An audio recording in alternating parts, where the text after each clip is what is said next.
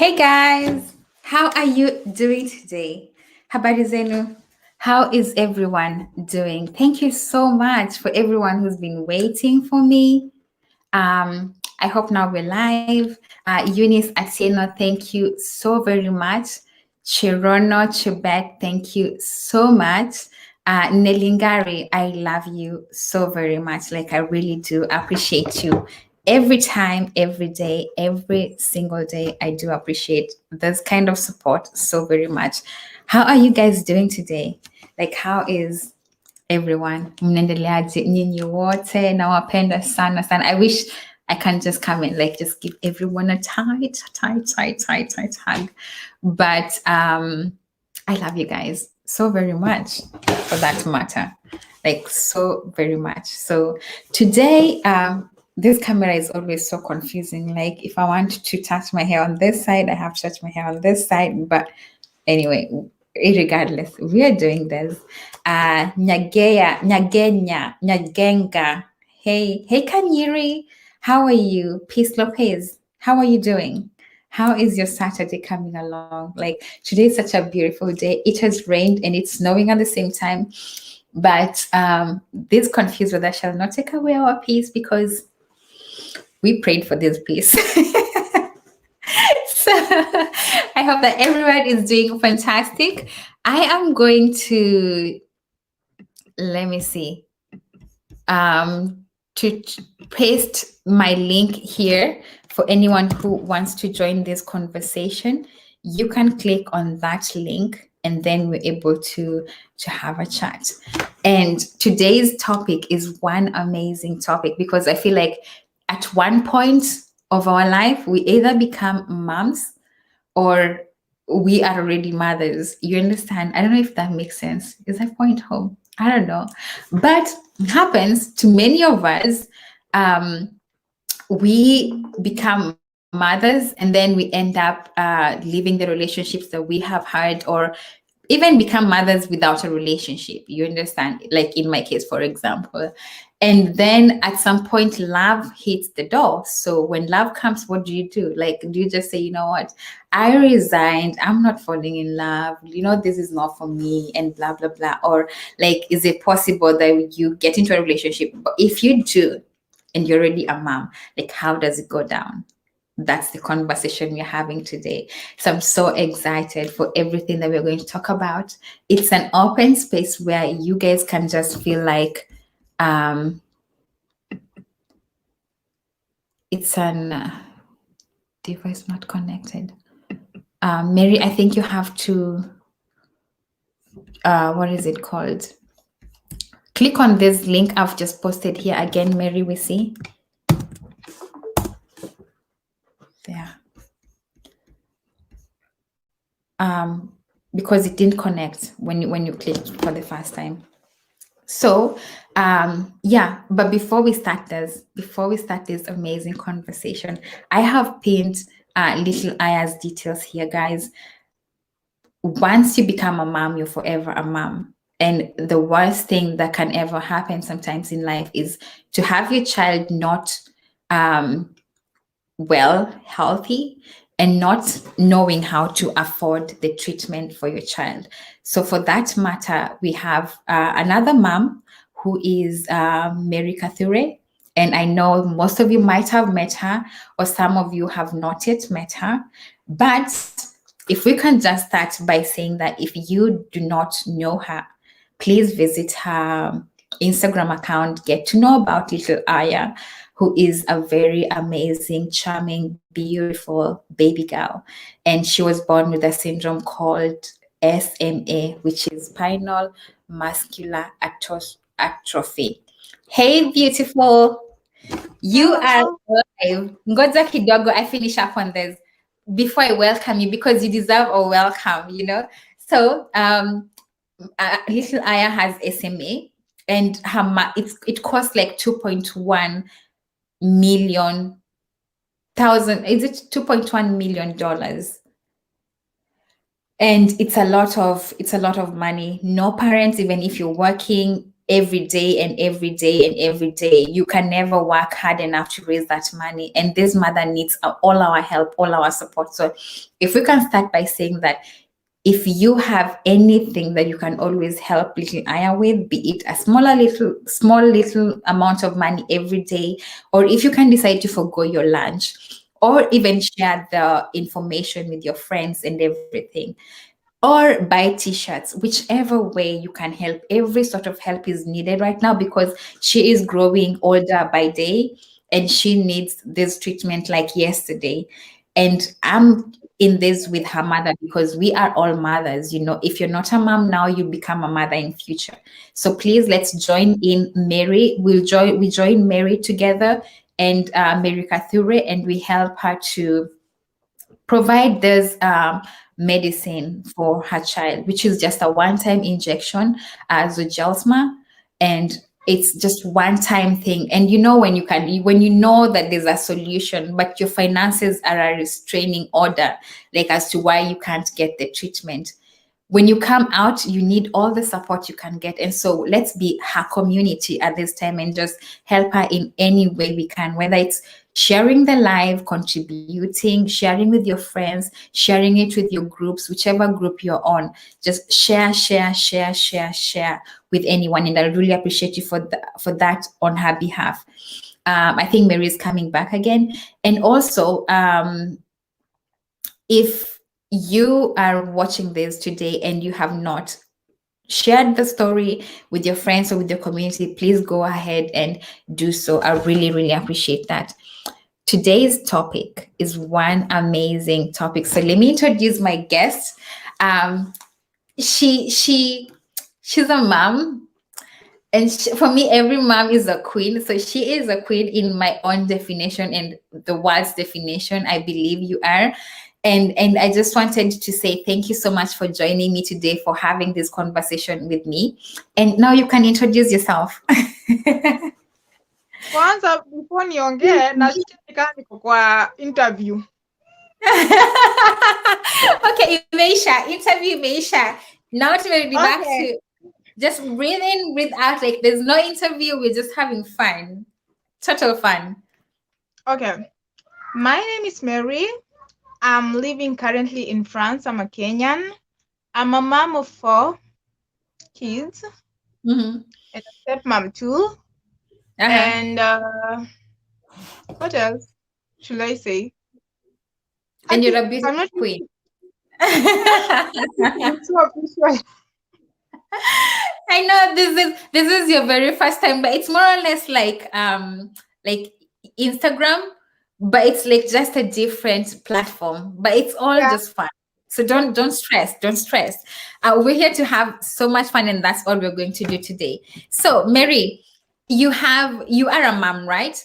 You have like watoto wako, and then I think tutajaribu tuweke like Kiswahili na English because I think it'll work better. So uko na watoto wako, si ndio? And then uko na watoto wengine pia, so like your mixed family. How do you describe your journey on motherhood? Like motherhood yako inakaaje? When I started, it was hell. Let me not lie. Hey. Hey. Hello. Sorry, I think I need to switch off something. Okay, good. You good now? So, yes, I'm good now. Herself first, or I need to just find a place that is more better lighting. I don't know. No worries. Take your time. As Mary is still introducing herself, telling us something. Mary, how was your first journey to motherhood? Like, okay, about motherhood, I got pregnant after school. And so I was still stupid, young. You know, those people say, I wish I had a kid. Oh, kids are beautiful. Oh, but I didn't know kids are only beautiful kama si wako. When they're not yours, they are very beautiful. They are nice. They don't cry. They sleep. You want to wake them up. When they are not yours. When they are yours, you want to run away from them. So, I really wanted to have a kid even when I was in school, and my mom was like, people want to be millionaires, and you want to be a mom. You want to Anyway, become a mother. yeah. So after school, I was with this guy. We stayed for a really long time together, and I was like, let's have a kid together to prove that we love each other Aww, and that's to so cute. expand our. You expand your territory. Yeah, this love cannot be wasted like this. Let's have something. But I was the only one who, okay, I wasn't even ready. I thought I was ready, but I wasn't even ready for all that because I didn't know what was coming. And I was like, even if Atakwa, I will still manage. What I want is, I just want to see my child, a Yeah, child, yeah. the way. So after I got a child, so this child, I don't have a lot of experience with him. Favor, what is it? Could you tell me what to? I don't have a lot of experience with him because my mom took care of my son. I even took him last year, and now Ah, he's still learning. Like, oh, you're my mom, not my sister. mothers. You know, because after I got a child, baby daddy magician disappeared. You called him a magician. It's so Yeah, funny. because something funny is like, let's say tuko kwa barabara, and then someone says, oh, baby daddy wako amepita, and I'm like, ako sikuwahi muona, but everyone else was seeing it. So I was Amanda. like, so I had to, like, when my child was 2 months, I had to look for a job. I was not coming from a well-off family, mama yako anafanya kazi ya ileti pesa vizuri, Hey, then Coco. umekuja tena na mtoi. Yani it was Yeah. just so, it even reached a point where I just went away from my child because I was like looking at him. First of all, nilimezaa duplicate ya magician. So kuna pia na mwangalia. Sorry to interrupt. How old were you when you had your child?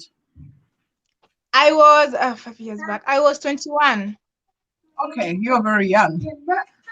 Yeah. Coco, I think there's a problem with your internet. Try coming out again. It happened to Mary too, and then come back because it still can accommodate all of us. But Me? jaribu, yeah, and then ukuje tena.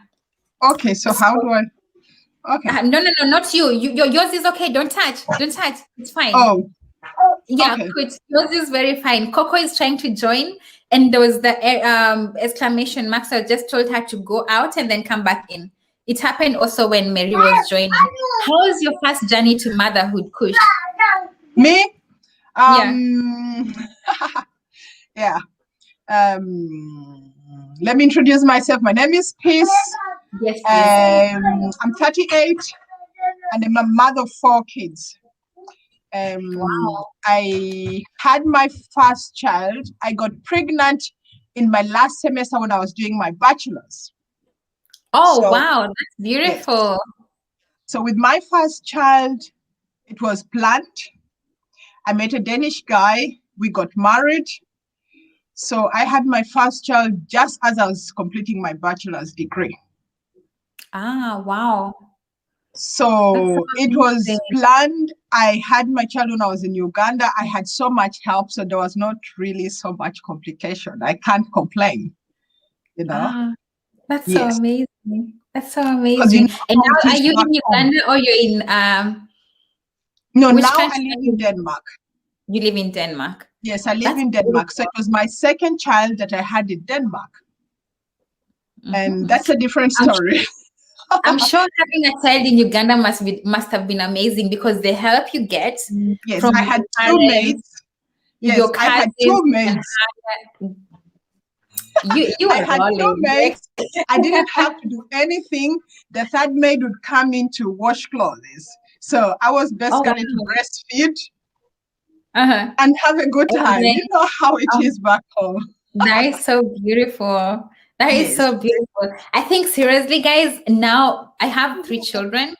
And Mm-hmm. I would say that the only blessing, the biggest blessing I've ever had was to have my kids in Africa because we Okay. gave birth, all my children, I gave birth in Kenya.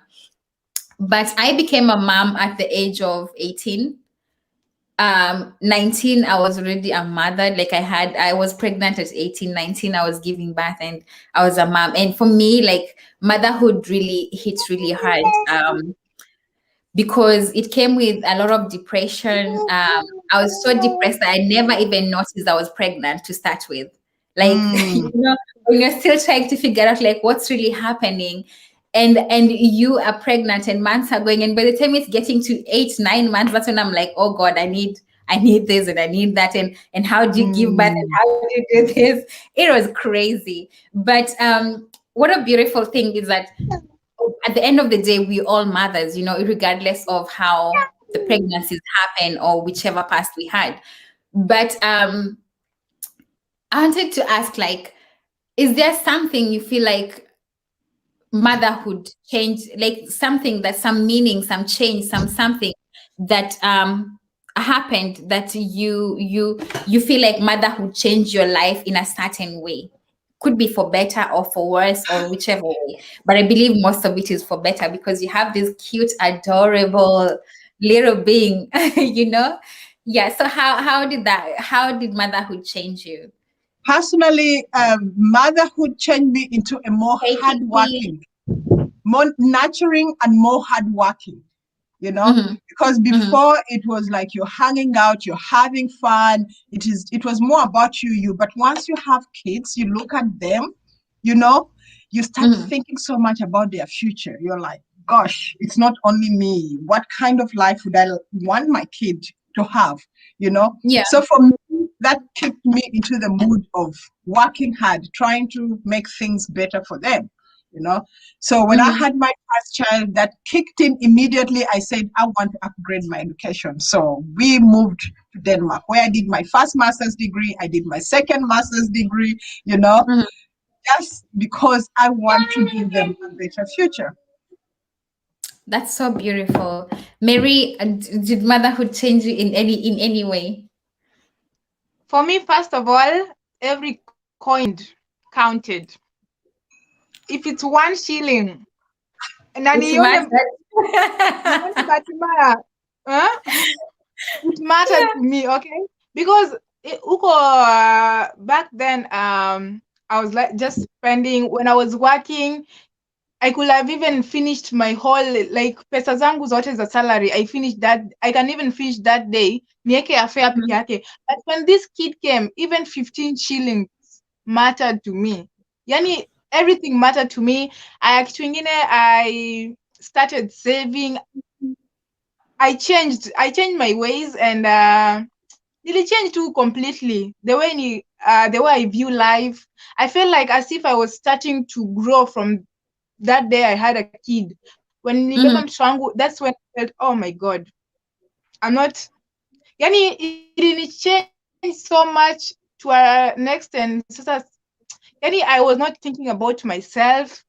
I was not like, if I see an earring, it's 30 shillings. I don't want to buy it. I'm saying, okay, this 30 shillings can, you know. mhm. So I like the fact that me don't me backslide. I Mm.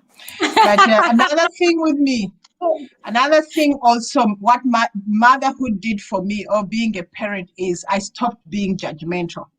you know Sometimes before you have kids, you see other parents with kids in public places. The kids are acting out, the kids is doing this and then Crying, throwing throwing tantrums. tantrums. Yes, and then you're like, what is she doing? Why can't she have her child in control and all those Yeah. things?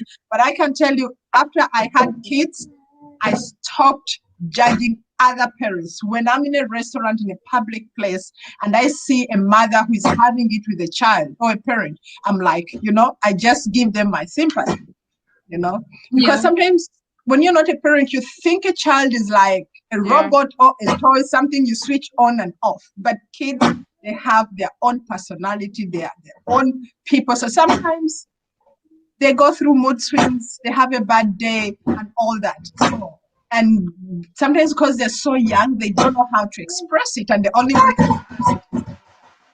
So I stopped being judgmental. That's another part of it. I no longer judge.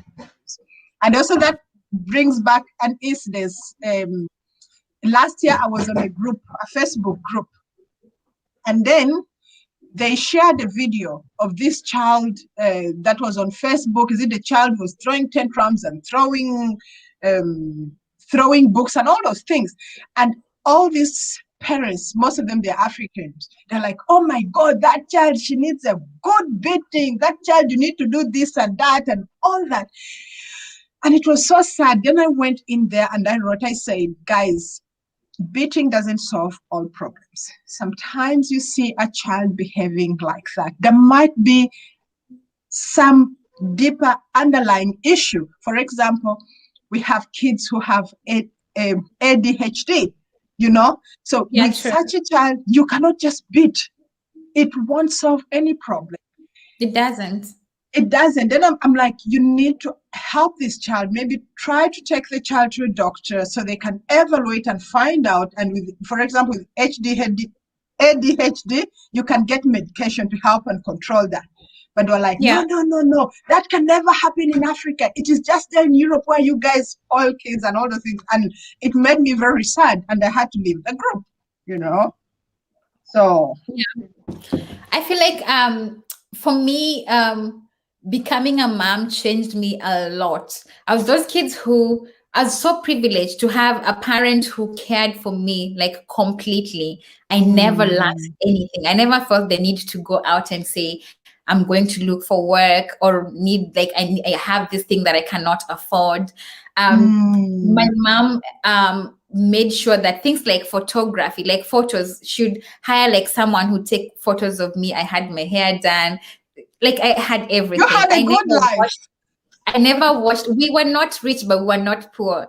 Like whatever we had was enough, and I think there was that contentment.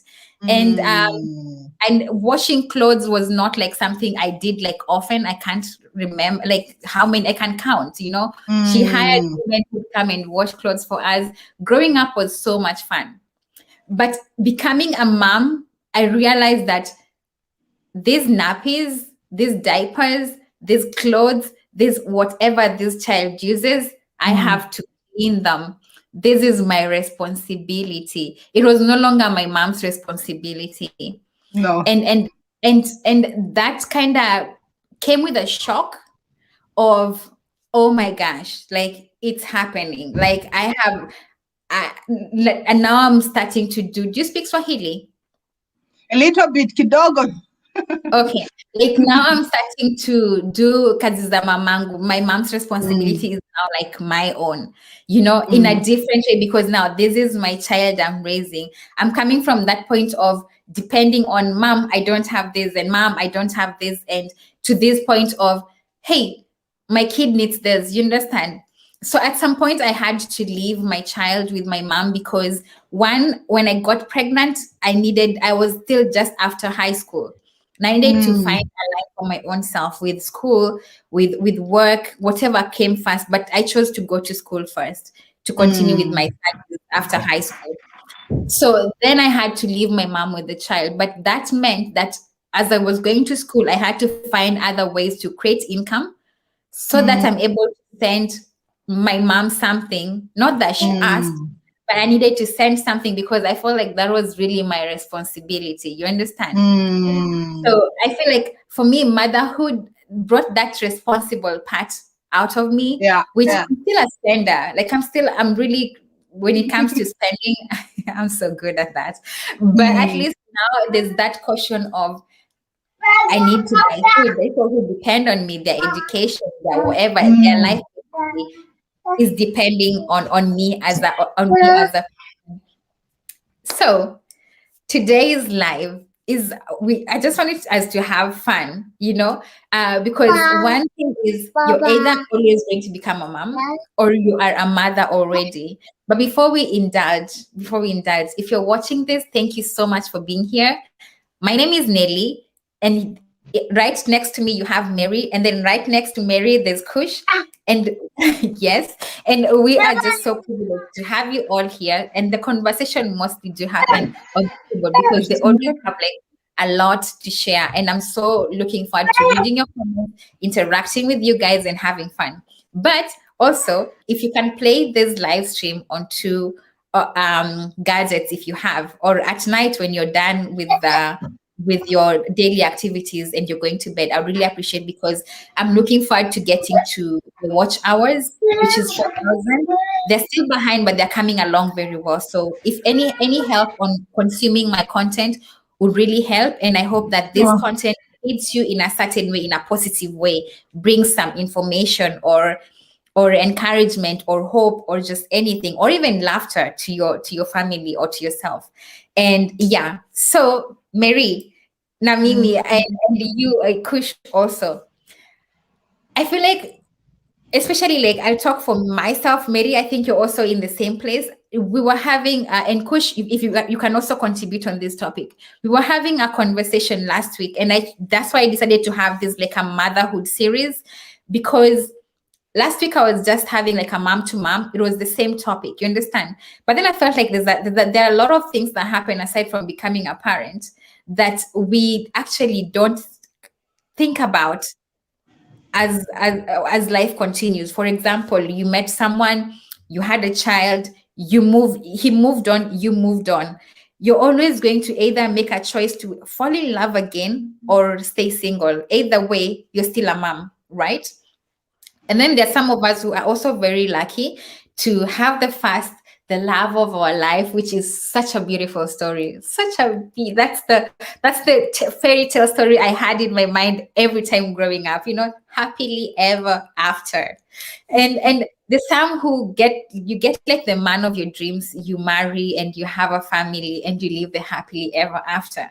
But there's some like us who happily ever after actually happens after you have become pregnant, gone through all of that, had fixed a relationship, started over again, and then now you meet the other person, and then now happily ever after starts from there. Like, is there something that because last life, something that stood out was for the mothers that are out there, or the mothers that are going to become mothers and will ever fall in love with someone else, the many things along the way that I think we have learned, and we can always share and encourage other mothers to come on. This, you can always introduce your child to the man at this stage. At this stage is still too early. Don't hide your child at this stage. So I felt like I just don't want to control this conversation. I wanted us to have a conversation on, like, when do you think ni time gani poa sana kuintroduce bwanako to the fact that you have a child? What is the best time to tell your husband, the man you're currently seeing, that you have a child? Yeah.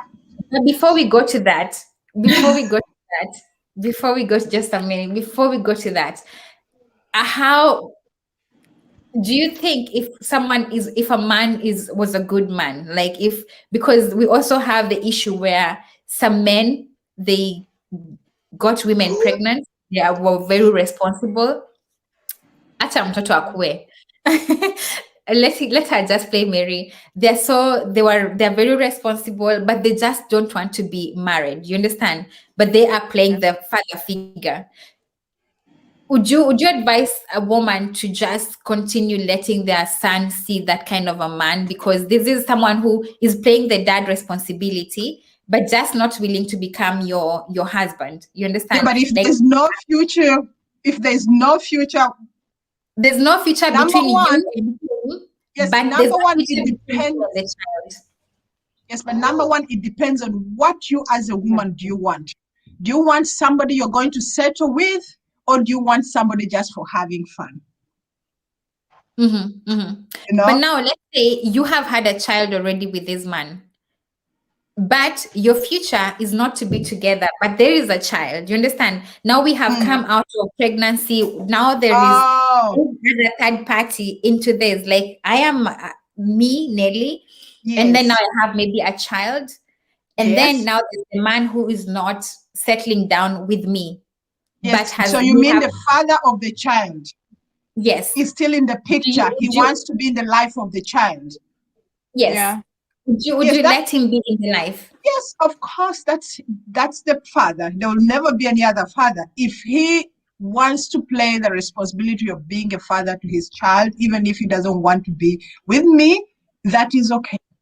I would let him do that. I'll let him bond with his child, because sometimes we need to think more about the child, and put ourselves a little bit aside. What is best for the child? When this child grows up, what am I going to say? That I got annoyed because your father didn't want to stay with me, so I denied you the time to bond with your father, to know your father, to have a good time.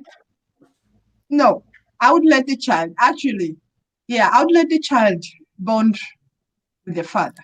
So you'd create that time that even if it's flying over for holidays and stuff like that, you'd do it, right? Yes, I will do it. Definitely, I will do it. As long as that doesn't stop me from living my own I life, as agree. long as that doesn't stop me from, if I want to date and meet somebody else, as long as that doesn't interfere, I see no problem.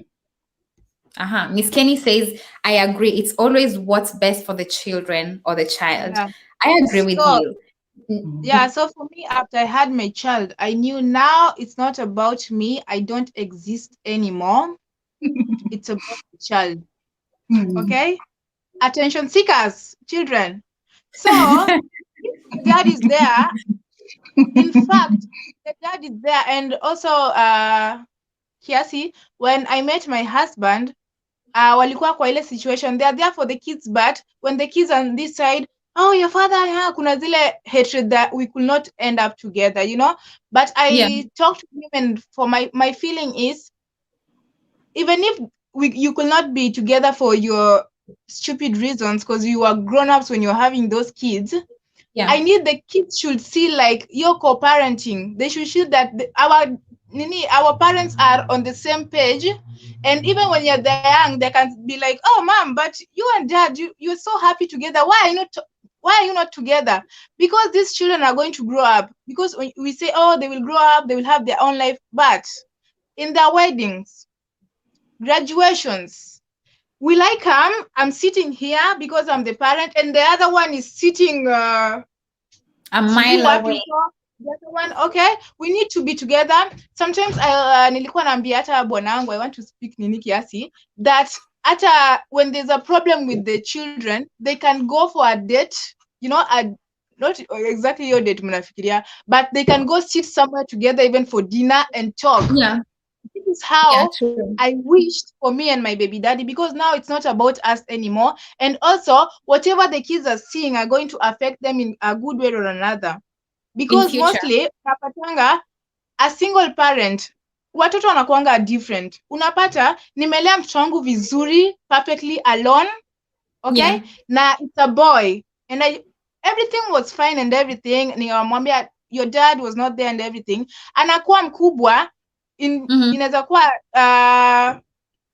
vitu mbili hufanyika. First of all, unapata ule mwenye, oh, my dad was never there for me, I will be there for my son, I will be there for my children no matter what. Alafu unapata ule mwingine mwenye sasa he's doing exactly how the father did, anapeana mimba, anaacha, and he will be like, okay, mimi tu nililelewa na single mother, you will not die. You understand? Yeah, So in yeah. affect positively and negatively.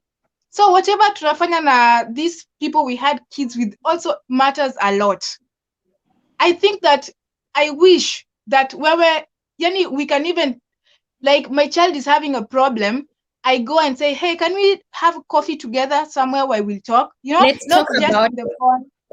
yeah. Not just on the phone. For me, it's okay with me. Though nimewambia wangu ni magician, hata sijui. I He likes totally agree with you with what you're saying, because we as the parents, we set up, we are an example to the kids of how to live. They look up to us. So if they see us as adults, we can't work it. We can't resolve conflicts where we can be on the same page for the sake of them. That mhm, says also mhm, something about us, you know. And mhm. then the other thing I just want to point out, even when you break up with a person, never talk negative about that person to a Yes, child. yes. Because no matter what, a child, that is a parent, and as a parent, for them, that's their hero, that's their idol, that is the best thing. So try not to come in between and say something negative, this and that. If something negative must come up, let it be, maybe unless the other parent is acting up like that, and then the child sees it for themselves. But it shouldn't come from you. you know, because as they grow up, they'll also be appreciated. They say, no matter what problems my mom or my father had with each other, you know, there was still that love. They were able to Yeah. come together. They never said anything negative about each other. Yeah. I think you guys have very good insights. I don't know if I shared, I think for most of you know my story. Mm. But for the sake of this conversation, I'll just we'll just like dash over it. It's a topic for another day, though. So I got pregnant through abuse, and through abuse, it meant like this is someone who is never ever going to be in my life. You understand? Not in Mm. memory, not in my child's, not in anything. So if you have ever gone through the same thing, do never ever feel the need to look for that person and then include them into your child's life, because Yeah. trust me, No, no. I am those kind of people who will always want to go and dig and find and dig and find and dig and find. Mm. You're just hurting yourself instead of recognizing the fact that you have this beautiful gift that you need to bond with and get to know and stuff like that. But that's mine. We I know in this journey there are not so many mothers like me, but when life goes on, we get to learn how to we take it a step at a time. You understand? You get to learn like at this age, because there's a very big gap. Although we are just one mixed family, like so beautiful and so amazing, I always know in my mind there's always questions going to come in future. You understand? But take it a day at a time. Never try to look for someone who does not belong in your life at a Yeah. time where you do. So now yangu imeisha hivyo. Mary, you have like this now, me and you can relate to this. Now you are a mother, the first relationship, you have a magician or you have someone who does not exist like me. How? Can you guys hear us? Because Coco is saying it's muted. Is it? But we I can think, hear each other. I can. yeah. Yeah. Hello, Gunter. How are you doing today? I'm smiling. So happy. Nice to see you here again. Thank you so much for being here. And I really appreciate your support, Gunter. So, Mary, someone like me and you, where like these people are never going to be in a day of a life or anything. You understand? Whether it's through your cries, nursing the baby, feeding the baby, hospital, or whatever. How, like, now this is now where I bring about single motherhood. How was it for you being a single mom before you find love? We'll get there because it only gets juicier. It gets better. How was it for you being a single mom? Like, was it just a smooth sail, or For me, it was not as smooth as much as I was not taking care of my child. Can you hear me? yeah, they can Yes. hear, they can Okay. Grace is saying As they as can. much as I did not take care of my child, but wherever you are, hello, hello, hello. It's there. Anytime you feel like, oh, there's a problem with the kid, you're always there. You're questioning yourself. Like, am I a good Yeah. mom? Am I a bad mom? Okay, I was brought up in a situation where you will not even know if you're depressed, because when you were ukizaliwa ulizaliwa na depression umeshikilia hivi, so I didn't even know that I had that depression after. Hmm? I Umezaliwa na like you. You're bonga very points. funny. It was not a medical condition. Bonga points ukitoka hivi unalia na shida already. So I didn't even know. I'm questioning myself. Am I a good mom? When I come home mtu wangu ameanza kutembea. Hizo my first times I was never there. When he was starting to walk, his first birthday, I was never there, because sometimes even when I'm there, condition ya family and everything, ati mtoto analilia machungwa na ni 5 bob na huna hiyo pesa, so I was like, heri Hauna alale njaa kamekauka. huko, wacha alale njaa huko mbali, waniambianga amelala njaa but sijamuona. So for me Kamekauka. it I was know. really Can I My point out happy moment something was just, when she's yeah. done? When you're done, because I've also been a single parent. You have. Yes. You remember the other comment I wrote, had 2 kids before and met my hubby and all that. That was Oh me. yeah, you do. Yes. Oh, I didn't know. Sorry. I assumed that you have just met. That's why I said, for people who have met the love of their lives and just lived happily ever after, which is the story that I would love for everyone else. Dig us in, please. Bring us in. No, I have been a single mom myself. After having 2 children, the relationship didn't go so much as expected. So then we separated or we divorced. Woo, the whole clan is coming back. My kids are coming back. Okay. Yes, we separated. So I was a single parent for 3-4 years. It was tough. Mixed race kids. Pardon? To mixed race children. Yes. And Wow. here in Denmark. So for around 3-4 years, I was on my own. But luckily, I had my siblings with me living in Denmark. But it was tough because now you have to do everything. For example, school runs, you have to wake up, drop the kids up. It is you to pick them up. You have housework to do. And I was doing my second master's at that time. So Wow. it was tough. You have to balance school, work, the kids, all that. It's never easy. That was tough. That was Yes, tough. that was That tough. was tough. But also, it brings me, you asked earlier on that when you have kids, when do you bring it up when you're dating? I say that is something based on my own experience. It was there from the very beginning. This guy came into my life. He knew I had kids. Yes. Yes, he knew that I had kids. So for me, it is something I brought up right from the beginning so that is this something you want or not? Instead of dragging someone along, you date, and then later you start bringing it in, and then maybe the person is like, I did not sign up for this. Didn't So sign for up for me, something like this. yes. So for me, when I was going into dating, it was something I brought right at the forefront. That this is why I'm actually having this conversation again today, because I feel like as a mom, we get so much. There's a time you need a relationship, you need companionship, you understand, you need someone in your life. But then what happens is when you meet this person and you already have this child, not every person can not every person chooses to start the line of dating with truth. And for a single lady, you just say, my name is Nelly, I love to have fun. If you can afford my lifestyle and upkeep and everything, I'm good to go, I'm boarding. But then once you become a mom, your introduction changes, you know?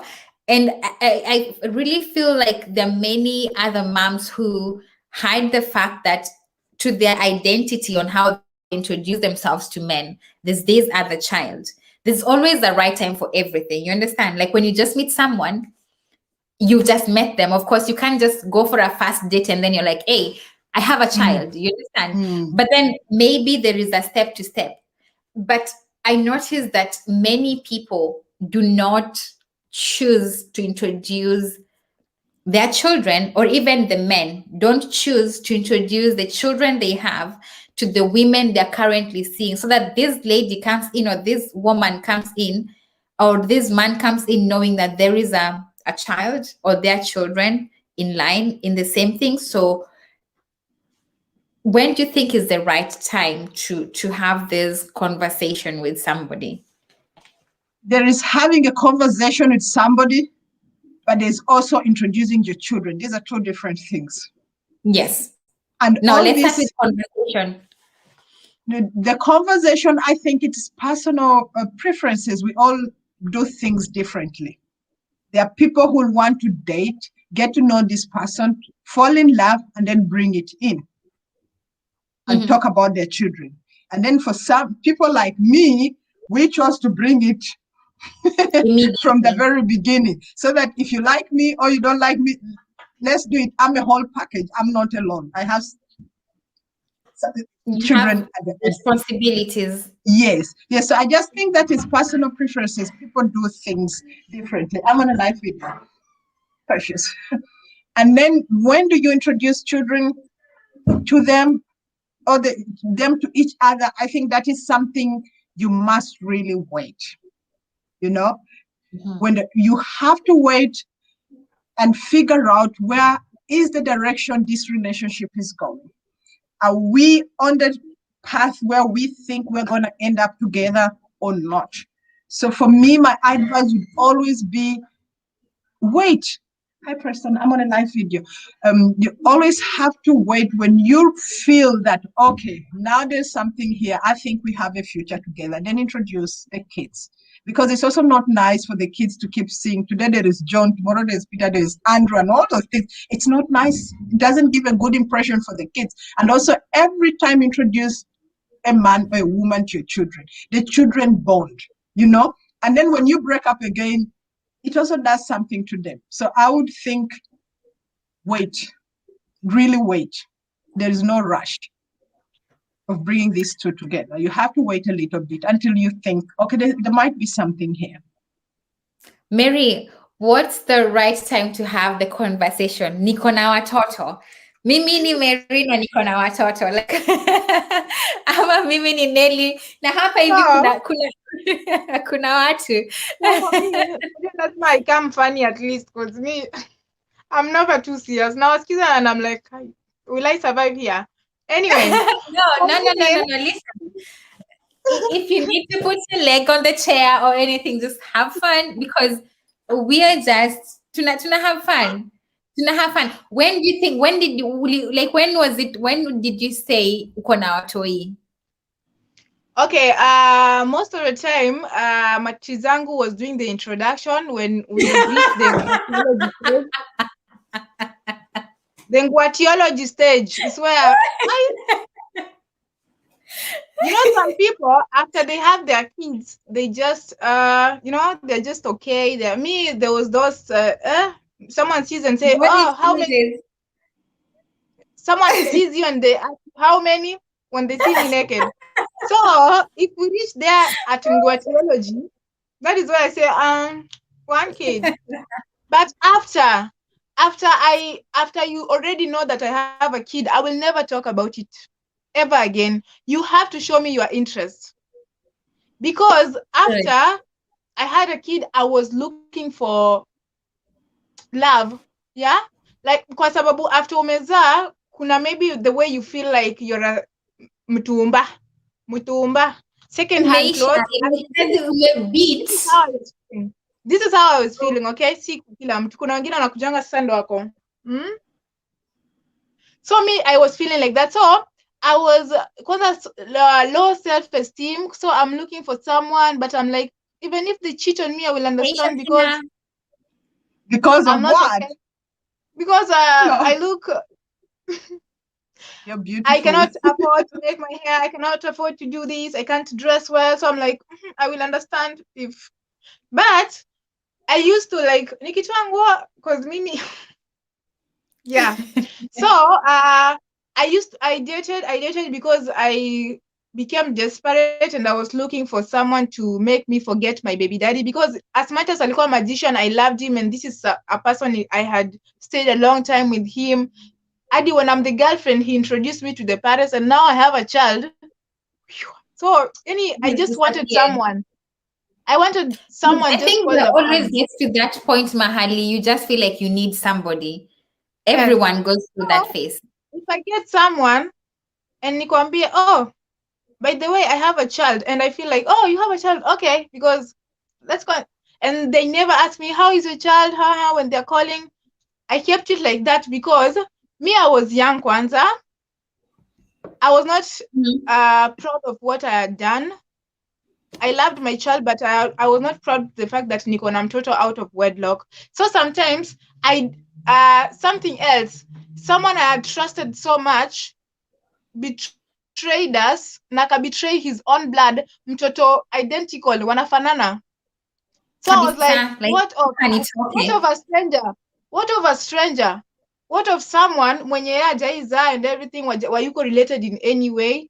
What of that person? So I was like, let me keep quiet, and even if atajua niko na mtoto or nimwambie niko na mtoto and is not interested, I just continue. But nika feel like this is desperation. So ikafika time niko like, niko na mtoi. Mm-hmm. Anacall anaambia mtoi anaendeleaje, I'm okay, but I never introduced anybody. After my baby, I had so many relationships, but they don't even know how my child looks like. Maybe on the phone, this is my child. Now wakiuliza, not ati I'm forcing things. I never wanted to force anything to anybody. Because ikifika kwa mtoto wangu, it was something else. Someone could hurt me, I will cry, but I will take care of myself. But I never wanted someone who affect maisha ya mtoto wangu in any way. So I never introduced any of the men until I met my husband. Na nika feel like the first conversation, he made it really easy for me. Kwa sababu he was like, oh, this is my son. Hey, do you have a child? Yes, I have a child. Oh, send me photos when he's in his country. Hey, can I say hi to your son? Oh, he's so cute. Oh And I was like, wow. Oh, that was Oh, sweet. so it was that is so, so but even adorable. yes, but even with my husband before, because other men are different. Some can pretend for that time because they feel like, oh, the way I was talking to this woman, it seems that her heart iko kwa mtoi Yes, wake. So let me get her through the child. But in yes, they real say sense, that yeah. sometimes So they'll the like, oh, way my to a child, my woman's child. heart is through the children.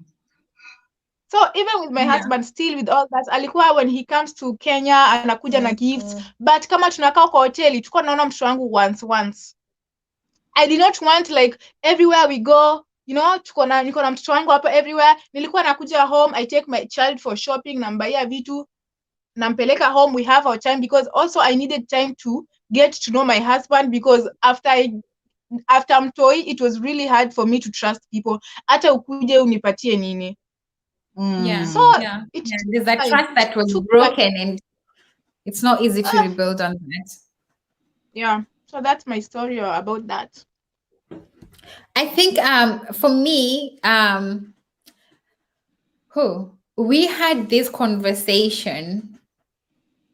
When was it? Okay, let me go back before I had this conversation with my husband. I had an ex who was the love of my life. In the childish way we used to think we're in love. You understand? And then I'd say an ex, yeah. And then I got pregnant, now disappeared. Everyone used to think somehow this could be his child, but it wasn't the case. You understand? So long story short, went, gave birth, everything happened. And then now there was time, like I felt like we met on the streets. I'm coming from work and I meet this person who like calls me and then grabs me from the back, and I'm like, okay, I know who does that. So looking back, it was him. So I felt the need to have that conversation with him and tell him, actually things, we went to a restaurant, we sat down, we had a chat over coffee. It was such a lovely coffee, but I was like, things have moved on. I'm in this other stage where I'm a mom, hustling, trying to find out how to make our income and stuff like that. And for me, that is a conversation with him, because I felt like he was someone who was in my life at some point, and he needed to know that Yeah. I was moving forward, because where we were, we never like was like, bye, see you later, we're done and stuff. You understand?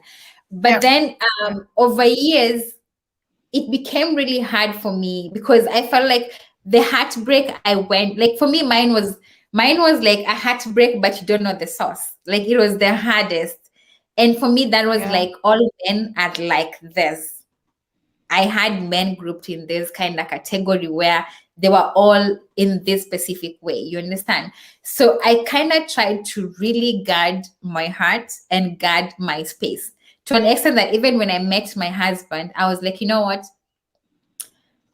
If you ever feel, And I told my husband this: if you ever feel there'll come a time where if I ever feel there come a time I don't like you, I'll walk out, because I'm not in here for a long time. And if you ever feel the same way, tell me early, because I'm not going to love you completely. But tell me so that I'm also ready to know when to end things. Because for me, I think my definition of love was changed from when I got pregnant. Mm. But then we stayed, we knew each other through a friend. We met, we're supposed to work together. It didn't go as work, you know. But then we ended up building a relationship out of this. And when the relationship started, when I felt like we have an attraction other than love, I decided to say, actually, this now we have to reintroduce ourselves, because at first we Mm. knew that people as people who could potentially work together, but then now there's now this other development, which is now we're falling in love with each other. So I was like, you know what, this is me. I have a child, and this is who, if you want to date, you are going to have to date. Yeah. So point is, are you okay dating a mom? And how Mm. what do you think about single mothers, and how do relationship be with a single mom? And before this, actually, before we had this conversation about, when I was still planning to talk to him about me having a child, I used to, out of no bracket, question him about, would you date a single mom? You understand? When I felt like he had that attraction, I started Yeah, creating, yeah. because I didn't want him to imagine that the lady he was getting to love was the one with the child, because then that I felt like I was creating room for him to openly tell me his thoughts about single mothers without introducing the fact that I was already one. You understand? So this was That was Yeah. smart move. had. So Mm. I flew to him something like, would you love a single mom, and how would your relationship be? Do you have children? And how do you, like, if you had children and you met a single mom, like, I wanted to know his understanding and how he would deal with a mixed family or mixed relationship or something like that. And I got to realize that this was someone who would fall in love with the person for who they completely are, as a Mm. whole, and not like this, just this lady that I met and I'm only looking for a single woman. Because for him, his definition of a woman he'd fall in love with is a woman who, even if you have 10 children, the fact that you love each other should mean that you also can extend the same love to the children as well. So upon on Mm. it, we were like, oh, now I can tell you, because now I know your thinking about single mothers and relationships and stuff like that. Now I am one at the same time. But that was like way Mm. when our relationship was still way too early. Like, it was really early. Yeah. Mm. Mm. So I wanted to ask, what do you guys think about people who hide? Because I know everything, there's always a time for every conversation. Yeah. Hey, Rachel, for those people who tend to hide the fact that they already have children to their men. And first of all, because I think we all have agreed that we've all waited until it was the right time to introduce, right? To Yes. Yeah. those who, and remind me, because I don't have a notebook right here, but remind me, because we also need to talk about the right time to introduce them, because you can end up dating like as many men as possible. It depends on the degree of your heartbreak. Yes. Yes. The degree of your heartbreak will determine how many cups of coffee you need to drink before you get to know if you love your coffee with two tablespoons of sugar or what, So, Yeah. like, I don't judge. Like, any single mom out there, I support you. I love you regardless, in anything you do, whether it's with the regards to heal past the relationship, or to move on and everything, because being a single mom is not easy, and that is what Not we're a cup having of tea. today. No. it's not easy. So we want to, I want to make this clear that I support if you choose to see many other people before you finally decide that this is the person that I am going to settle down, because you need to take your time, because single moms, you get the we have like this, I don't know what's the most careful animal, that, and I A don't know if there's an protection animal. instinct. Protection instinct. We have the protection Exactly, that instinct. you're like, hey, Mm, should I? No, hold a minute. mm. You trust, you love, you get some, and then you're like, hey, no, no, I think we're going too fast, and then you love, and then you get some, and then like, hey, I think I should still pause. So remind me, because we need to get to the point of having this discussion of when exactly is the right time. You understand? But Yeah.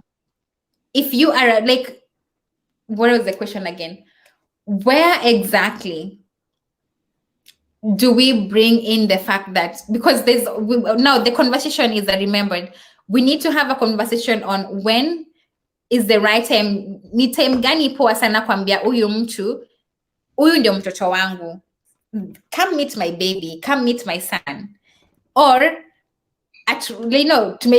we've had this conversation of niko na watoto, I have kids, right? I hope you understand Swahili. Please tell me. Yes, I do understand, but I'm laughing because it reminds me of my mother. My father died when my mother was 28 years old, and my mother had 5 of us. I had just turned Wow. 12.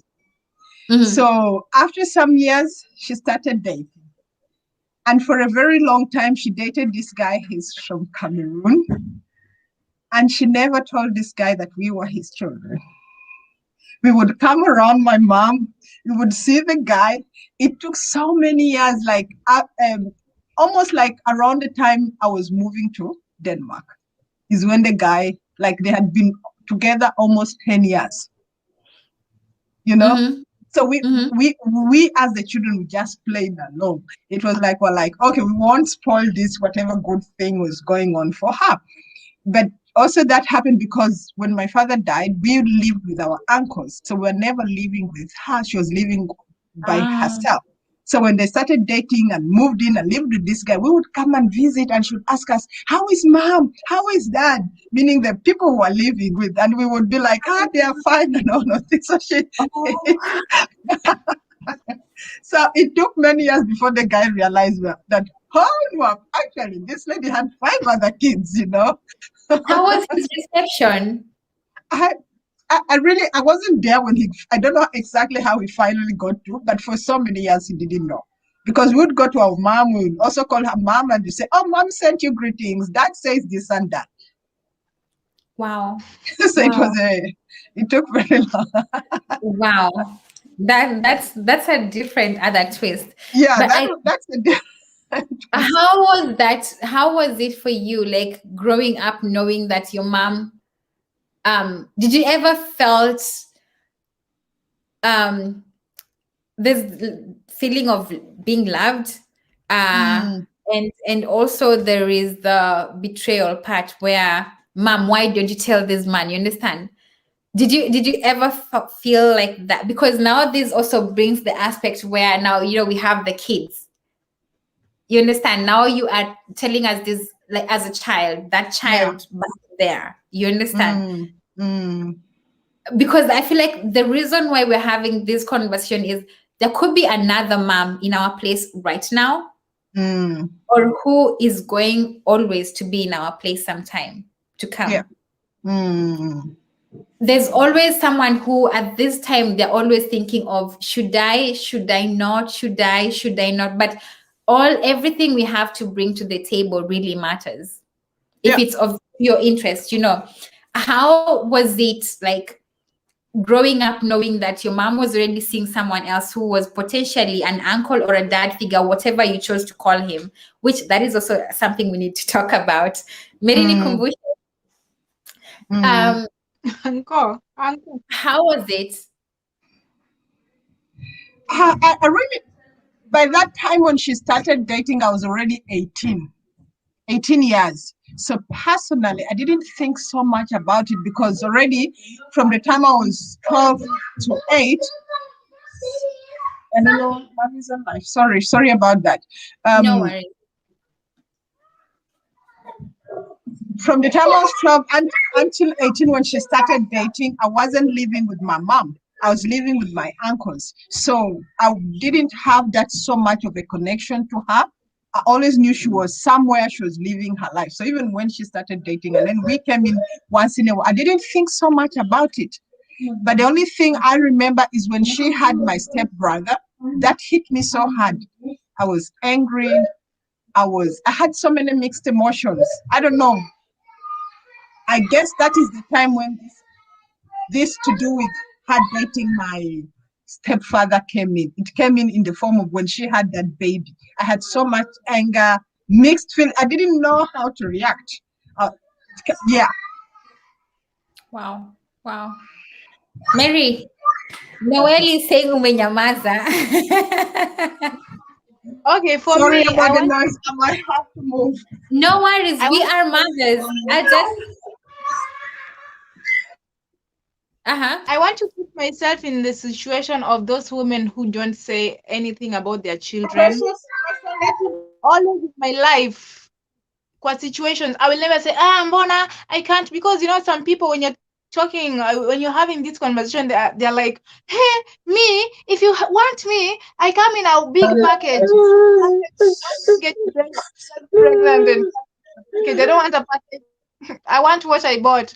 So I think I want to not to judge those women, because one thing, when you're a single mom, this is how you're alone to teach your kids to do what, this is how you do it. And then when you get someone, let's say you're not married but you moved in together, or he comes in the life of your child, kuna venye he goes for this kind of education, venye you and your child mko na traditions zenyu, and then he comes in and your child is doing something small and is like, such a small thing inaweza fanya unaachana na mtu, kwa sababu a single mom is a very sensitive person when it comes to that child, because ameraise mtoto peke yake, very sensitive and petty, should I say petty. Umechuza. Because I was one, okay? Kwa sababu trust, wacha nikwambie, the way mtoto wangu it's true, because let's say mimi na bwanangu na huyu mtoto mwenye nilikuja na yeye, mtoto wangu afanye kitu, mimi nimpunish, I feel like yeah, you deserve it, yes, do it again, ndakuweka ngoto. But bwanangu hata amtreat na wewe mtoto wangu, unajua mtoto wangu anajua those sijai introduce, but kuna tu ile time inafikanga nasema ai, hizi ngozi mwingine anakaa karatasi, mimi nakaa so like bwanangu akimwambia na feel like unaniambia juu si babangu unanionea, unaona, but mimi nikimfanyia hata nimpige hata nikasirikia, jo najua nimekosa. It's same to me. Babe, stop looking at me like that. I will not concentrate. I'm so busy and take my coffee and get a small rest. Yeah. Bye. Hey. Love you. I love you. Mwambie tumemsalimia. You are so loved. So, You are so unaona loved. I nini? like him. Normally, hata nikiwa tu hapa, hata saa hii I'm dealing with that, okay? Like in a situation mtoto wangu amefanya kitu, bwanangu asikia na feel like mbona una scream sana na wako akifanya, we are all human beings. Na feel like I'm the one nafaa kupunish mtoto wangu, sio yes si baba yake, unaona? Kuna hizo moments. So I'm trying to understand, kuna wale wanataka kuprotect that by not kuingiza watoto wao kwa hiyo maisha, kwa sababu maybe they can't stand that. Trust me, mwanaume mwenye si baba wa mtoto wako achukue mtoto wako anamchapa, hata kama mtoto wako amekosa, kuna venye utafeel wewe mwana mtoto wako akikosa, but kuna venye unafeel ai na namuumiza, mbona anampiga nikako na grudge. Mbona anampiga nikako na grudge, na umeona mtoto akikosa hata ungempiga worse, but kuna kwanga na hiyo time inakuja, it's very nini juu tunakwanga hivyo. So for me, I want to understand those women who unapata mpaka mtu ameolewa but hata sema mtoto ni nini. I think maybe they're trying to protect that. Unaona, unapata mpaka anakuwa na ule mtoto wako huko anasomanga and everything, anaenda kumwona but hajamuingiza kwa sababu ataki hizo vitu ndogo ndogo zifanyike, kwa sababu me am a stepmom, but I'm always telling you me I'm real. Kuna time watoto wangu naangalianga mtoto wangu na naangalia watoto wa bwana wangu. Kuna venye nawaangalianga in that way, unaona, nasema huyu ni mtoto wa bwana wangu na huyu ni mtoto wangu, but I don't mistreat him and anything, but kuna tu ile hata mtoto wangu akikuja hapo napige makelele, sometimes na feel nika kelele yake ni good music, soothing, but wengine wanakuja wewe na mimi cheki wacha kunipigia kelele. We are human beings. Yeah, true. Mtoto wangu mwenye nimetoka naye huko, kuna venye tumepitia yenye na feel like ini gold, nimeiprotect sana to an extent, hata sitaki tu niote tu babake amemchapa na mke anamwambia wewe nani turudi kwa ndoto. Mwambie mshango please, kwa sababu ninamchapa world imekuwa against us na world imekuwa against us na huyu mtoto. Maybe mtu kama mimi baba yangu kuna time hadi alinifukuza, anataka kunifukuza, so una feel ni kama huyu mtoto hata ndio nimefika mpaka hapa ni yeye. I feel like this is my lucky charm. So kuna time nataka okay, mimi akikosa nampiga namwambia nini, but mtu mwingine akimguza inani hit. Ina hit. Yes. Yeah. I do feel you, because like if you have been a single mom, you know what it took to provide, to put food on the table, sometimes even just to bath. You know, like musema siwezi compare like watoi wangu wote, because to me wote wako equal, but mtoto wangu wa kwanza nimekuwa kwa hiyo labor ward mimi na kitanda. Yes. Unaelewa? Hakuna mambo za na kitanda, yani ukiambiwa ukitafuta mtu akushikilia unasema it's just it's just me and this delivery bed. You know, and so with that comes a lot of protection, like a lot of protection. Yeah, because then you have this one thing that it was the only thing that mattered. You understand? It's like ukiambiwa what do you own, unasema niko na mtoto. Everything, every investment you have made, where do you take your money? In my child. And so I feel like by the time you're getting into a relationship, you still want to protect that much. You know, when it comes to discipline, who disciplines the child? When it comes to correction, who does the correction? And tutafika huko. But when is the right time to now tell this man, Mary, meet my child? Ndo huyu mtoto wangu. If inge happen and in a different way, nimwambia when I met my husband, he made it so easy for me. Yeah. Because he was already in that situation where if I meet a woman, I have to introduce my kids. So when he's talking to me about his kids, I naingiza mtoto wangu ndani, because good opportunity, I don't have to stress, I don't have to reach where I say, oh, mbona matizi meanguka, niko na mtoto. I didn't have to reach at that point. So let's say it may happen in another way, or mtu tunapelekana polepole and everything.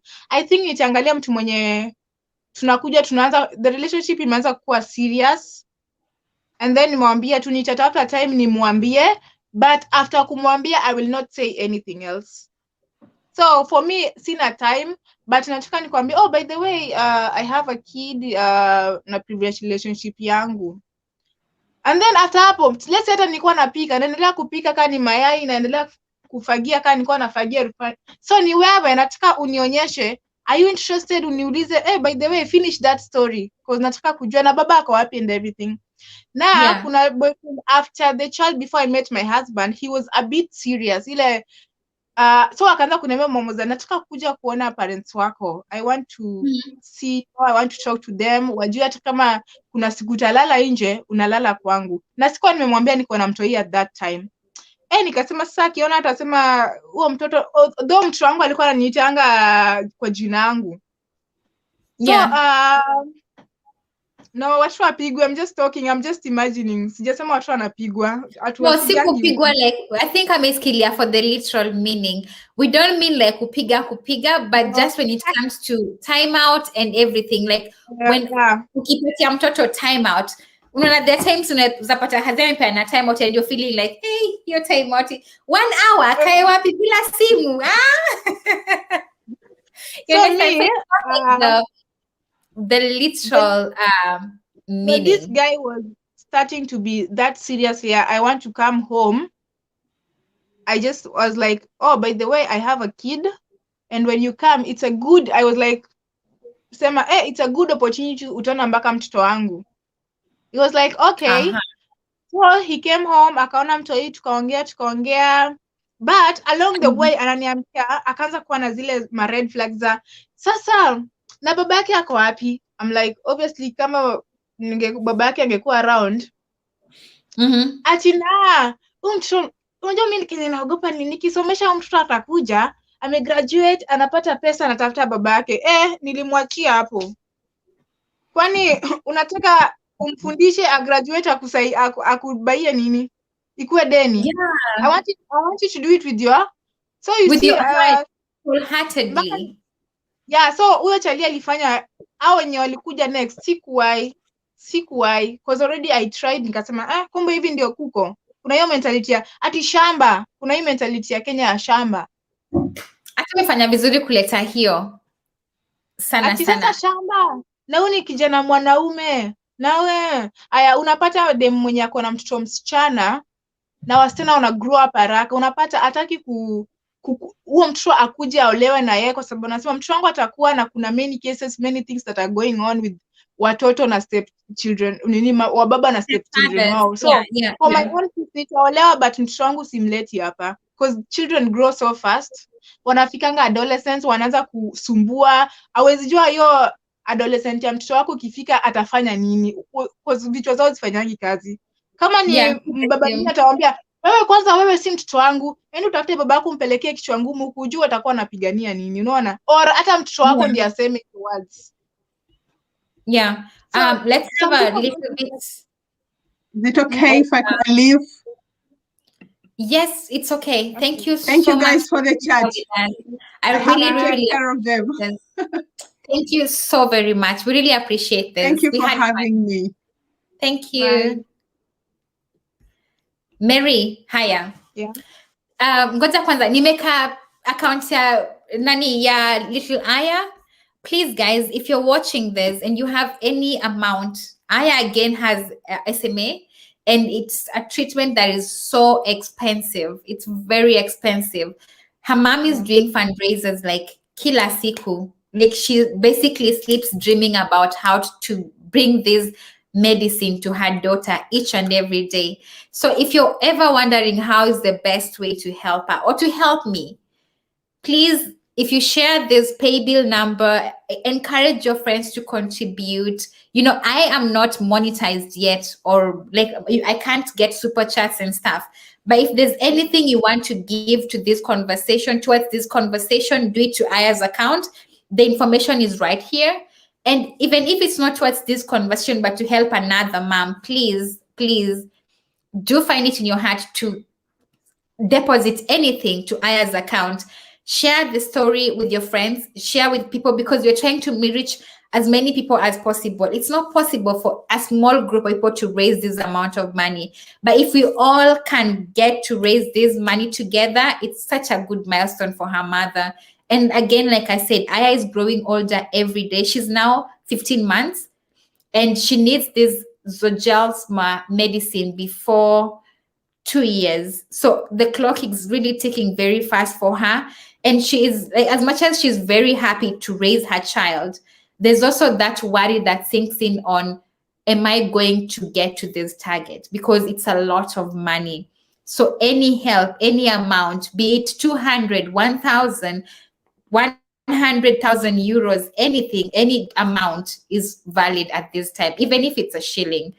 Even if it's just an amount you can send, it's sendable through M-Pesa or whatever you're using. Please do it for for Mama Aya. And then there's also another collaboration with Tap Tap Send by Chinese Kiki with Chinese Kiki. So it's an app on Play Store that when you click on it, you're able to go and download it. It helps you to send money abroad. You'll see the countries. If your country is eligible to send money to using Tap Tap Send, any amount you send to Little Aya's account, they will double that amount. So it means if you're giving 200, Little Aya will get 400. So please also let's take advantage of Tap Tap Send and use the code Kiki254 to get the discount. It's the discount code. So not only are you sending it cheaply, and you can also send money to your relatives as well. But if you want to contribute to Aya, if you use Tap Tap Send, she's getting more than you are sending. So that will really be nice. So Noel, I hope I answered your question.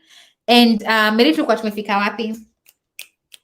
Aha, tumefika mahali pa discipline na staff, si ndio? Now kuna inafika ile time yenye sasa simeshajuana, and then bwanako akona, let's say sasa now tunaingia kwa mixed family. Now unakuja na wako, anakuja na wake, you make a pact together.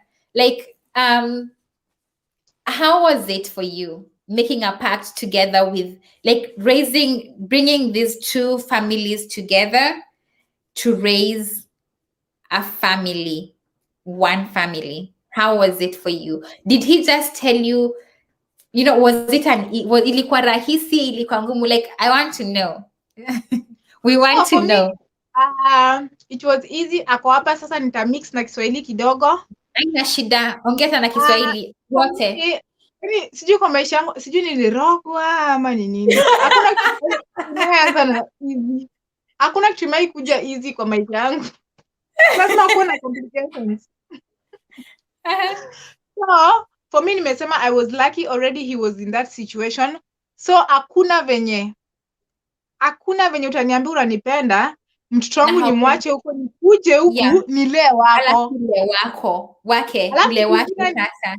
Venye nilikutana naye hakukuwa nao. Thank you so much, Essie. Hakukuwa nao, hakuwa anaishi nao. So me I was like, nakuja na mama yao. Nakuja na wangu. Honeymoon. Mlikuwa na honeymoon pamoja. Unajua ningejua nakuja kukua instant mom, ningefikiria mara 96.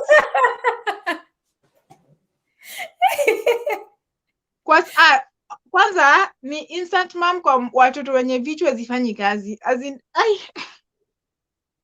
So, for me ningesema ilikuwa easy because already alikuwa naona hakuna venye ningekuja kwa life ya mtu mwenye akona juu hapo tukidate ndiye akapata watoto wake. So that was before marriage. So hakuna venye ningekuja ati nakulelea watoto na wangu umemdump huko. I make sense na unanipenda. Ulikuja na wako immediately ama? Nilikuja kwanza kuangalia venye weather kanaenda, upepo kanavuma aje huku. Nikiwa naye anatoboka ama atoboki ama anatochanga nikiwa tena anatumia shilingi 2 lakini kama 200. Kwetu tunasema ngati na vipimo weather.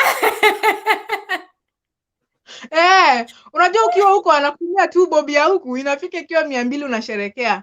Ukiwa huku ni bob. So nilikuwa nataka kukuja, uzuri nilimpata akaniambia kuja kwanza uone place utakuja kuishi, uone venye weather na kwanga. Nikakuja summer, nikakuja winter, nikakuja spring, unaona, so nikajua. And tukaamua ile siku tulikuwa tumeamua tutakuwa tunakuja na mtoto wangu pia anze kutravel, but ilifika too late, I was already pregnant, so tukakuja mara moja tu shwa. And I almost, yani nilifeel as if nilimake decision kwa Kiswahili inaitwa aje? Babe, stop looking at me. Chaguo. Unaona venye Kiswahili natusave saa zingine. Chaguo.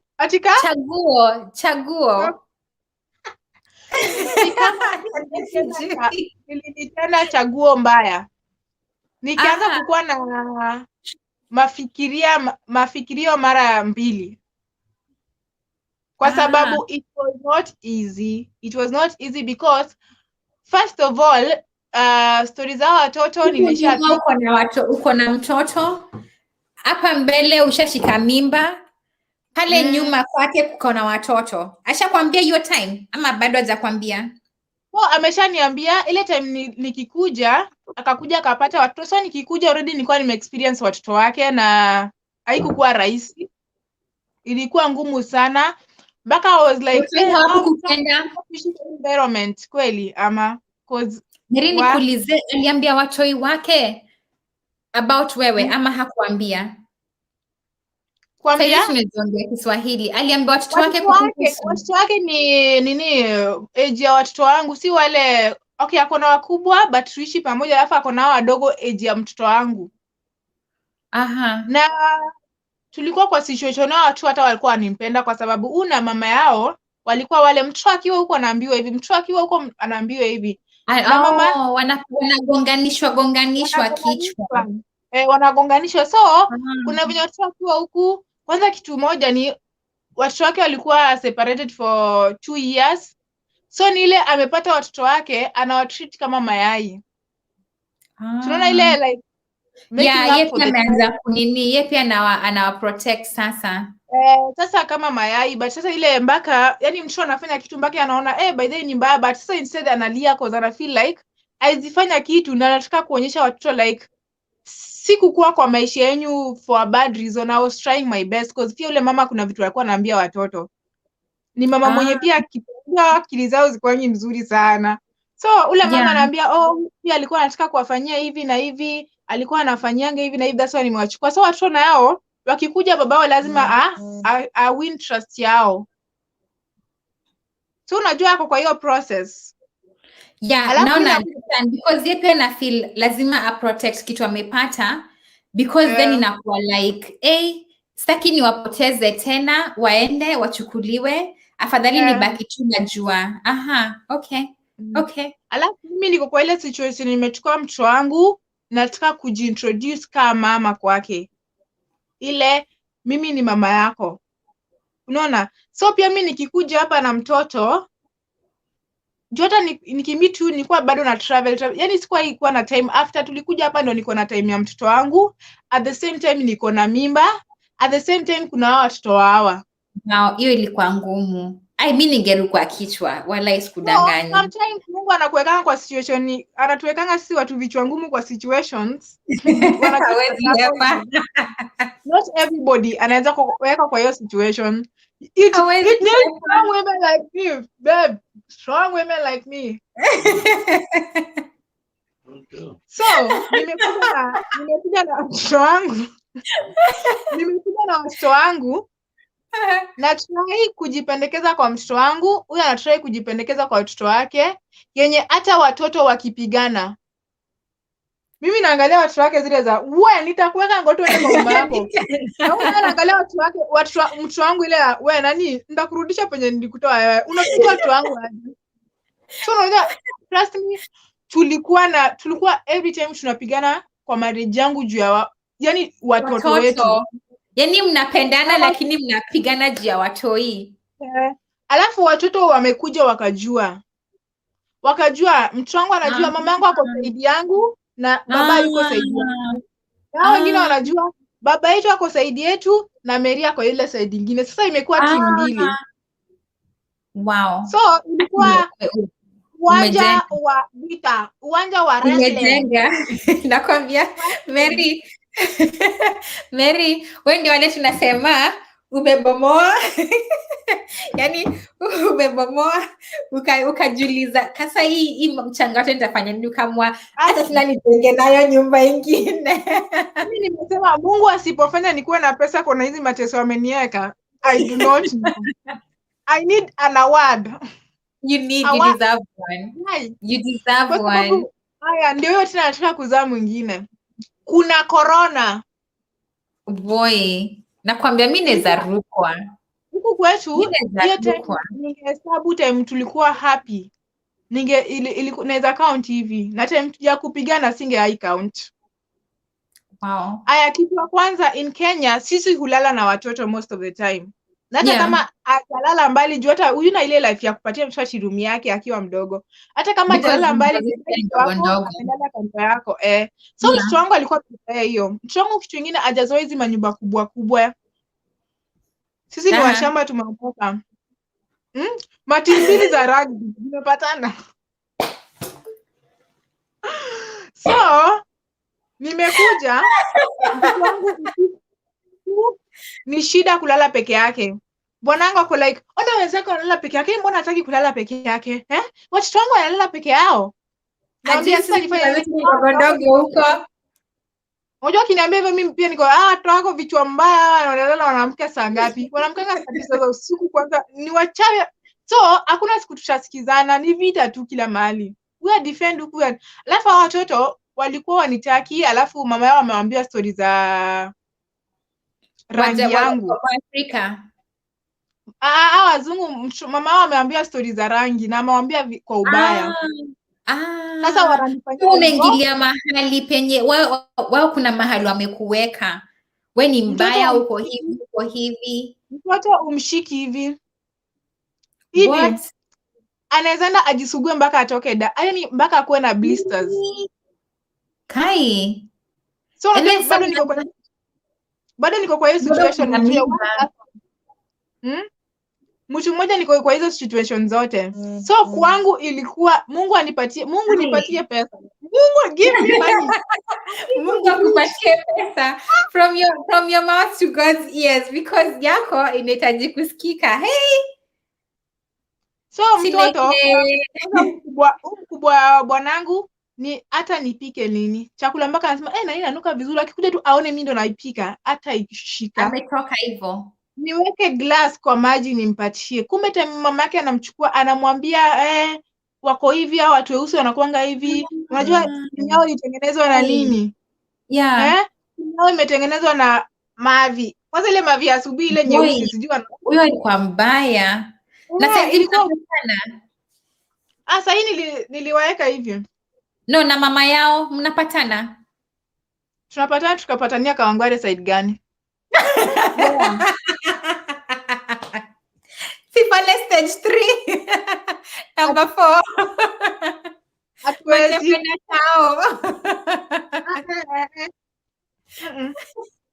So kwa sababu alifanya kwanza, unajua nini, kuna time ilifika na question like nitaendelea kweli like na question tena, mbona nileta mtoto wangu? Si ningemwacha Kenya nimpeleke tu kwa kishule kizuri asomee huko. Mpaka nikapigia mamangu nikamwambia mimi nitaleta huyu mtoto wangu arudi tu because I can't. Because mtoto wangu kitu ya kwanza analani life ya huku. Tumekuja November ikiisha December, January mtoto wangu ameingizwa shule na watu wanaongea French. Unaona sasa pia ako na stress zake. Pia kuna by the way kuna hiyo pia kuna ni stress nyingine watu wanapitia. Yeah. Kuna time watu wengine wanajua kupatia mtoto wako education more than wao. So huyu alikuwa na hiyo shida like let's say mtoto wangu amekuja ka break glass leo na wake kesho, kuna venye hao wawili watatreatiwa the same. Yeah. Kuna mwenye akibreak ni like imehappen. Huyu mwingine akibreak anasema bad boy. It's okay. I'll just buy another one. Nilikuwa nasema nitakuweka ngumi ya mapua bleed. Juu by the way alikuwa anafanya hivyo. So kuna siku nikakaa chini nikamwambia, akaniambia unajua wangu kuniniwa kuchukuliwa hivi unaitwa aje? Alafu unaanza kuitishwa pesa, hiyo jina. Usiseme akisikia hiyo jina atajua. Nangi juu tunapigananga mpaka wa leo juu ni ile huku let's say leo niamke nichukue watoto wangu niende nao. Huyu ataenda kwa polisi awaambie nimefanya nini? Hiyo jina. Umeenda nao. Yeah. Umemtoto na. Naelewa. Yeah, naelewa. So mimi nikamwambia hiyo siku nini alichukua watoto wake aende nao. Anyway venye mnafikiria. So mtoto wangu bwanangu anasema so wako traumatized juu alifanyiwa hivyo. So akili zao zifikiri vizuri. So hata wakivunja kitu ujue nini. But mtoto wangu ana expect akue hivi. Yani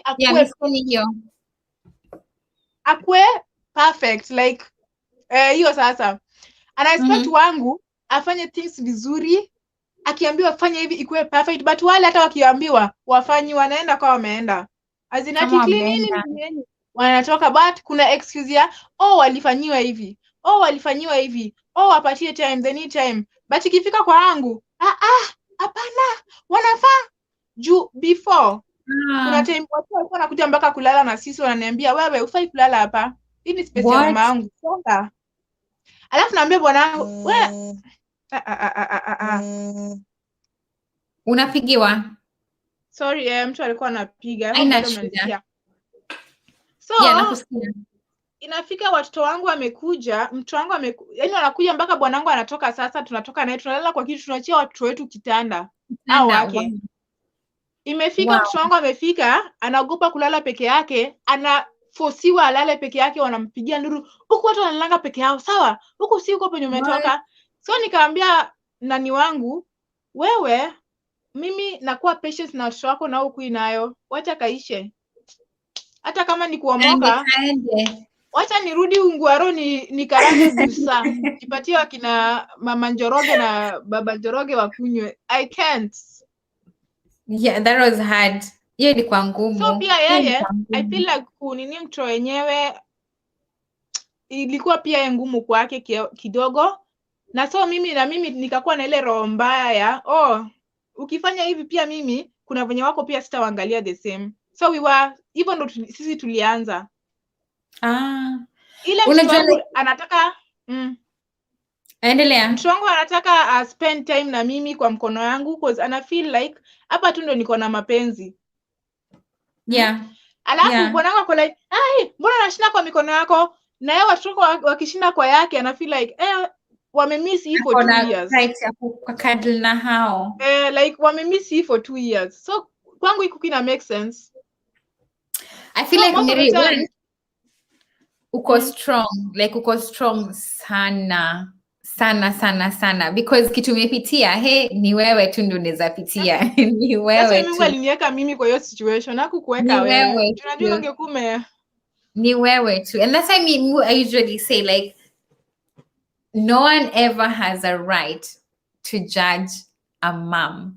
Never, ever. Like, do anything, say anything, judge the way they walk, the way they talk, but don't judge the aspect that they are mothers. Ikifika tu kwa motherhood, achia hapo. You understand? And the pain that goes along into kuzaa, kulea, kulelesha, I feel like also mtu afai kuongelea vibaya watu wenye washazaliwa, because like kuseme for example mimi na wewe tukosane leo, siwezi nikaingilia watoto wako. Hiyo ni uchungu ya uzazi. Tumalizane tu aki. Niite all sorts of name, lakini usiingize mtoto. Si mtoto. And I feel like that's why nonangata internationally or with the media laws, unaweza shikilia kila kitu unataka, but si watoto. Yeah. Hata nonanga reporters wakienda kuripoti, nonanga wanabla watoto uso zao because hawezi waonyesha, because I feel like when it comes to watoto, they are so delicate. Women have gone through a lot kuwalea, and now kufika like mahali imefika saizi si rahisi. Like mimi ningekuwa sijui like you are strong. You know, sometimes it takes usikize mtu ndio urudi jambie, hey, by the way sijapitia, because kuna wenye wamepitia. Kuna wenye wamepitia, you know. And so unapatanga like mtu saizi anaweza kwa Nemeli, anasemanga hivi, anafanya hivi na watu wake, lakini haujui behind the pictures what scars, what pain. It could be not a physical scar, but just in the heart, ile scar imekwamilia tu kwa ndani. Hakuna mwenye anajua kitu umepitia. You understand? Mpaka mahali fike sa mahali umejilelea, uko na familia yenye imesimama, unapendwa, mnapendana, unaelewa, si rahisi. So mimi naweza sema bravo, like congratulations. Unajua pia ukikuwa stepmom unaweza chukia mtoto wa mtu. Unamchukia, yani unamchukia, unasema hiki kitoto ni venye tu sina roho ya very thin line between mahali utawapenda na mahali utawachukia, because huyu ni mtu like for example na ukiangalia kesi yako, huyu ni mtu mwenye hapendi rangi yako. Hiyo tu Kwanza hiyo. ina set vitu zinakuwa tofauti kabisa, like hakuna kitu inafanana anymore. Unataka kwa huyu mtoto akupende, huyu mtoto pengine hata haja kukupenda, bado unataka kwa kama mama yake, because now that mnaishi na yeye, lazima utapika, lazima utafua, lazima utafanya kila kitu, lazima utaenda shule, maybe mamake hayuko, mzazi anatakikana, lazima utaenda. Akitaka kwenda hosi, lazima imagine na usiku mgonjwa, utampeleka hosi, and then imagine huyo mtu mwenye hakupendi, hawezi mshika, hawezi mfanya, ni ngumu, like umepitia kuvalisha hiyo kofia ya crown, umepitia. Nini ya rangi aliipeleka mpaka sasa kwa mtoto wangu, so pia alifanya damage mpaka na ukiona mtoto sasa yako na miaka ngapi, huyo mtu ananifanyia damage kwa maisha.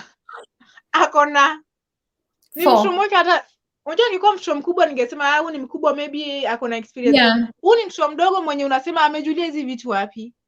Ni mamake. Ati tulikuwa slaves, ati sijui nini. Unaona? Unajua musema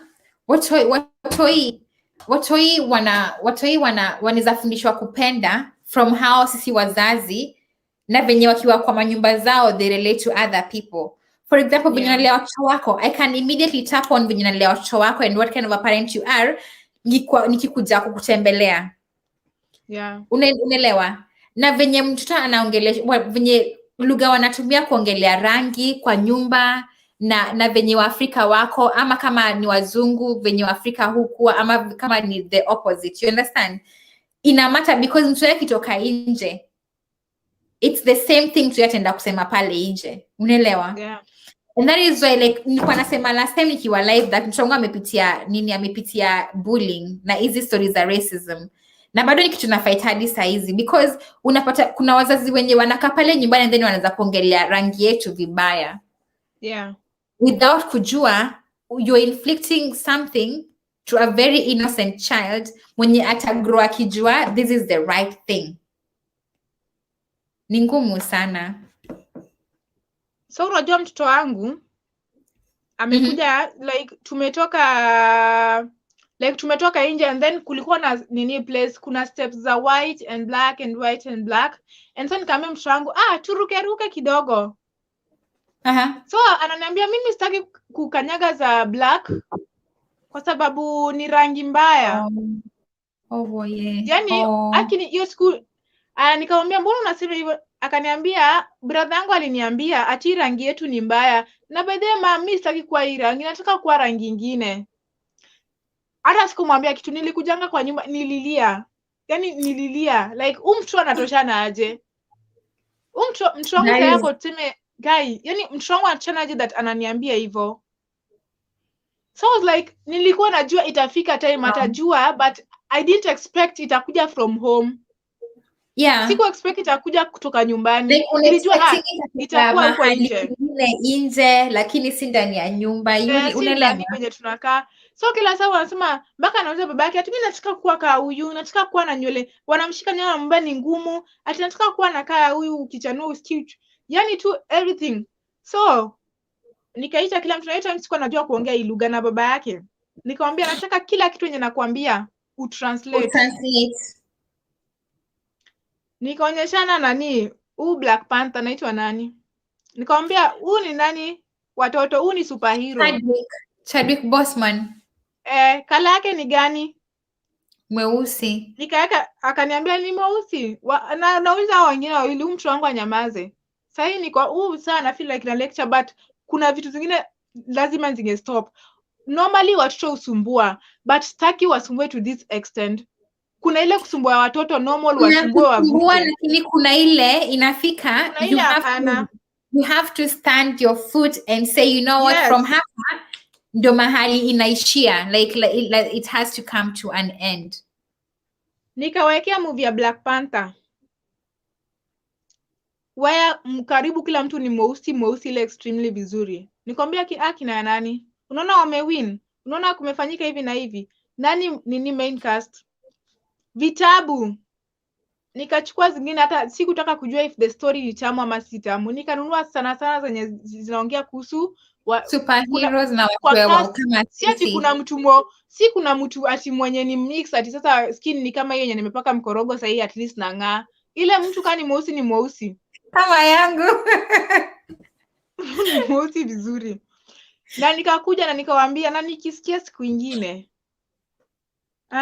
unajua papa tulitoana wapi? Ona huku kwenyu, namuonyesha animals, niliwaonyesha, yani niliwaeducate kuhusu Kila huko kitu. kwenye tunatoka, and the fact that hawa wanakujanga, mnatokanga huko, mnakuja huko kuona nini na nini, na mnapenda. Nika make sure tukiweka movie ni mtu mweusi ana leader kwa hapo mbele, kwa sababu hao watoto pia hata ma movies wakiweka wanaweka za huku, wana tu watu weupe, na wakiona mtu mweusi anapita, mguu yake maybe shadow yake inaonekana.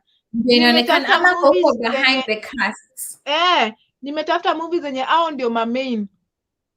Nikamwambia kama itakuwa pia mimi nakuwa like nasisitizia kwa watu weusi, nikamwambia bwanangu si feel pia mimi nakuwa nini, but nasisitizia kwa watu weusi kwa sababu na feel like hao watoto wako hawajui na wana misleadiwa.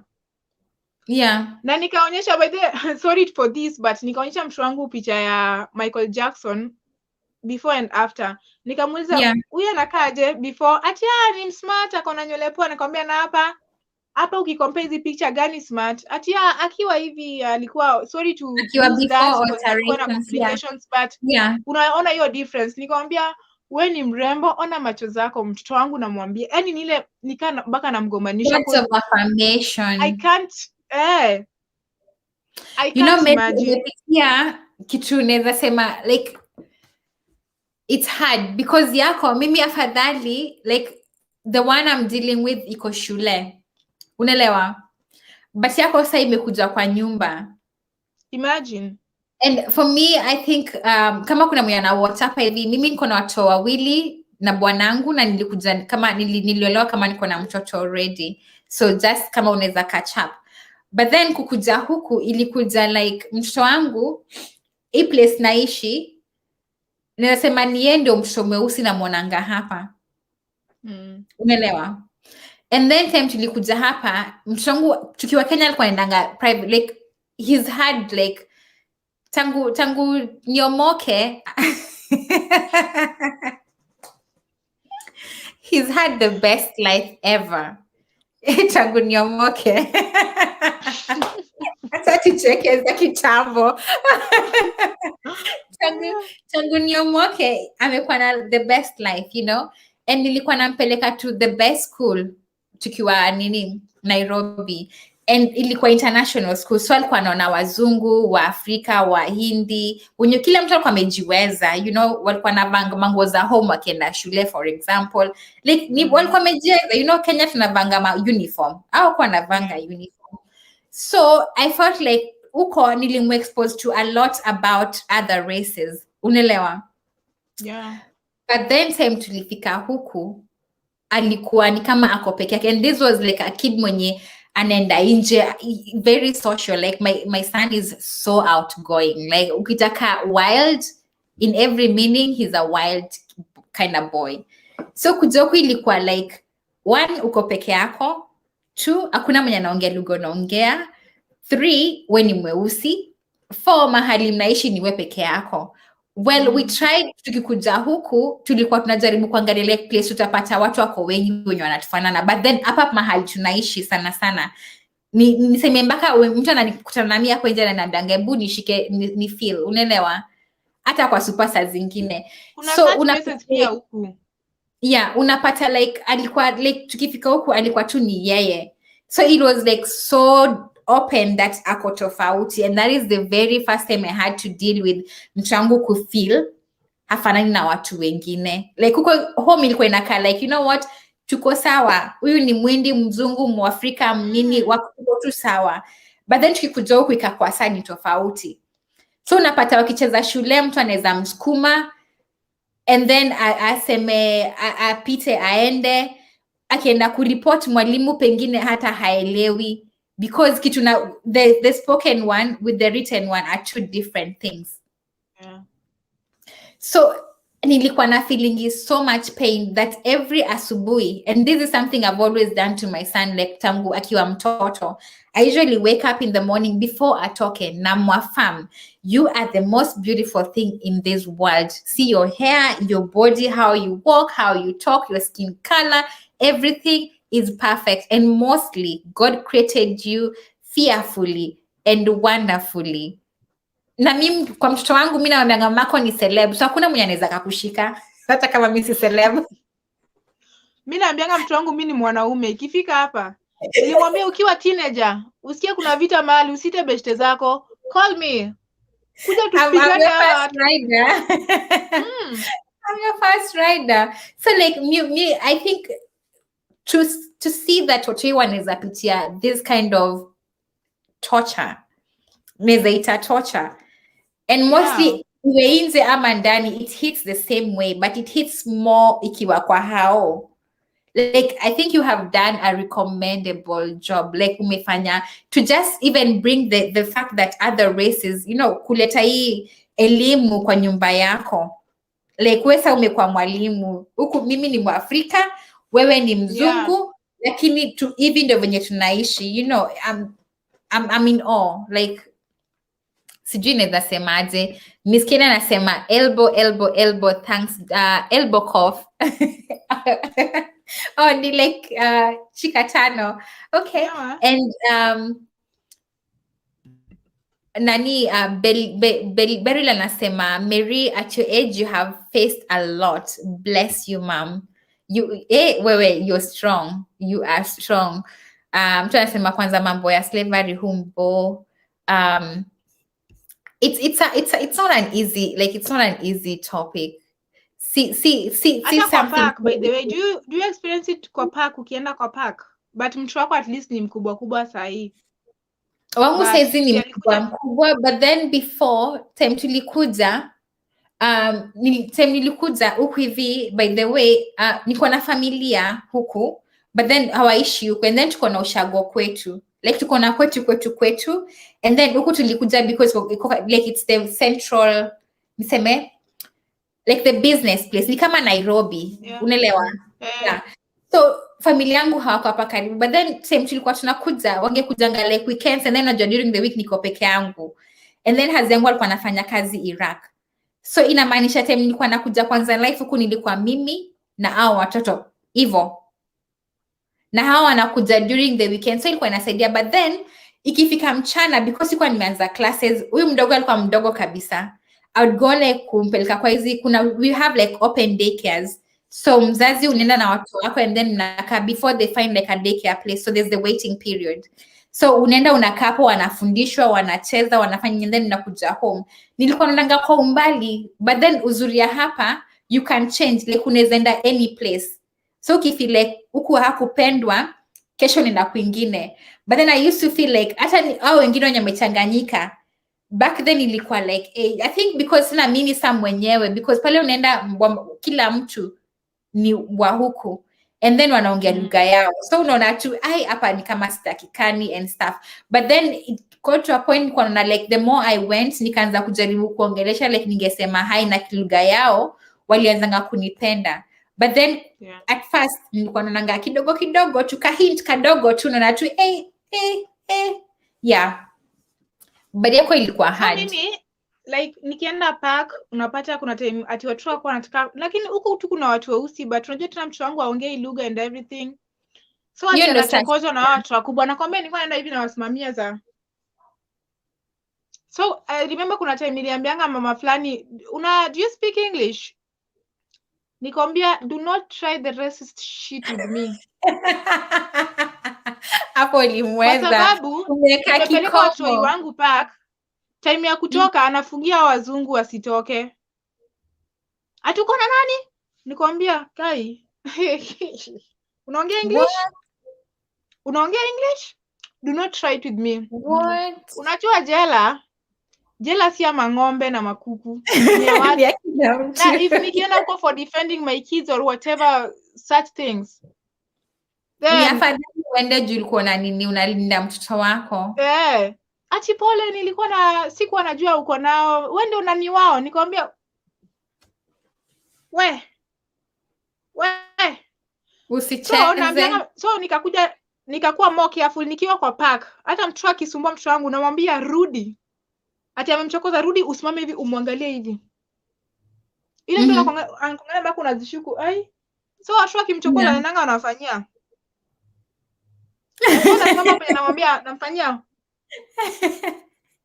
Juu kuna time watoto wanachokoza mtoto wako, wazazi wao wako hapo wanaona. Wanaangalia. You know what I actually Wanaangalia, na do? mimi sijazoea hizo tabia.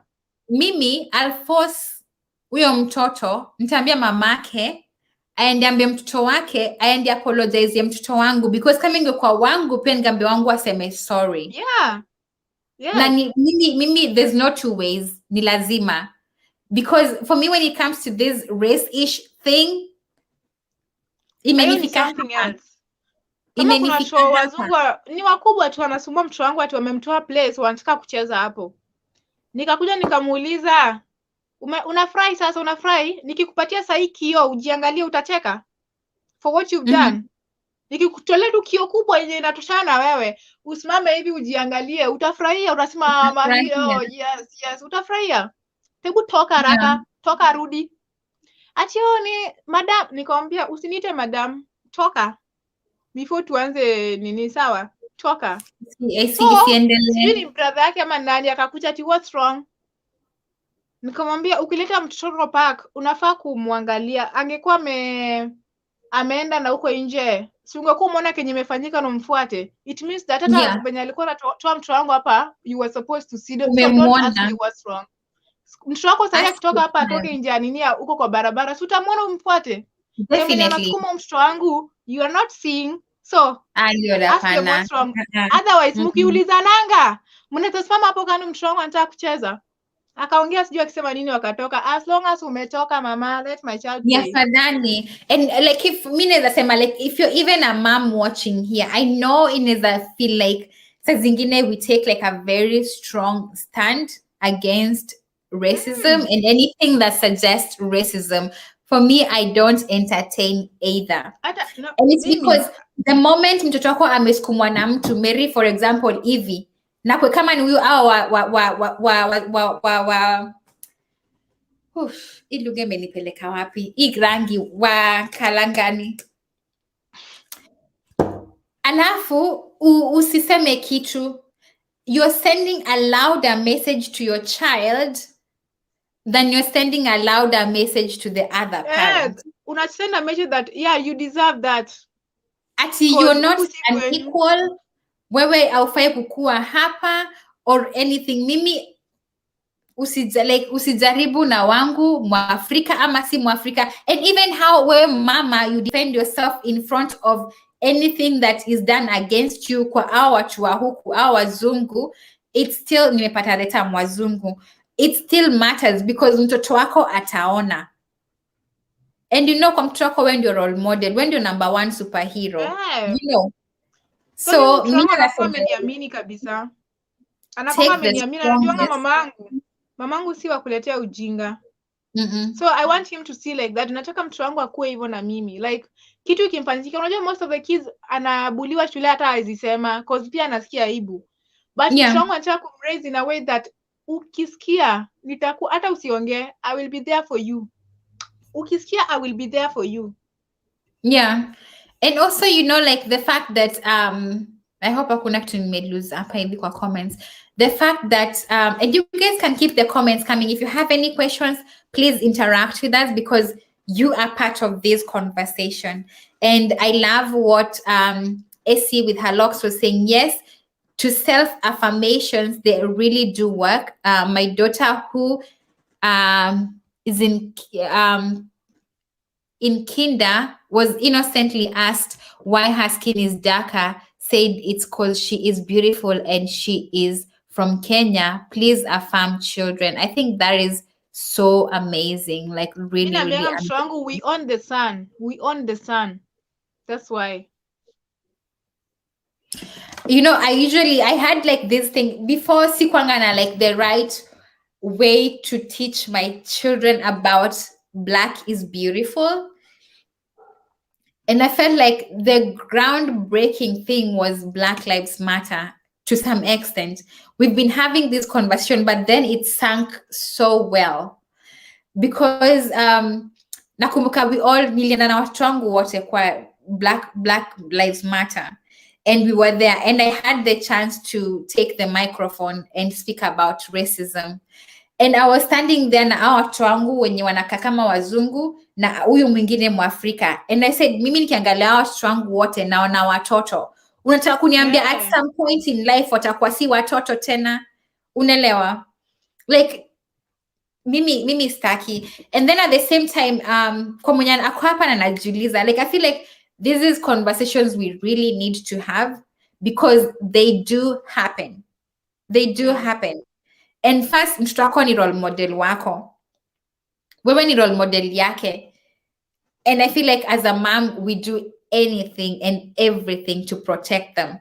But I think as time really goes, and because everything is happening so fast, and I'm saying this as a mom who's going through the same problem with racism, but from afar, because ina happen shule.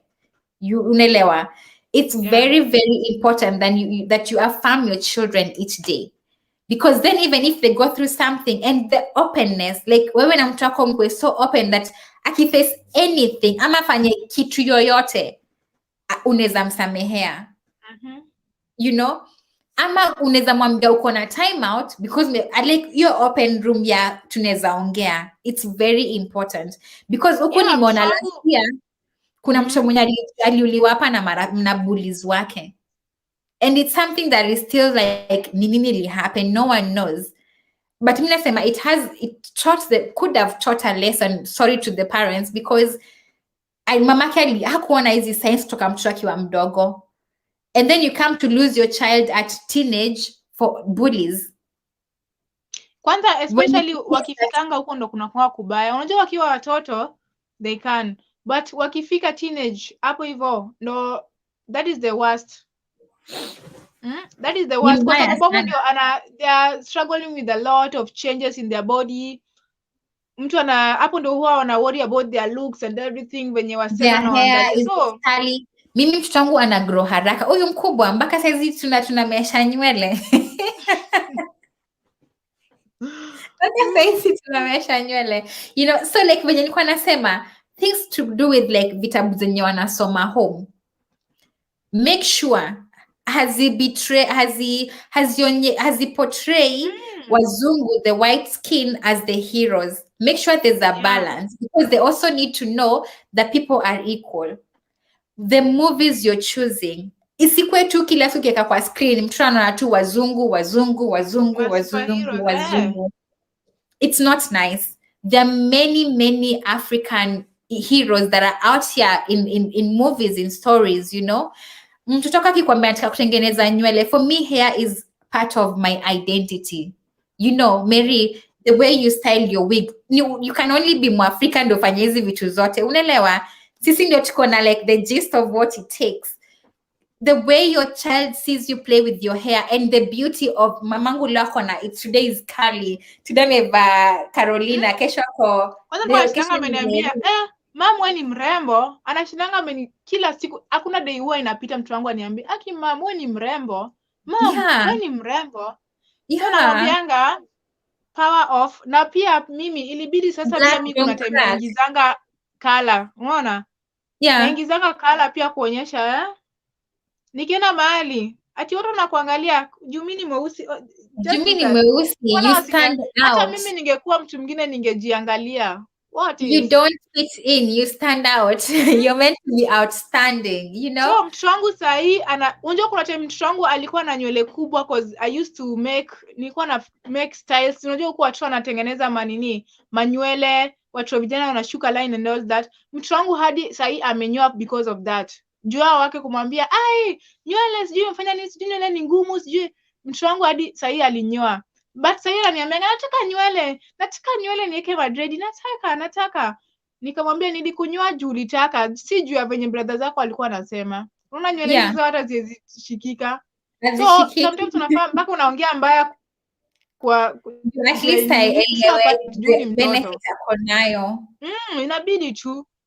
but story za ngozi, yani fanya kitu kingine but usiingi hiyo staki, na si for me. Usivuke. Kwa mimi nitavumilia for mtoto wangu, kwa mtoto wangu ndio staki. Mpaka kuna time inabidi namwambia Hata acha kwangu nikwambie, siwezi vumilia.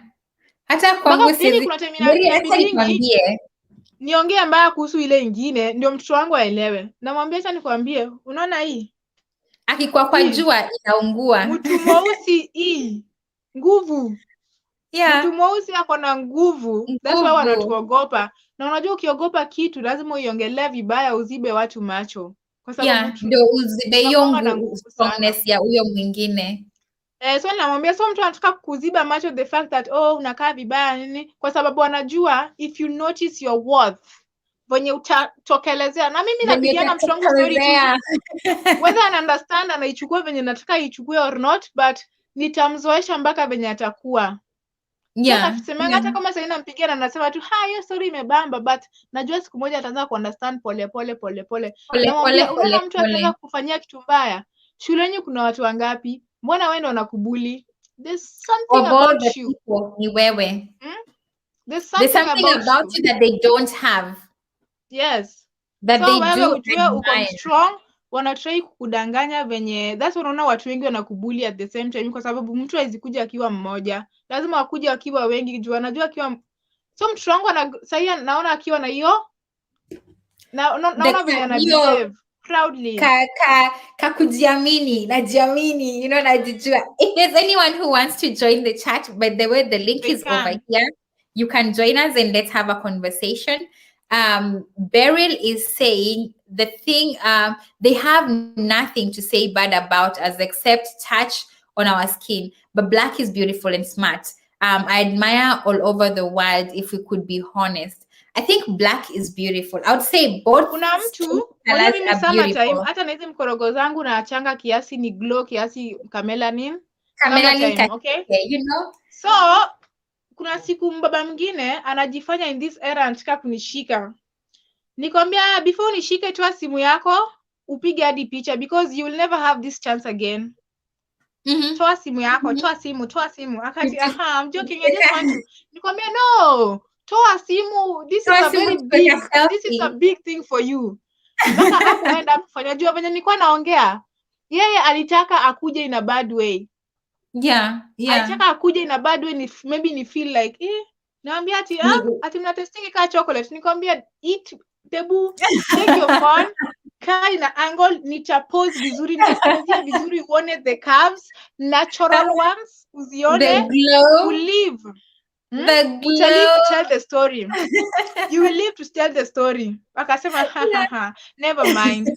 Tu alikuwa nataka akuje hapo atoke nikijiquestion. Akatoka hapo akijiquestion yeye mwenyewe. Juu unapata mtu ni mkubwa, anajua everything, wanajua tuna exist and everything, but mtu anakuja anataka kukulamba ati wewe ni chocolate. Ya ina gani? Ati wewe ni chocolate. Nimwambia, hebu jilambe kwanza. Una test maziwa? Uko nayo hapo. Una test maziwa? Una test aje? Pia mimi na test the same. So, usiletea ujinga ya kutosoma hapo. Ati you test me. I think kitu nimefanyanga, what I remember doing one time, nilikuwa na phone yangu, and mostly I usually do, so my kids are even used to it now. So when the sun is shining, the way the skin like just glows, like it pops differently. And I'm always like, look at that beauty. Like, only your skin color can do this.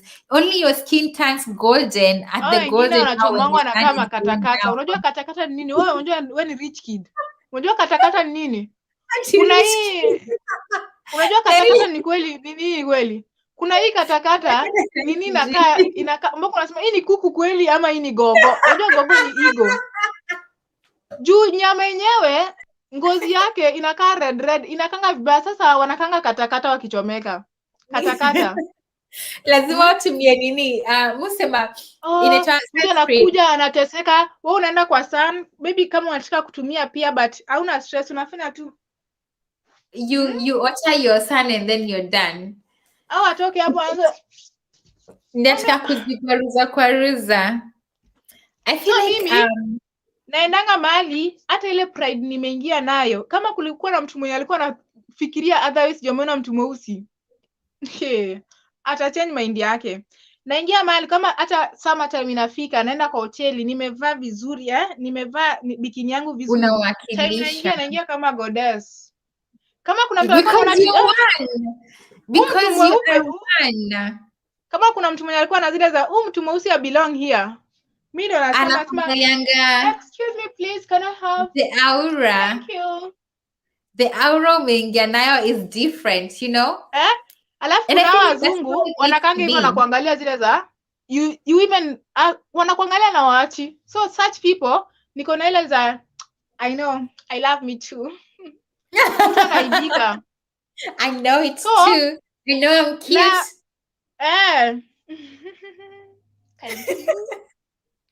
Thank you. Mtu anatoka hapo alikuwa amekuona anasema mtu mweusi, anatoka hapo anajichukia mwenyewe. Perspective yake.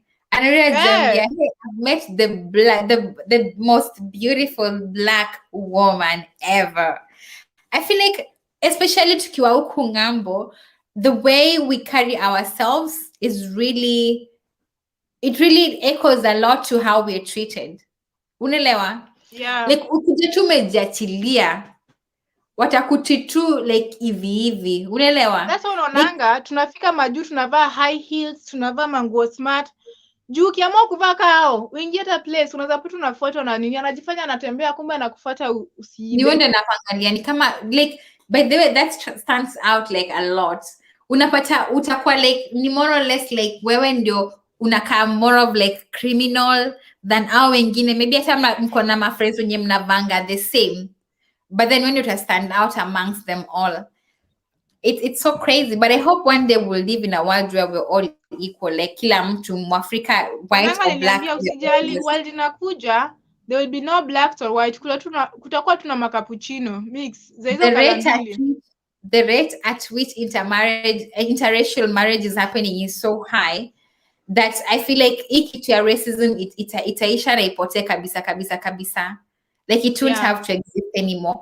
Maybe nilikuwa nataka kuuliza about red flags. Do you think there are any red flags zenye single mothers can try and avoid? And me naweza sema one that stands out in my mind is when someone, you tell them about kuwa na mtoto and you feel like ni kama ameshtuka kidogo. For me, kuna ile kushtuka ya sikuwa najua, but kuna ile kushtuka ya sidhani kama naweza penda mtoto wako. Yeah. Or maybe pia naweza ona the same time, by the time una settle down na mtu, and this is why mi nasemanga marriage is for better for worse, but mi nakwanga of that mentality that kama imeisha mi nasonga mbele. Imeisha mi nasonga, because najua mimi watoto wangu hakuna siku nitawameza warudi ndani ya tumbo yangu. And so musema like mtu nikikuja ni movie na wewe na you notice venye tulikuwa venye the way we started na venye tuko saizi ni different, mi naweza toka, like me I'm just out. Yeah. And it's because for me I feel like before ukuje, especially because nimekuwa single mom, before nikumeet I had like my first love, which is now huyu mtoto wangu, you know, and then you are my second love. So like there's no way utataka uchukue the first place alafu mtoto wangu achukue the second or third place, like haiwezekani. Na huyu mtoto wangu siwezi replace. Yako never replace.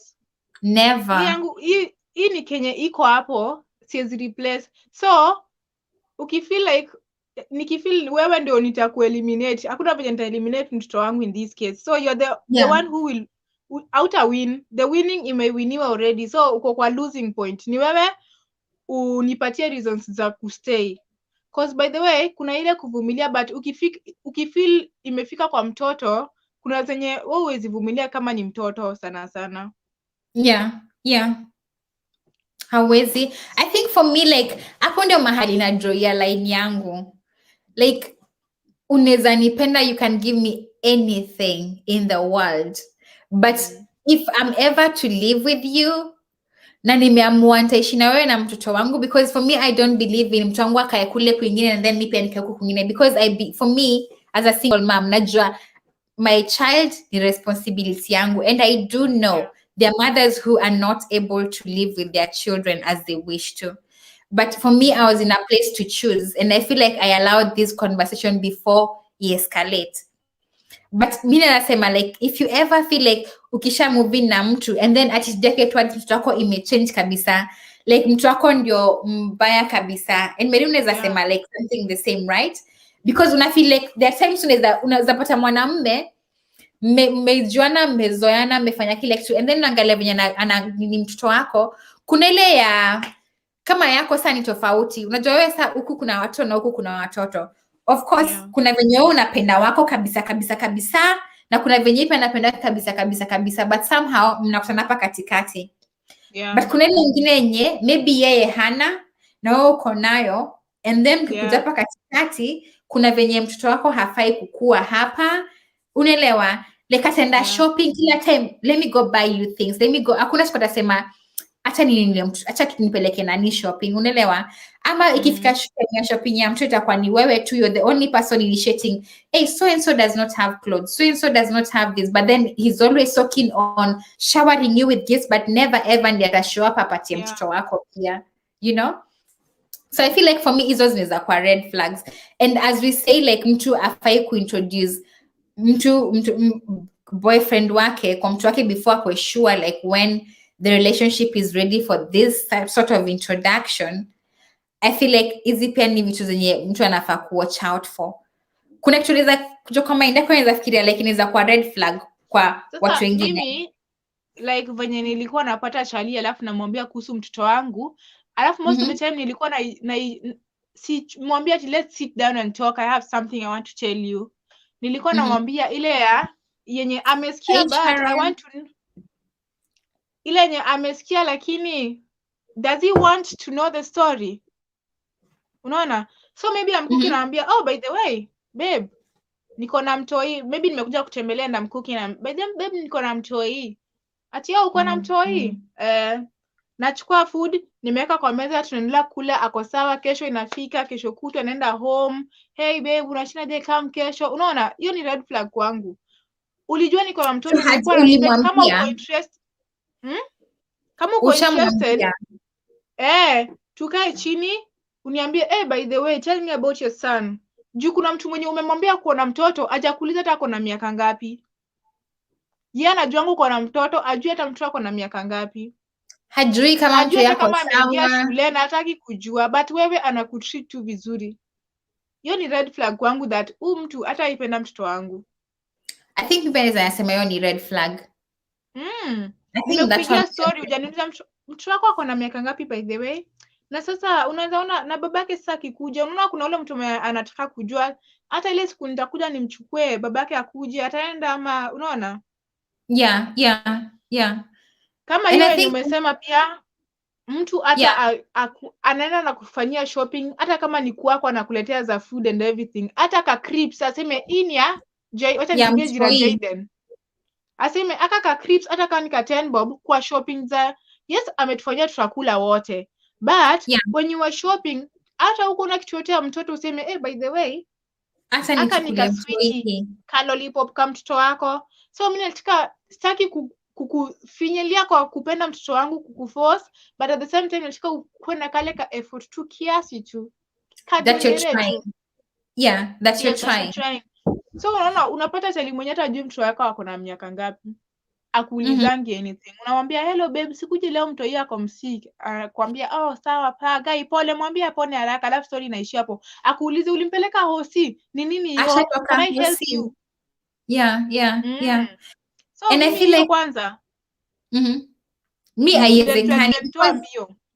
I feel like once unajona na mtu, unajua for example ukimwambia we ni mgonjwa, atakwambia umeenda hosi, umedungwa dawa, umedungwa shindano gani, uko saizi unasikia, but then when it comes to mtu yeta zile za acheze chini ya maji, unaelewa? Mi kwangu hiyo pia naona it's not right. Another one yenye naweza sema ni, unajua the times inafika mahali you start talking about the future yenyu nyinyi wawili, and then tunaongea then nafika mahali tukiongea about our future, mahali tutaishi, venye kutaenda, watu tutakuwa nao, like there's no mahali una include mtoto wangu. I feel like mimi ni red flag hapo hapo hapo pap hakuna mahali tunaenda like because hakuna venye uta include feature yetu bila kuweka mtoto wetu, mtoto mwenye niko na yeye. Cause mimi normally nasema let's say singekuwa na mtoi, nimekutana na bwana wangu alafu bwana wangu ameniambia ako na mtoto na unaishi pamoja, unaona, na feel like ningekuwa napigia mtoto wangu na bwana wangu namwambia mtoi anaendelea aje, ako poa, leo nani ameenda shule, unaona, like na feel hata hiyo time tuna date, those are the conversation nitakuwa na bwana wangu most of it. Hata kama ni per day namuulizia like ati leo ni weekend, anajana kwa mamake leo leo ni let's kona na hope you guys have a good day, see have a nice day, ati tuna make it all about us, unaona. So I think mtu asipofanya the same, because mimi this is what I would do, because hata venye tuko na date, hata phone yangu old iko tu na memories za sisi kutumiana ma pictures, kushare hizo ma pictures zetu sisi wote. It's not about us, ni mtoto amemka vizuri, it's his first day at school, nampeleka shule, huyu anajonga tu mtoto wako anaenda shule, he doesn't care. So mimi like no care, no effort, no nothing. So siku moja unaamua na ukiniona unaona na mtoto wangu anakwambia why not, naweza kuona mtoto wangu, sina kupenda, alafu story inaishia hapo, as in hata kuna tu kidogo tena kuhintia kidogo tu hapa, mimi niko uncomfortable, but haizi akakwambia because anakupenda, you know, ama naona tu I feel like unaenda kwa wanawake we are more emotional, you know, tukipenda tumependa, but then to men inafika time nyingine unaanga like wako more on the niwe nakupenda, and then huyu mwingine ni tuka addition, unaelewa. So mimi na feel like kama wezi like kwa hii mapenzi yetu hauwezi fika mahali unatuona mimi wangu na wewe pamoja. I feel like no, it's not a future. It's not a future. And I feel like the same should be me to single fathers.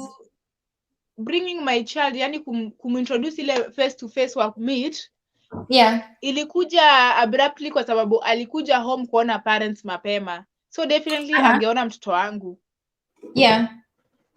So hiyo time nyingine alikuwa kuja huku anambaia vitu anampelekea, but most of the time tuna spend kwa hotel. Nikamwambia tuchukue mtoi wangu tumpeleke Mombasa kiasi, unaona. So kuna venye pia bwanangu kuna time alianza kunionyeshanga red flags before tukakuwa pamoja, unaona. Hiyo time tulienda Mombasa haikuwa experience mzuri sana na venye nilimwona na mtoto wangu, unaona. Like ati guy mbona anafanya hivi, unaona. Alikuwa tu ana complain, but huyu mtoto ni mtoto ni mdogo, akona 3 years, kuna venye ni mdogo kabisa, unaona. So nilikuwa na question kabisa, nikasema guy, nitaacha mtoto wangu nikuje nitafutie maisha alafu baadaye ama nitafanya aje? But nikasema let me try, kwa sababu pia hakuna way yenye nitakuja kuishi na huyu bwana wangu. Mimi ananitreat vizuri, but pia mtoto wangu anamleteanga toys, but tukua ikaa pamoja ile ati sasa mpaka analala usiku na yeye nini, unaona. Hiyo ni a different case. Unaweza introduce pia hiyo siku ni siku ya kwanza wamepatana wako sawa, alafu ile siku nakuja kuishi inakuwa ni totally different. Kila siku aje kuja sasa kama mgeni this time, hiyo sasa ni kuishi pamoja, ikuwe different. Ni the same toilet, ni the same table, ni the same everything. Mtoto wako anakuja kwa toilet, anakojoa kama amesimama, anaacha nini mkojo hapo, anakuja anambia mtoto, unaona. So it's different. I ni mtoto because anaona like hey, and then unajua especially like mimi sijui, I think mimi naweza sema nimelelewa kwa life, nimelelewa kwa stages zote. Kuna time tumekuwa nayo, kuna time tumeenda ile ya kuchuma chini, unachuchuma, unaelewa. Kuna hizi zingine sasa unakujokalia, and there are changes that do happen, and I feel like for me sana time nilikuwa nakuja na mtoto wangu, like sasa tulikuwa tunaanza kushimia mtoto wangu na baba na hazi yangu. It was so tough because nilikuwa hapa hivi najaribu catch up na the times. Yes, nilikuwa naenda kwa mtoto wangu like every saa zingine every weekend, saa zingine every month nilikuwa naenda home, and then of course pia nilikuwa nafanyanga kazi, so if I had any time na nilikuwa natumanga gifts.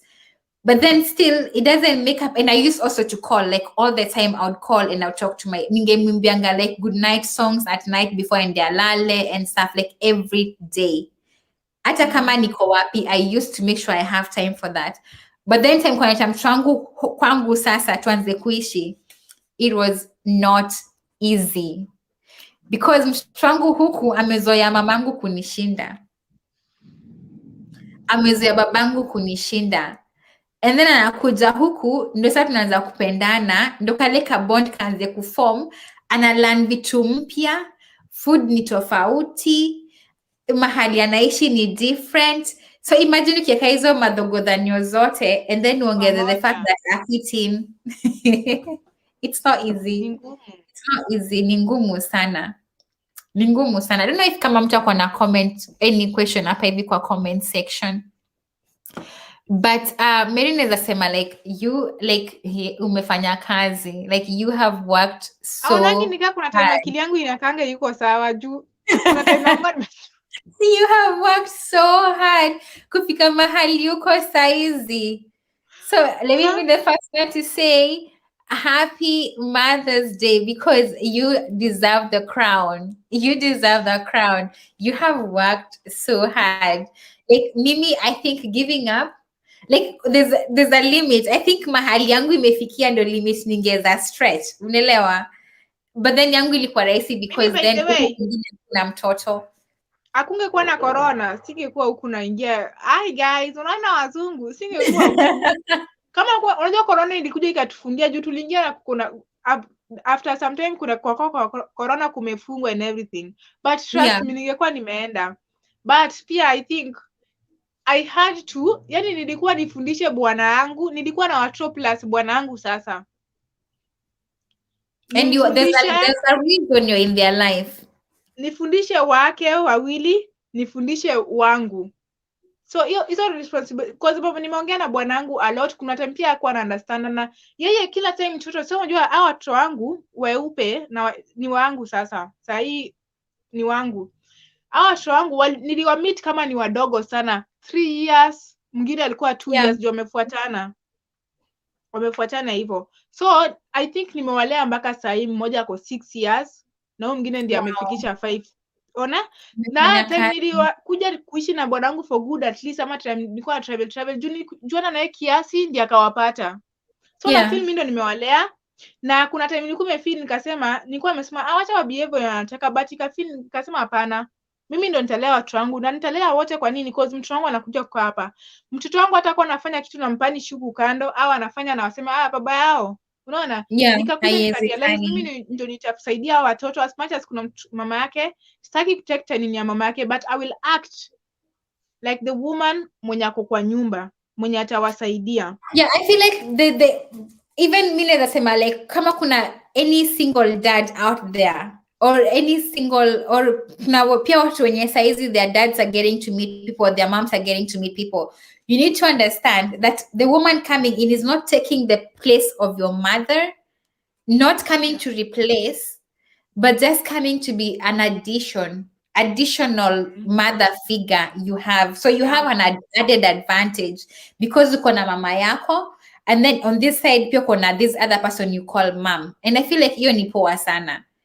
You know? So unaona, so like nilikuwa nawaambia mimi si mama yenu. Mimi siwezi kuonyesha sasa hii pictures za nikiwa na mamimba zenyu. Lakini as long as mko hapa under my watch, nita make sure mmekula, mumelala at the right time, mumeona TV kenye nataka muwatch za watoto juu nikikuja walikuwa hata wakontroliwe ile ati kitu kidogo mtu analia anasema mimi nataka kurudi kukaa na mama yangu ako anafanya sababu baba ana feel ako guilty pia anaanza kulia. Bwanangu kwa analia, nikamwambia watoto wakizoea unalia ukifanya kitu kidogo wataendelea kufanya na watataka everything like wanatumia nini psychology. Wakati unajua mimi nisizi washautia ati watoto wakisema nataka kurudi kwa mama wao inani hurt because I've been. So nikamwambia lazima utakuwa tough kwa sababu the only 2 people wanasikiza ni wewe na bibi yako ule bibi yako. Na wewe bibi yako ule na manipulate wakikuja hapo una treat kama yai. Who will teach them? the ways of Hata life. hivyo you're both manipulating them because wewe unajaribu Yes. kuwamekwa jue wewe ndio mzuri na huko pia anajaribu kuwamekwa jue yeye ndio mzuri. So watu hivyo anakuja akigrow up akijua hey, sasa hapa katikati nani yako hapa in between, then tunaweza kuunganisha kisha venye tunataka. Yeah, ukweli. So nikaambia nani, so unaniacha na mimi. Na unajua mimi hizo time nikitry tukianza kuishi hapa, I was trying stories za TV nini juu watu mpaka wa leo awalalangi mtu. Let's say umewapeleka kuwalalisha, wanaweza amka 5 ama saa 10, wajawahi lala late. Wow. Which kwangu okay ni poa juu time ya shule mtasumbuana, but normal kids wanafaa kuwa na ile rest after having a long day and everything, unaona. So kuna watu kuna time mpaka masaa 4 za usiku saa 7 walikuwa na mkanga every day of their lives, unaona. Alafu anaambia baba yao nini, wanaambia baba yao nightmare kila siku, anawaambia hivyo sababu wako na nightmare tuwapeleke. Nikamwambia hakuna nightmare, na nikamwambia bwana wangu kitu moja, I know wewe ni tumelelewa differently, but psychology hata isaidia mtoto wako kama hujamsaidia hata why, kwa sababu the moment tunapeleka mtoto kwa psychology anajua anaenda kufanya, wale wanakujanga wanampatia toys and everything, mtoto behave. Na sisi wenye tunakaa huku ndo tunajua hata ukiambia psychology mtu ana behaving hivi kwa nyumba ako like but sasa tukicommunicate na communicate vizuri, unaona. Mtu psychology wengine wanaangalia the way mtu ana behave at that point abenya anaulizwa maswali watu wanajua, unaona. I think so like psychologists as much as they do help, there's a level to which you bring them into there's a level to which you bring them into your Coco. I've added you. Can you hear me?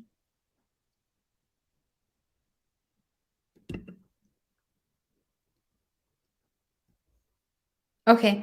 I think anajaribu fix mic yake iko off kiasi. I feel like hata kama you want to introduce like psychologists to, I don't know why it's not connecting. Kuna time pia mimi ilikuwa inanisumbua, but unarudi kuna place ina nini kamera inakwambia uingie na app ingine or something. Ngoja. Coco inasema your guest will need to connect their mic before you can add them to the stream. So like ukikuja lazima weke microphone yako on. Then ndio niku-add and then unaweza mute later ukishaingia. So nini request tena and then ukuje.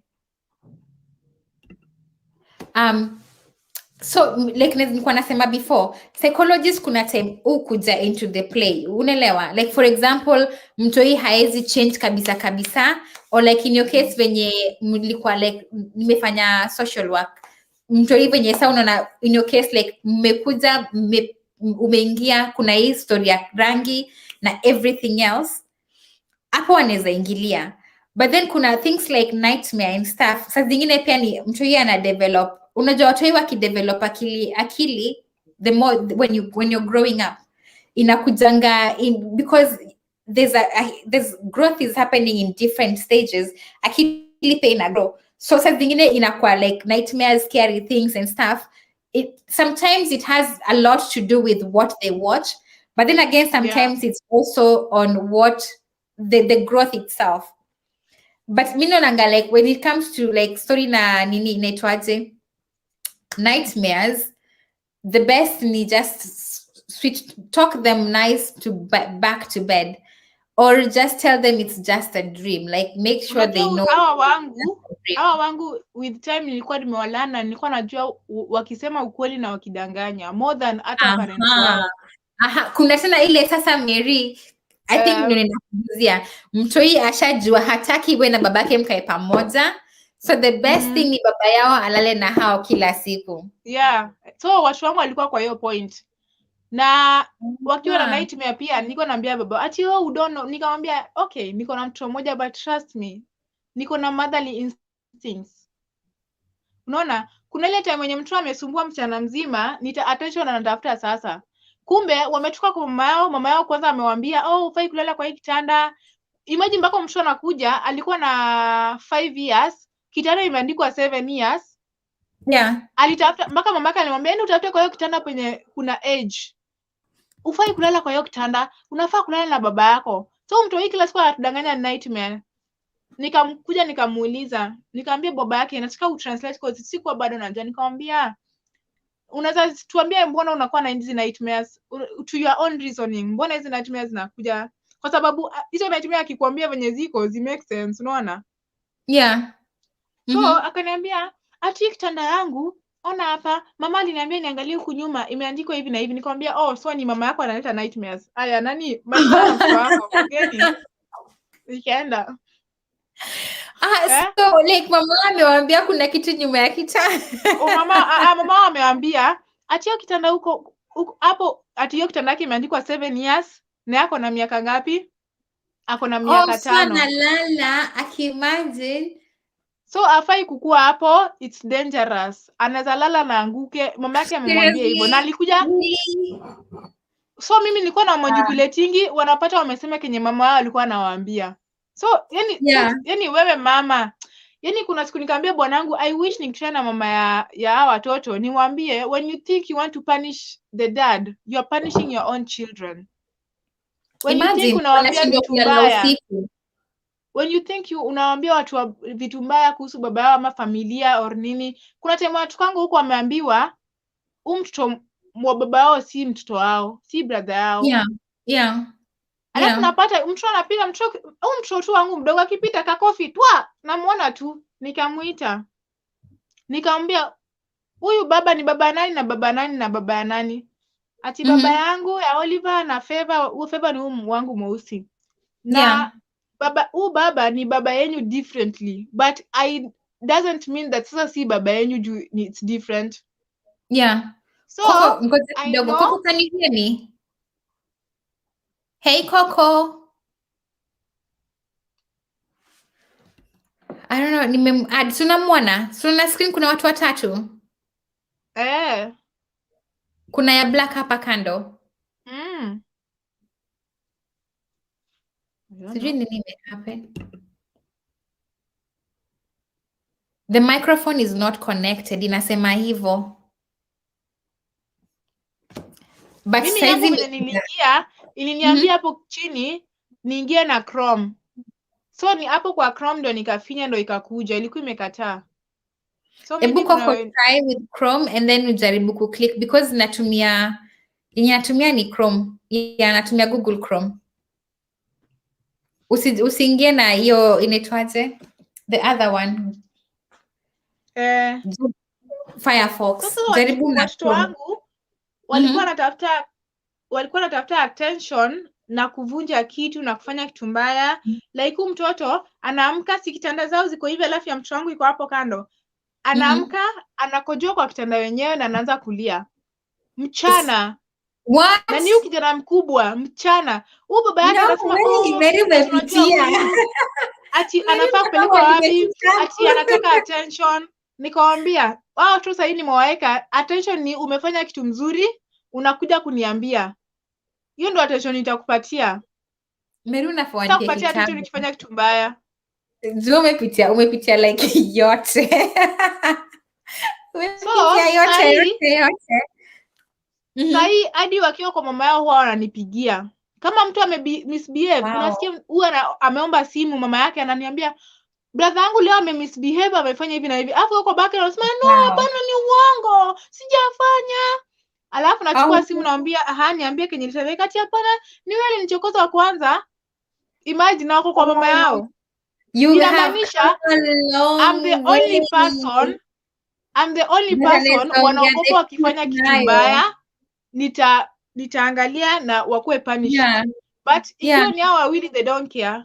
Every time wakiwa kwa mama yao wanapiganga simu, tutaka kuongea na Mary, nikiletewa ni kusemana ama mtu ajisifu, leo nimekuwa mzuri, nimesaidia mama kufanya hivi na hivi, kwa sababu they know mimi ndio na appreciate mtu akifanya kitu vizuri and I'm really strict on that. You really appreciate them, you applaud them for the good, and wakifanya vibaya pia unaweza shika time out. Na wanajua after hiyo weekend wakikuja nitawauliza ni ukweli vile nilikuwa nasema kwa simu, nauliza brother yake ni ukweli ati haya kujeni. Kama ni kaswiti, kama nawafanyia nini, nawafanyanga mpaka animation huko kwa room yao na matoys zao. So sahi wanatafutanga attention na uzuri. That's so mtoto mama yake nani, baba yake ako huko, opea wangu ako huko, and everybody anakuja kwa room yangu na ni mbali kuniambia amechukua toy akaweka at the right place. Hiyo Oh, tu. So I'm so that's so proud of venye beautiful. nilifanya, and I'm so proud of the fact that corona ilikuja ikanifungia, kwa sababu ningekuwa give up. But I think Ungeenda. pia Mungu alikuwa anataka nikae, cause maybe I could have been the person, lazima ningechange hao watoto. Yeah. So Imagine, like, I think Corona ilikuwa the best thing because imagine had you gone, wangebaki tu akiangalia si watu weusi kama watu weusi, nywele yako yeah, kama steel wire literally. Oh, Mary ametoka. Mary, come back. I don't know what happened with your connection. Try reconnecting, but wow, she's gone through, like, if there's a superwoman, I think for me she's the definition of a superwoman because she has gone through a lot. Inakataa tena. Ebu try venye ulikuwa nasema. I think inasema your guests will need to connect their mic before you can add them to the stream.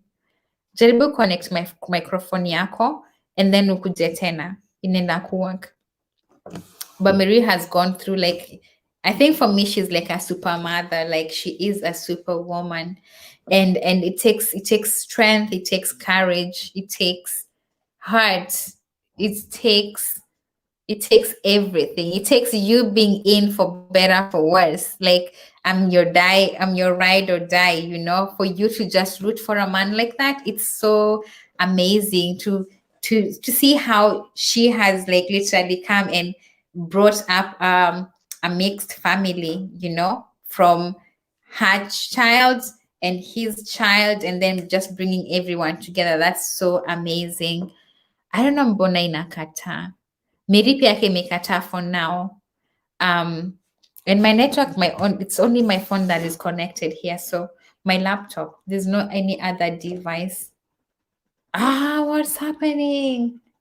Mary bado haikubali. What is this? Oh my gosh, we've been having fun. What's happening? Mary, try tena. Let me get the comments. Coco is saying imekata. Coco, can you try again one more time? I promise. Like, there's something wrong because Mary joined. We were having a chat. Now she's not able to join again. And there's still more to this conversation. Like, we haven't even gone to adoption and when to do, when is the right time. Yeah, Mary now is coming. See? nilikuwa Mary, can you tell us what happened? ilikuwa imeisha moto, so nilikuwa nimekuja hapa juu chaja yangu ni fupi kuiweka na ikatoka ikaenda place ingine, Coco, but twist. Coco, can you hear us? lazima uingie na Chrome ndo ikubali. Ameingia saizi but bado simuoni.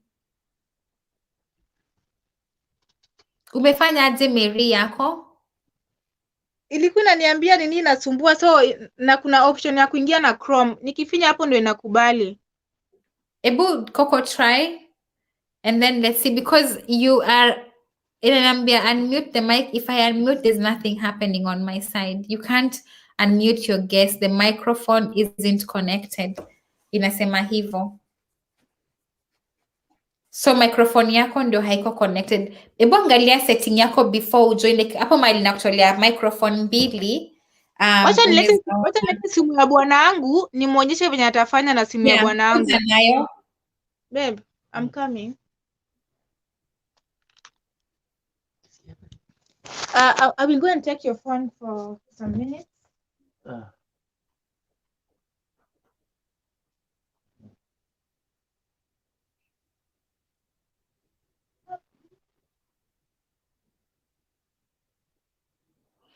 Acha tuone, because I really don't understand what's really happening. Okay, try again. But another thing nataka kuguzia ni, like, I feel like as mothers we are always so much in a rush kufanya nini inaitwa, we're so much in a rush ku move on, and that includes like watoi wa move on because you've gotten past that past layer, you're a single person, and we get so please have to join, please. Yeah, Coco Cam, can you say Kenyan New Yorker is saying you have to join. Please come. I'm really waiting to hear from you a lot. Please do come. It would really be nice to hear your contribution on this topic as well. I don't And know, I but have 4 private messages from Coco also. Invite a guest. Let me try again and do like this and then see if you're able to join. Okay.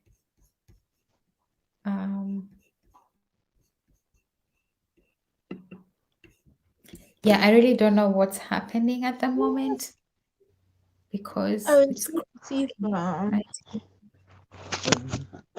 there's a girl who wants to join us, but there's a problem, so I'm trying to Yeah, help her in because I by really the time we also talked with the official Coco about something like that. Now, so she yeah, also had the same experience, like I want to unajua hear like her contribution. uko ile nini yenye you want to introduce someone to your kids, but at the same time unataka ku make sure that watoto wako watakuwa wako sawa, so unaangalia ma red flags kaa zote Kama zote. I think sisi wanawake wenye ulikuwa unasema tuko na nini? Kuna cha nasikia ulitumia. Single mothers tuko na tantrums na kuna tulitumia na area zetu pia ziko juu 24/7 like tunashika network yote. so si hey, mtaona kweli babe, can you please close the windows for me please, I'm begging you because I can't see, there's too much light. Si ameona hapo, kwa hiyo nini sasa Bwana nani anakuonyesha? Because bado hapo everybody hapo anafanya imagine. close it first, then I can show. me, I'm loading, babe. I'm not Si unafika hapa inakwambia you are entering a broadcast studio. Sijui Yeah. kama itaingia tena mara mbili. Unafinya normally nini zimefungwa kwanza. What is this for? Kwani hauna bundles? Hey, don't complain about You don't have bundles. Ati hauna bundles. Uko majuu. Babe, unajua uko majuu unaona bundles. Very funny. Kwani Ati hauna bundles. oh, so I think siwezi ingia juu already niko kwa nini na bado natumia nini yangu. So siwezi. Hebu ngoja nimuonyeshe. I think si kuna picha nilikuwa nimekutumanishia. Jamani uko na majuu unaona bundles babe. Ai. Merci. Merci. Ati ako majuu na hana bundles. Nani? Iko wapi? Njoi, Coco unaona hapa hivi? Hii hapa lazima connect. Ili kutupeleta hapa, si ndio? So I feel like wear earbuds if you experience echoes, but I feel like lazima weke microphone yako on kwanza before you join completely. Lazima. Mary nikuulize. Nini inaitwa? Hazi yako ameadopt mtoi wako like officially? Okay, bado staki. I think it's the best thing. Bado because staki. you never know. Huyu ni mtoto wangu. Huyu ni ule mwenye hata sasa hivi nikiambiwa haya chukua mzigo zako, unajua mimi nitamwachia huyu wake. But huyu wangu nitaenda na yeye. Unaona? Yeah. Kama nitampigania huyu mwingine baadaye, but hapo okay, ni something good we were thinking about it, but along the way kuna tu vita tu dogo tulikuwa nazo nikasema kwa sababu kuna time sisi baadaye na bwana wangu hata vile mnaonanga tunafanya nini vituko zote, kuna time tulikuwa tumefika tuna sign makaratasi. Like, fun couple to watch like inakuanga funny. Tulikuwa tumefika tuna sign zile makaratasi za for good. Juzi tu hapa. So girls, mnaona watu wana dance wanafanya nini chini ya maji ujui nini. That's for the you camera. Never know. Yeah. For the camera. So, mwenye tulifika hapo, nikaona mwenye alikuwa ananiambia mwenye mtoto wake hakuna penye anaenda. Huo ni Mfaransa. So nikasema hapana, iwezekani sio tulikuwa na hiyo kuvurutana. Nika imagine nilikuwa ameadopt wangu na hakuwa na hizo rights za pia kumchukua kubaki na yeye Unaona? And then because huyu wangu atabaki hapa na kichwa ngumu ya wewe si baba yangu, na yeye pia atakuwa like utafuata mama yako ama unaona, hiyo ndio feelings nilikuwa nazo. wamekorofishana. Wacha mtoto wangu abaki akue wangu, abaki tu akue wangu. I feel like unaona, naweza sema like this because najua kuna watu wengi wenye especially ikifika kumove abroad, kuna hizi specifications lazima upatiwe kukuza as a sole custodian ama mtoi wako aadoptiwe, so you come as a family, it's actually the easiest. Ama kuna hii pia akuje na wewe like sa wewe ndio mama yake but huyu si baba yake, like mtasotiana mbele mkienda. And I feel like madem wengi, because this is the easiest history ya adoption, na sana home mahali pesa ni kila kitu. Unapata mtu amepeana mtoto haraka sana, is like nime fall in love, like what next? Hata sio without fall, ni ile tunaomoka. Yeah, and then tuomoke sisi wote, and then nasahau that ukifika huku mbele kuumane, huyu mtoto amebakiwa ule mtu, na before change hizo makaratasi itakutake time. And then tena kuna ile mahali penye pia naona yes anaweza, because akimchukua kama wake akona right ya kuishi huku hata kama yako expire, unarudi home, but yako na right ya kubaki huku, and then unaweza rudi na makaratasi zake kama mama yake. But then tunashindanga tumesahau damage itakozea huyu mtoto time amebaki na huyu mtu mwenye pengine hampendi, hajaimchukulia sawa kama wake, na hizi vitu zote, and then naacha mtoto hapa hivi, and then nenda maybe home mpaka mtu yake maybe mkubwa ama after some years, and then narudi aujui kama huyu mtu anamdhulumu vizuri. Unajua kama huyu mtu amezoea kubakwa kila siku, like you never know. Ngine sasa mliachana kwa ubaya, since aizi kupunish, anafanya nini? Ako na mtu wa kupunish hapo, ile uchungu yote atawekea. Maybe hata alikuwa tu anatreat mtoto wako vizuri na mkaachana na ubaya, na ikabidi anataka kwanza, anajua what hurts you most. Unajua kuna wale mwenye aletingi go, lakini una feel like tuzika pamoja, then muachane, na alikuwa ameadopt mtoto wako and everything. Uliniacha. Unaona, mtoto wako akifanya kitu kidogo anamwambia wewe, unajua nimekupatia advantage, unakaa hapa na mimi uko na nini? Unaona, anaoshinda amekumbusha mtoto wako that na kufanyia favor, of which na grow up na hiyo si poa. Na kama mtu watch more, there's this show kidogo, there's this show called Divorce Court. Inakwangana like the saddest stories ever, na mostly ni wenye wameachana, zingine pia ni hao watu wenye wako tu in pain of vitu mama zao walifanya, baba zao walifanya, and then now they grow up and then wanapeleka baba zao kotini. It's so sad. Haya, endelea, pole nimekukatisha. So like what was I saying? Mkiachana na anamwagilia mtoto wako mauchungu zake zote. Alafu unajua kuna ule mtu bado maybe alikuwa si ati alikuwa amekupenda, nile he can't stay without you. Umeenda ni mtoto wako anashinda amemkumbusha. So there's a time mtoto wangu hapa alikuwa akifanya kitu mbaya, mtoto wangu anaambia mtoto wako, na mimi watoto wake na waitanga na majina. Sitaki kusema ati you are son ama you are, ukiniambia you are, mimi ni kama wako ndiye amefanya hivi ubaya, wangu ni wazuri. Unaona, mimi kuna venye after kama tuko single na tuko na watoto wetu single parents, upate mtu unakuwa petty as fuck. So unapata mtu akiwaambia ati nani amefanya hapa, ati ni mtoto wako, badala ya kusema tu ni nani anasema ni mtoto wako. And they make it outstanding, like ni wako. Anasema ni favor, ni nani, ni kama mtu akuja hapa TV imepasuliwa, ati nani amefanya, ati ni mtoto wako amefanya hivi. Ni kama baba wa Afrika venye wanafanyanga dema kishika ball, umeongelesha msichana wako, chali akifanya kitu our son. Nikaambia bwana wangu, hiyo mimi ni red flag kwangu, uache kufanya nilikuwa na red flag. Hadi mtu wangu ni mtoto wako. Hasa Ni unamsema red kwangu flag. nimfanye nini? We, Ni red bwanangu flag. Hiyo ni red flag. nimefundisha mtu mkubwa kulea watoto na nimejifundisha na bado nikalea wake na nikamfundisha na pia mimi at the same time I was learning. But So unaona venye nafaa umechange life yake.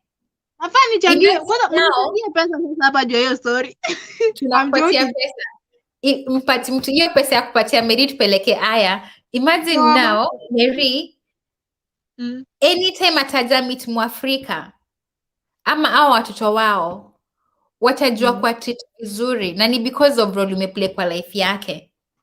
Unaelewa? Hakuna siku atajaona Mwafrika waseme huyu mtu rangi yake hakuna siku atajaona hivyo. Itakuwa like hao watu pia ni wazuri because nimepata stepmother yangu anakaa hivi na ni mtu mpoa sana. Unaelewa?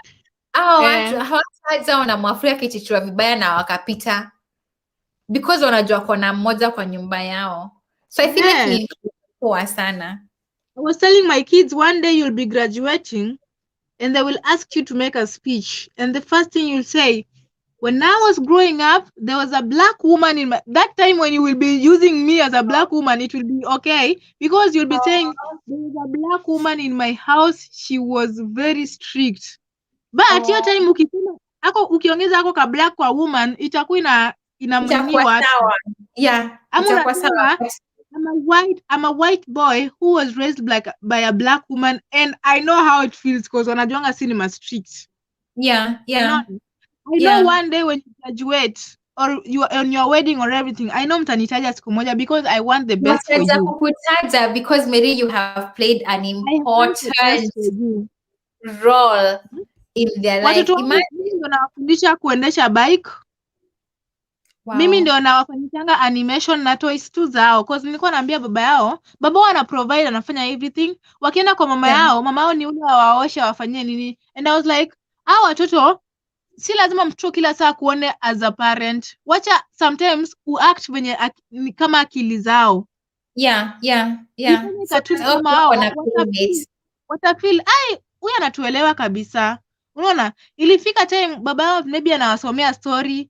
Kuna siku nikaenda hapo nikachukua matoys nawasomea story, nawaambia vitu but nawaambia mostly about Africa. Na ninachukua matoys zao nawaambia sasa huyu ni wewe, nachukua mtoto toy Lego nyeusi na yani venye tu hapo nawapigia. Ikafika time nisipowaona kama wanjana kulala hata kama niko mgonjwa, wanaambia baba si tulali, tunataka Mary. Wow. Naenda huko naambia leo hakuna story, laleni. So ikafika time yenye kama ni time ya kulala bwanangu anaambia please Mary cheza kaa wewe. Please hatuna wewe. Nitaenda niambie watoto.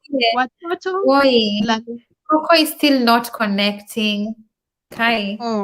Sijui, imagine acha nimuonyeshe venye nakuja kwangu. Nimchukulie picha. Because sijui nini na happen.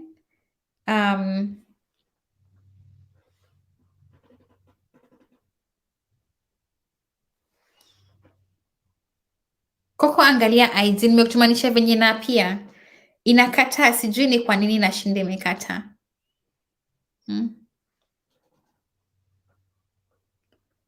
Bado nakataa.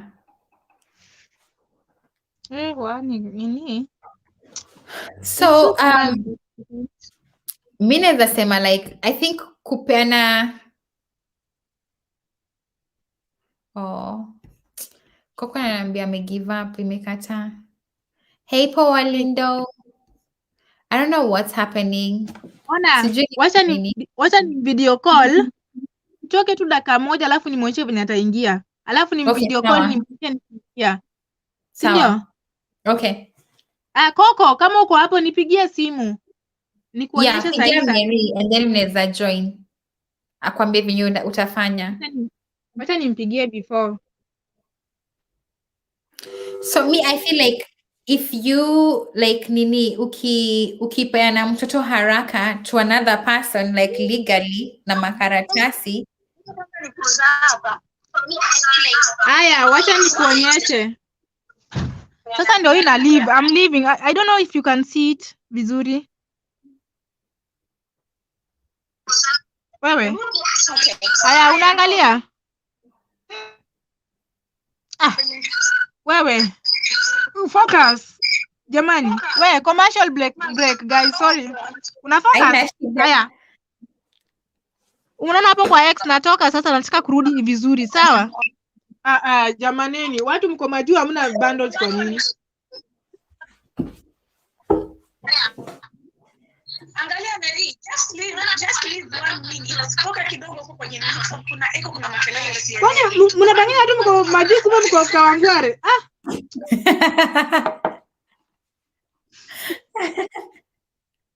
Hakuna network. So sasa sijui nitamsaidia aje cause Ebu fanya aje? Unaweza jaribu kumcall umwonyeshe venye unaingia. Ndio nilikuwa naongea na yeye. Hata And- connection yako iingii vizuri. I was talking to her right now. Okay, sawa. So sijui nitamsaidia aje really. So Pauline, ukisikia possible. mtu ni mama, not here. Aki tuko na shida. She's calling me on WhatsApp but I'm using my phone. It's only possible here. Ebu nini toka and then umwonyeshe. Sawa. Okay. Na unaongoza nyinyi wawili. So I feel like in most of the time, Pauline, thank you so much for being here. I really appreciate this. I feel like most of the time when we meet other people, then we give them the right to have the children really too soon before the relationship is so decided. Because, for example, if you meet a narcissist or someone who's not meant to be in your life, but it's just like, sometimes love is just a feeling. It's not yet been confirmed if it's something so real. So by the time you sign your papers and you, especially with this era of internet dating, when you just sometimes can meet someone and then you get married and then you expect to move on and move in together to a different country, So when you allow that new man in your life to come and adopt the child, and then it turns out that he's not the man you're supposed to live with, I feel like you have given a lot. You've given him more than you should have given him. Thank you so much, Paulindo. I feel like you've given him more privilege than you should have given him. And if the relationship was not to work, like me and Mary were saying before, then unapata watu wenu wanabaki wako kwa shida, because you've left them in this place where it's not home. Things have not worked out for you. Maybe your documents may expire, you have to go back home, and then this kid has to stay here. Like, it's more torturous for them to stay there than anything else. Like, I don't know. So if it's something you can avoid doing before you confirm that everything is okay, then inaweza kuwa better than if it's something you're not yet sure if you're able to do or accommodate or sustain, for yourself. And if maybe it's not a relationship that you're sure it's really, really, really going to work. And you guys, like, thank you so much, because mmekuwa hapa na mimi like since tuanze. I really, really appreciate this so very much. Ukiwa na swali, leta. Ukitaka kujoin, link ndio hii hapa. Anyone can join. Let's have a chat, because today I wanted to. Last week we talked about mom to mom chat. This week we're also continuing on Momversation, which is mom conversation. And I feel like there are a lot of things that as mothers or anyone who's soon to become a mother will always go through. And this type of conversation never just happens in open, because someone is too shy to talk about what they went through, or two, someone is just not feeling like having this conversation, or three, someone cannot relate.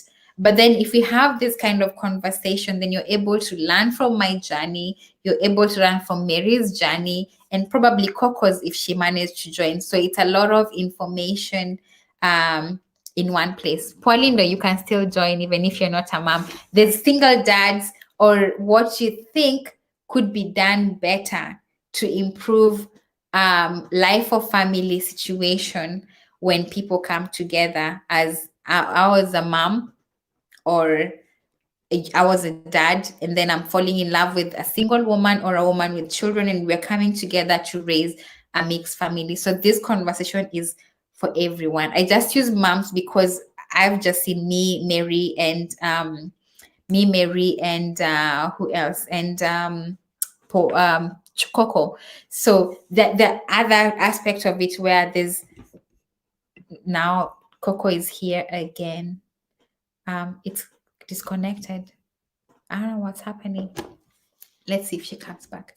So yeah, there's you can always join as a single dad or a father to be or someone who's been raised in same type of setup, but then you have something you think that could have been done differently, that could have infected your life in a positive way, or something that your parents did that affected your life in a positive way, like something that really made you love how you're brought up. Here I'm talking about mixed families. It doesn't have to be African to African. It can be African to African or African to a different other race. It's all people, it's all of us, as long as you are a father, you're a mother, or you're soon to become a mother, or you've come from a family where your mom was married to another person. Yes, Gunta, Coco Glam is still here. Um, so you can be an African married to an African, or an African. I think my eyes are now like making glasses.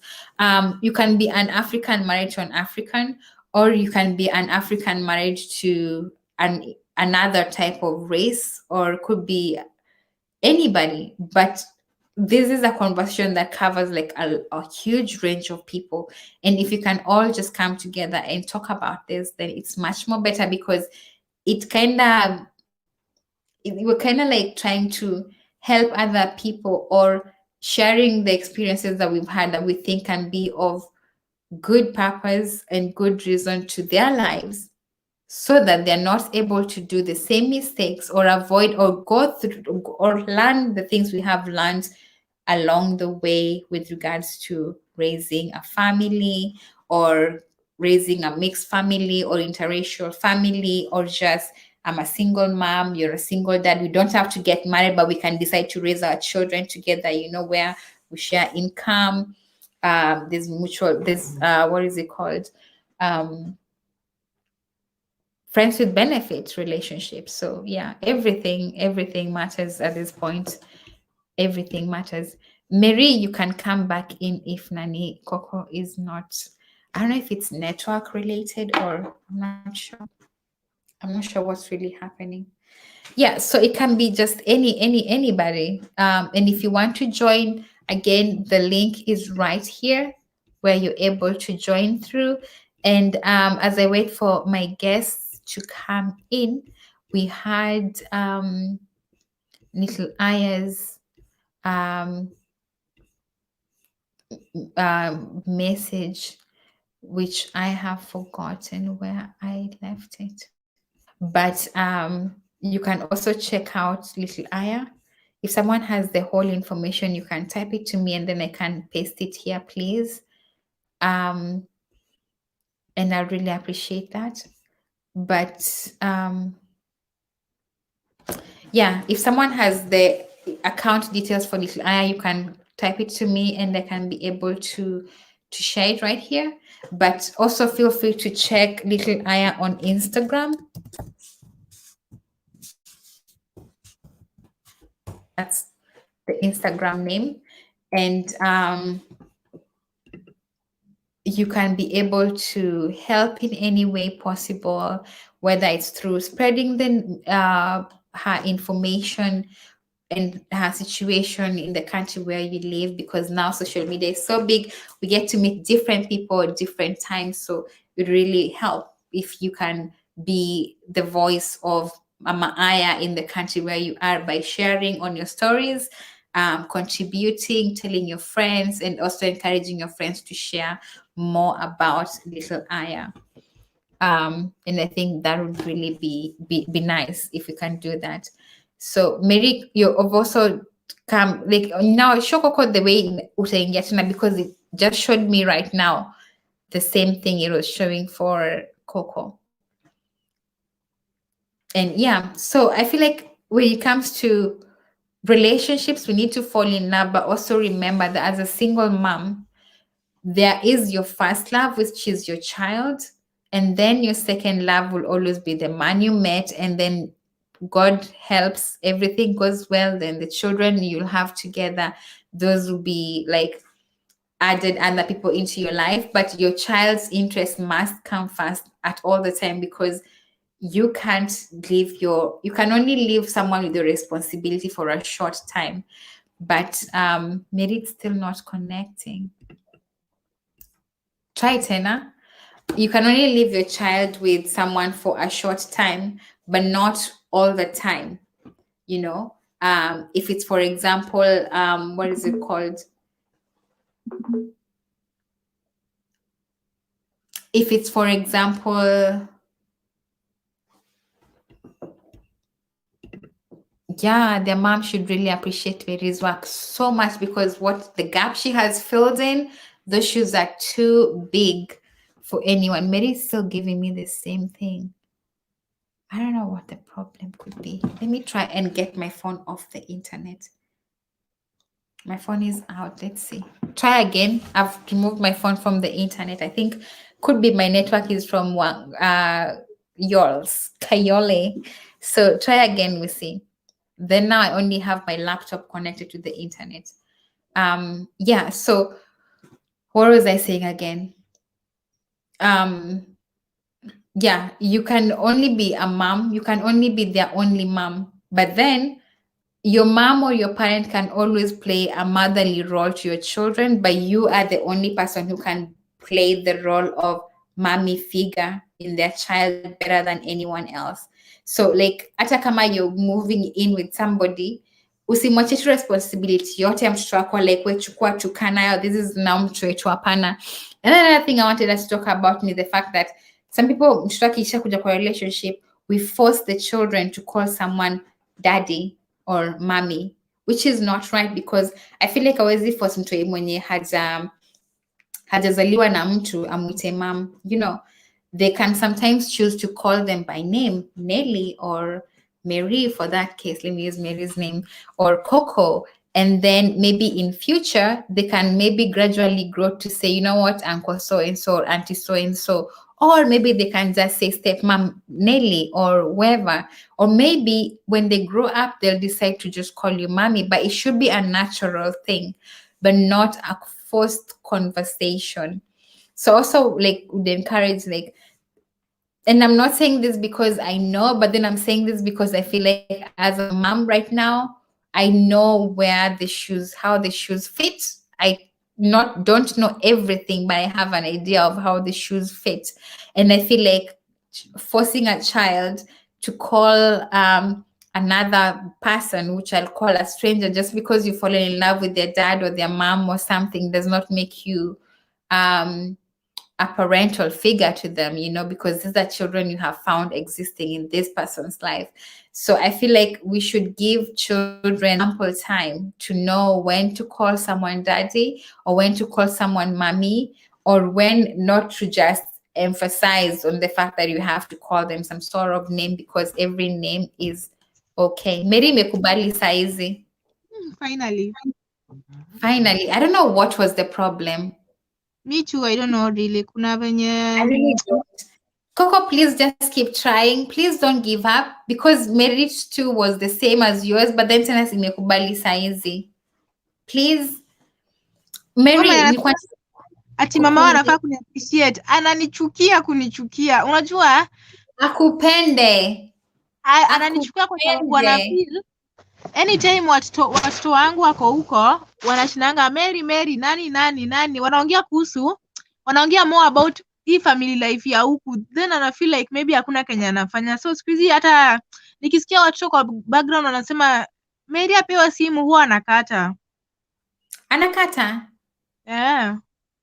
But imagine, Mary, I think you have like, mi naeza sema again and again and again, like you have done such an amazing job to be like a mother figure to these kids, which I feel like no one would easily accept. Like I used to say before, nikiwa single mom, nilikuwa nasemanga, mi nataka kutana tu na, I used to tell even hazi yangu, like mi nikitaka kutana na mtu mwenye hata kona, because we used to talk about like who can you fall in love with, And before we got to this place where acha tuoane and stuff, and I used to be like, me, I can always be okay if I have to raise another man's child and I move in with mine, he moves in with his. I think I was mentally prepared for that. But thinking Yeah. about what you've gone through, and especially where race comes in, hey, I wash my hands. Yeah. Most of the problem is sometimes you get people whose their co-parenting is okay and the kids wanna respect both sides. But Yeah, if yeah. you get where the woman maybe is not healed, or Mhm. maybe when she was going away, she had the hopes of one day, because the ex-wife, bwanangu ako So hapa much kwanza, let concern. me sekenya your ex-wife.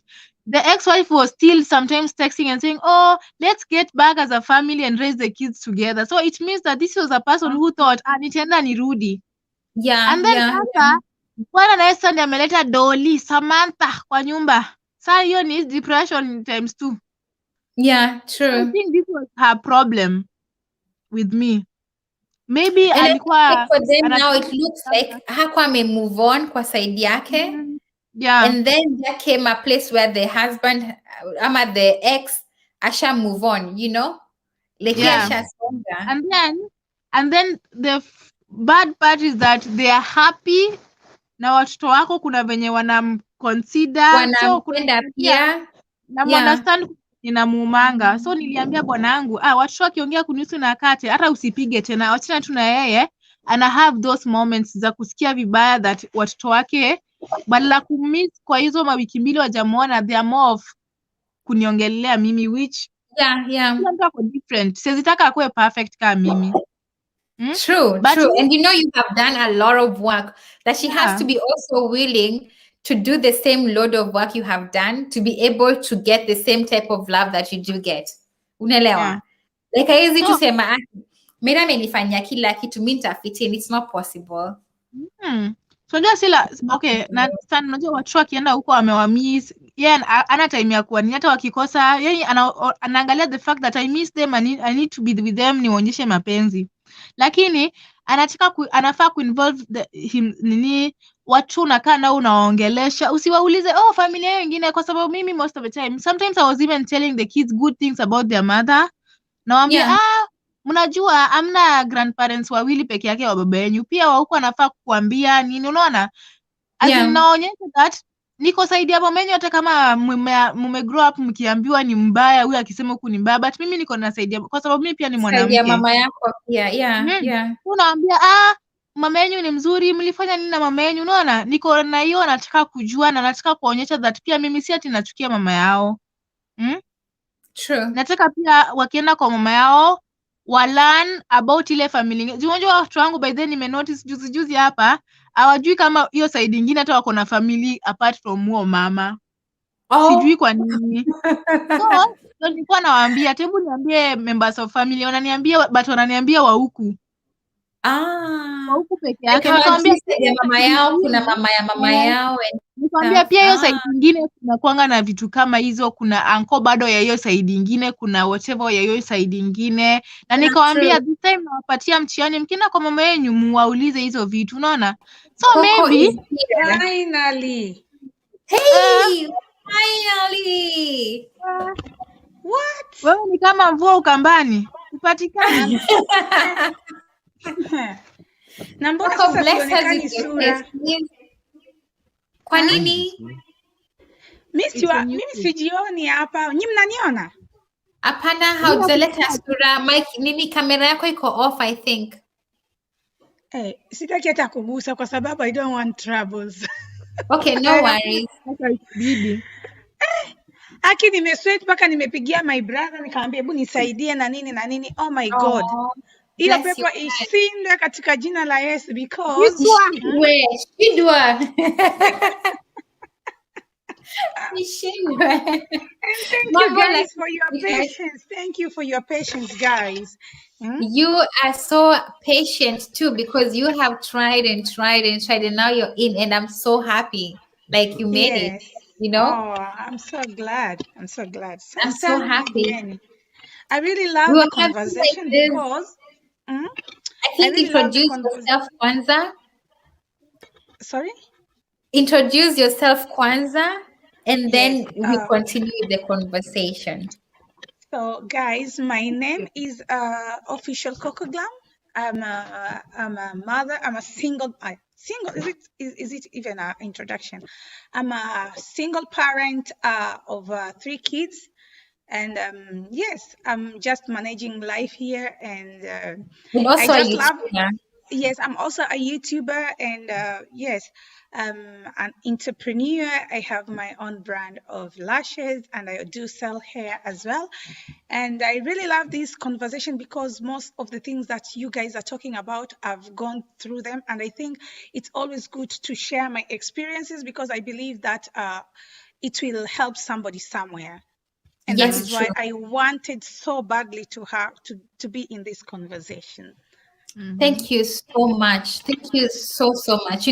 When I reached out to Mary, I remember we were having this conversation before this live, and I was like, Yeah. "There's much I've gone through, and not everything."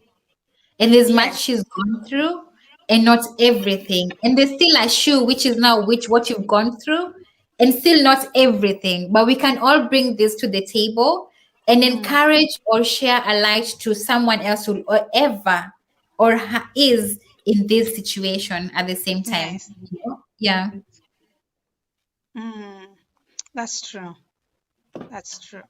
Mm. So My you brother can is go calling me to ask me because mimi nimeomoka nikasahau hata tutamalizana baadaye. Kamera imekuharibia cause when I was calling you, I was like, "Hi lady, can I speak to Official Coco?" And she was like, "It's me." Oh, so okay. She was looking so nice. So, your camera. so cute. Camera haitaki ni prosper anyway. So guys, Aki, I just want to say this according to the video that I saw Mary has posted with her husband, and she was telling guys, when I saw this guy, I saw Makaratasi, I saw prosperity Oh, in I Europe, saw the video and as that well. yes. And this is exactly what every woman out there is seeing. Hawani mapenzi. Let us start from there. Coco, I love you. Like your thoughts, your insights are just so amazing. Like so Let amazing. us start I from saw there. the video until time I let him toto, and this is what I got. Yeah. Now this Yes. is my papers. Yes. So this is what we normally see when we see a white person. We forget that we don't even think where we are putting ourselves. Hata mtu akitaka kukuambia kitu, think twice. Uko na mtoto. Do you know this person very well? We don't have time to nini and to think about everything. We don't calculate things. And these are the same mistakes that we made. And people Yeah, are still yeah. making these same mistakes. Hmm? And to think that even sometimes you get heartbroken and then you forget so quickly. And then the next relationship, you're like, oh my God, when will I wake up? I made the same mistake. But then it's because you're so consumed being in love that you actually got blinded to the fact that once bitten, twice you should shine. No, Nani, Nelly, sometimes it's not even about love because, when you have had several relationships that are not working, you don't Mhm. even take time to work on yourself. You just want to jump to the next jargon so that you Mhm. cover up the pain, but you don't know you're causing yourself a lot of pain. Even True. hiyo jump from unatoka kwenye matope una jump kwa mavi without you knowing because you just Wow. want this life to go eh? Yeah. Na hapo ndio Yeah. tunakosea. We really need to start, as in we need to start to cut this trend, to cut it. We have been Yeah. for example, umekuwa kwa relationship, it has caused you pain. Take time. Just take time. Heal. Work Yes. on yourself. Heal. Mm-hmm. Mm-hmm. Heal. You cannot imagine the pain that kwanza sisi single mother that we put our kids through, because first of all they don't understand why mama is single. Tuanzie hapo. Yeah. Yeah. Why Sisi daddy is not tunafikiria here? yeah, why daddy is not here. we just think, okay, watoto wako sawa, nitambaia chakula. But these are things that are Wanakula, affecting wanavaa. our kids psychologically without us putting them, yani, we don't want Yes, to. Gunta. Mm-hmm. Oh my God. Ati host, she's that the woman I miss. He is the one. So, hatubebi watoto wetu tukataka, we don't want to put our kids into the process of healing and also putting our kids to that place that, you know what, we don't want to cause you more pain. Si tunataka tu kuomoka. And in real sense, hiyo kuomoka sio kuomoka. Yeah. Ni kama vile unanuka jasho, alafu unachukua perfume unapaka. Unapaka The juu. outcome. Unapakilia juu. Sprinkle. Sprinkles on that. Yes, mimi nataka nawaomba nyinyi dada zangu wadogo ambaye mko hapa. I just want us to learn the art of singleness. Do you know what that is? You take time with yourself to love You be yourself, to content. heal. Yes, and forgive yourself because everybody makes mistakes and it's okay to make these mistakes. Because kama mimi leo singe make hizi mistake, singekuwa nakuja kuadvise nyinyi, singekuwa na advise sister zangu wadogo. Na mimi kuadvise nikikusomea, like, because I know how the shoes feels. Yeah. I know how that In pain there, feels. it's what you wear, you know? Yes. So, watu tujaribuni hiyo.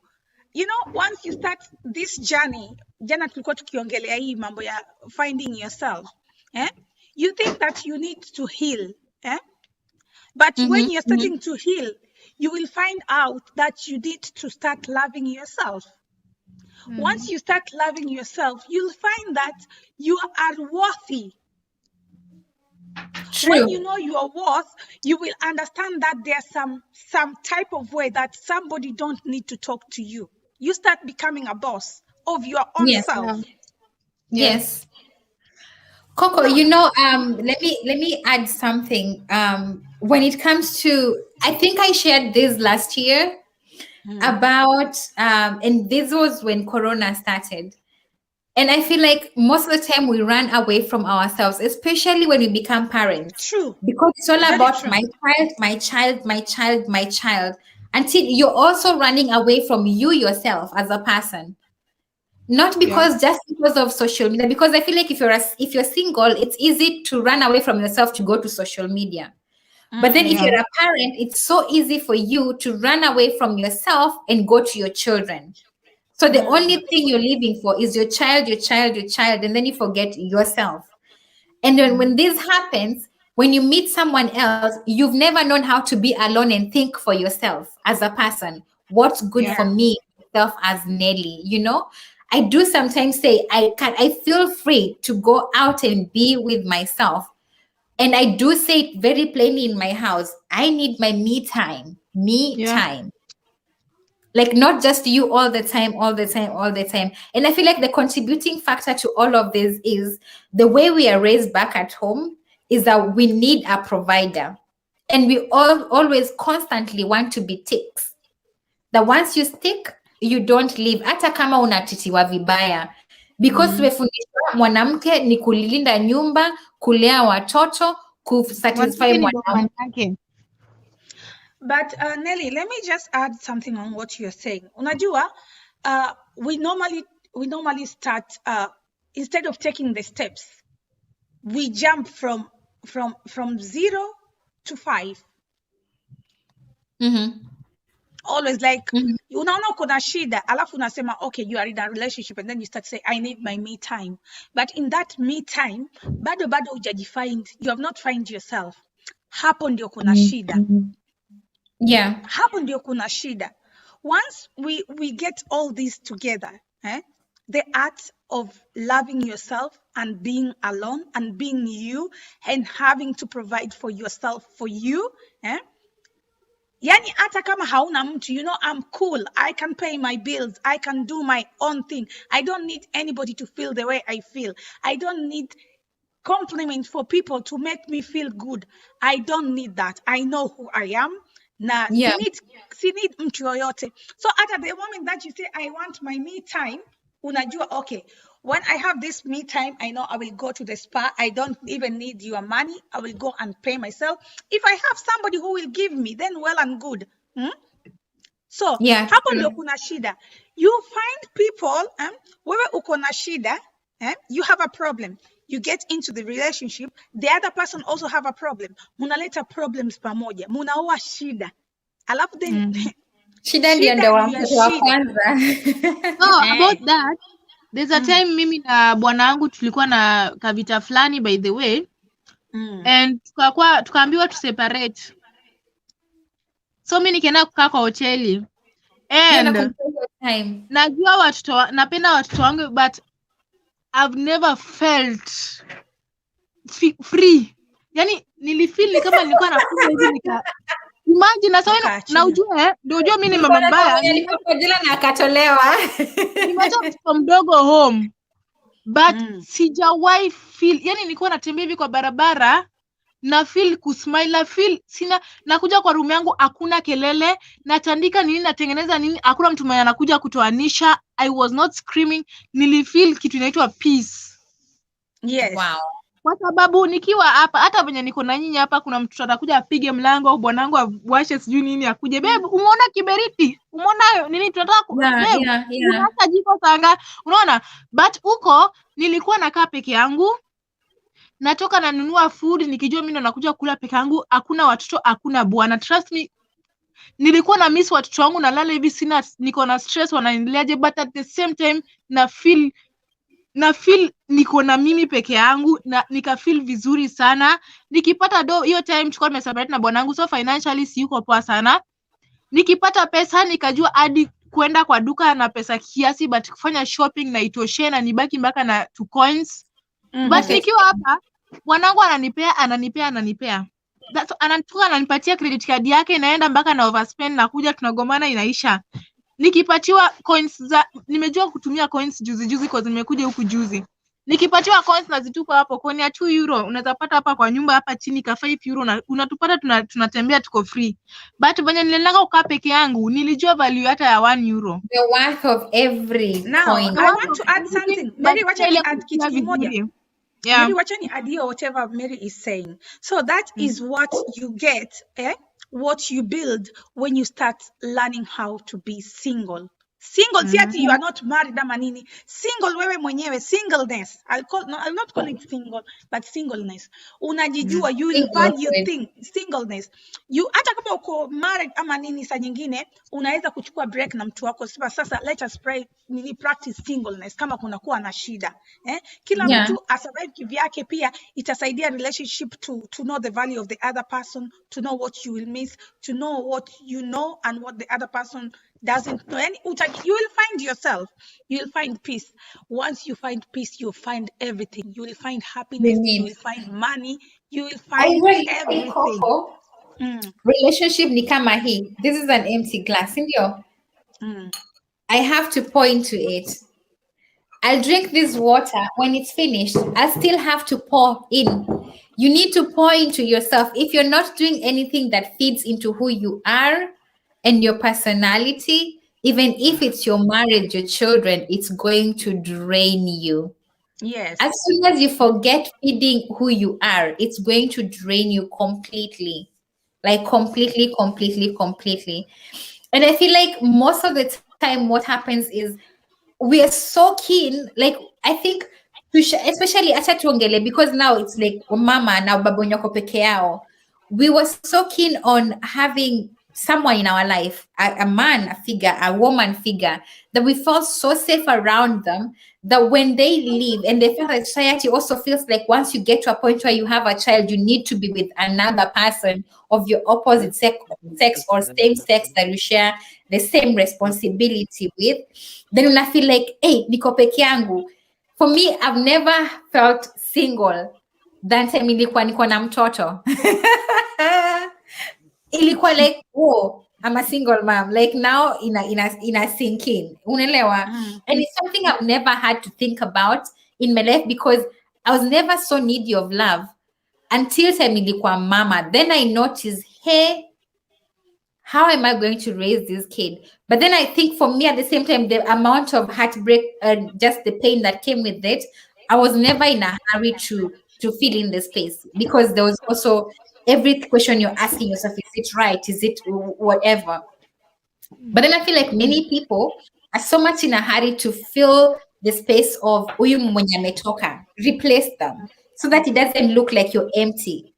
But then you forget that unafaa wewe pia mwenyewe you heal, because you're just bringing madhogodhanyo za kule kwingine huku kwingine, even if you're not the problem. The fact that you did not deal with his problems, you're bringing them in this other relationship. True, very true. Aya, alafu sasa hapo ushajipata sasa katika situation, umeshajipata katika situation, ushajileta katika relationship. Mbaba yuko na watoto wake, wewe uko na watoto wako.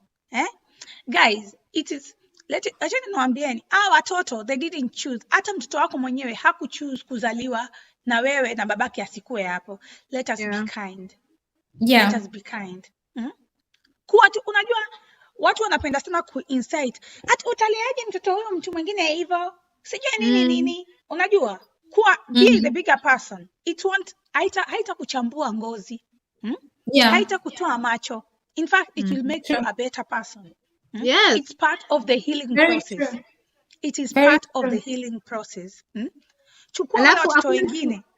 hakuna kitu Yes. mzuri kama mtoto wenye si wako kukutrust, kukuonyesha that, yani kukuassure that wewe ni mwanamke. Unajua ukiwa na mtoto wako kuna time you question yourself, am I a good mom? Sasa watoto wangu kuna time wanafanyanga ni feel as if apart from mtoto wangu, kumbe naweza kuwa a good mom, si kwa mtoto wangu peke yake, but hata someone can To trust me with their another kids, na ama person's naweza child. tafuta hata mtoto mahali na naweza adopt hata mtoto mahali na nikuwe mama yake. So this is pia inanifundisha kabisa, inafanya like naweza extend love yangu kwa mtu mwenye si ya damu yangu peke yake. Kwa sababu watoto hata wakinanga wiki mbili kwa mama wao, let's say kuna holidays, kuna venye huwa na miss, kuna nikalia sijui aje, nimewazoea na pia nimegrow kuwapenda. Yes. So imenifundisha pia apart from mtoto wangu naweza treat mtoto wa mtu mwingine, na ni kila siku. Unajua kutreat mtoto wa mtu mwingine kaa wako inaweza kuwa one day umeenda kuona mtoto una feel, but ile kuishi every day On of a your daily life, basis Kuishi nayo umeishi hapo na ndio kuna yeye. challenge. Yes. hapo ndo kuna challenge. So ukiishi nao na una feel pia wanaku appreciate, una feel pia uko really really proud, una feel vizuri kabisa. Pia watu wanafanya learn a lot, kwa sababu Unajua sasa ningekuwa na mtoto wangu ni ule mwenye anafuata rules and everything. Nimepatana na watu vichwa ngumu, lazima wamenifundisha, lazima nirudi chini nikae wajinga kama hao ndo tusikizane. Yes. Ndio sasa, and I'm doing that and it's working out. So pia mimi nimelearn. Yes. You know, I actually noticed with kids, you cannot discipline a child always as a parent. There's some mischief or misbehaviors that you have to bring yourself down to their level. And my best way is always to kneel down, because when I kneel, I'm kind of like their height, and talk to them, because then you have eye contact. And I feel like they understand much more better. But who I had a question for you, Coco. What would you say? Because now you are also a single mom. What would you tell someone who's wanting to get into a relationship, especially as a single mother? Let's say the healing is done, because the reason why I'm telling you this is because, you know, like the visa application process and everything, and not everyone is going to be married to interracial relationship or come abroad. Some of them will also be at home. But same situation happens that at home, especially like, for example, in Kenya, if you have a girl, then you can easily remarry. It's very easy. And that is why for me, I always tell you guys, mine, it was so clear that I ain't make, because I was a boy. I had a boy. So mine zauliza, like, what is that? Because kuja easy marriages zina happen, mtu lazima kuje ngambo. The easiest way out na mtoto ni sole custody, ama huyu mtu adopt mtoto wako mkiwa home, and then akujue kama mtoto wake. What would you advise? Because I feel like many women are taking this adoption way, and not considering what might happen. Yes. Hapo kwa Would you adoption easily hand over your children to someone else as a no, sole responsibility? no. I've never done that and I will never do that and I will never advise people to do that. Kwa sababu mimi nasema unajua hizi marriages za hawa wazungu, mtu anakuja Kenya mbio mbio, maybe ni just 1 year. I always say this and I will always say this. In 1 year you don't know somebody. In 1 year you don't know that person. Yeah. Unasema unajua kama sahi, let me tell you, kama Hey, sahi ex wangu ameenda kuoa Afrika. Huyo bibi yuko na watoto wamejuana just for 1 year. Okay, that was the only way wao wangefanya ndio yeye apate kuja huku Ulaya.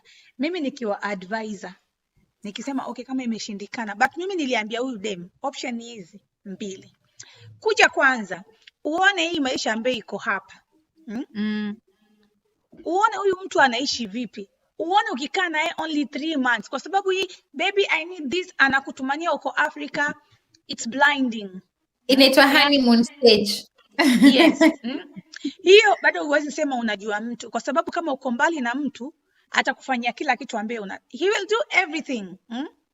Yeah. Sasa wewe kuja sasa ufike hapa, you come and meet the reality. Unakuja unapata huyu mtu ashaadapt watoto wangu, hii maisha ndio hii, huwezi kujitoa. So many people, so many women are just vumilia, ringani tuko tunavumilia. I don't have any other way out. Hey, that is and the this most is, na huwezi kurudi.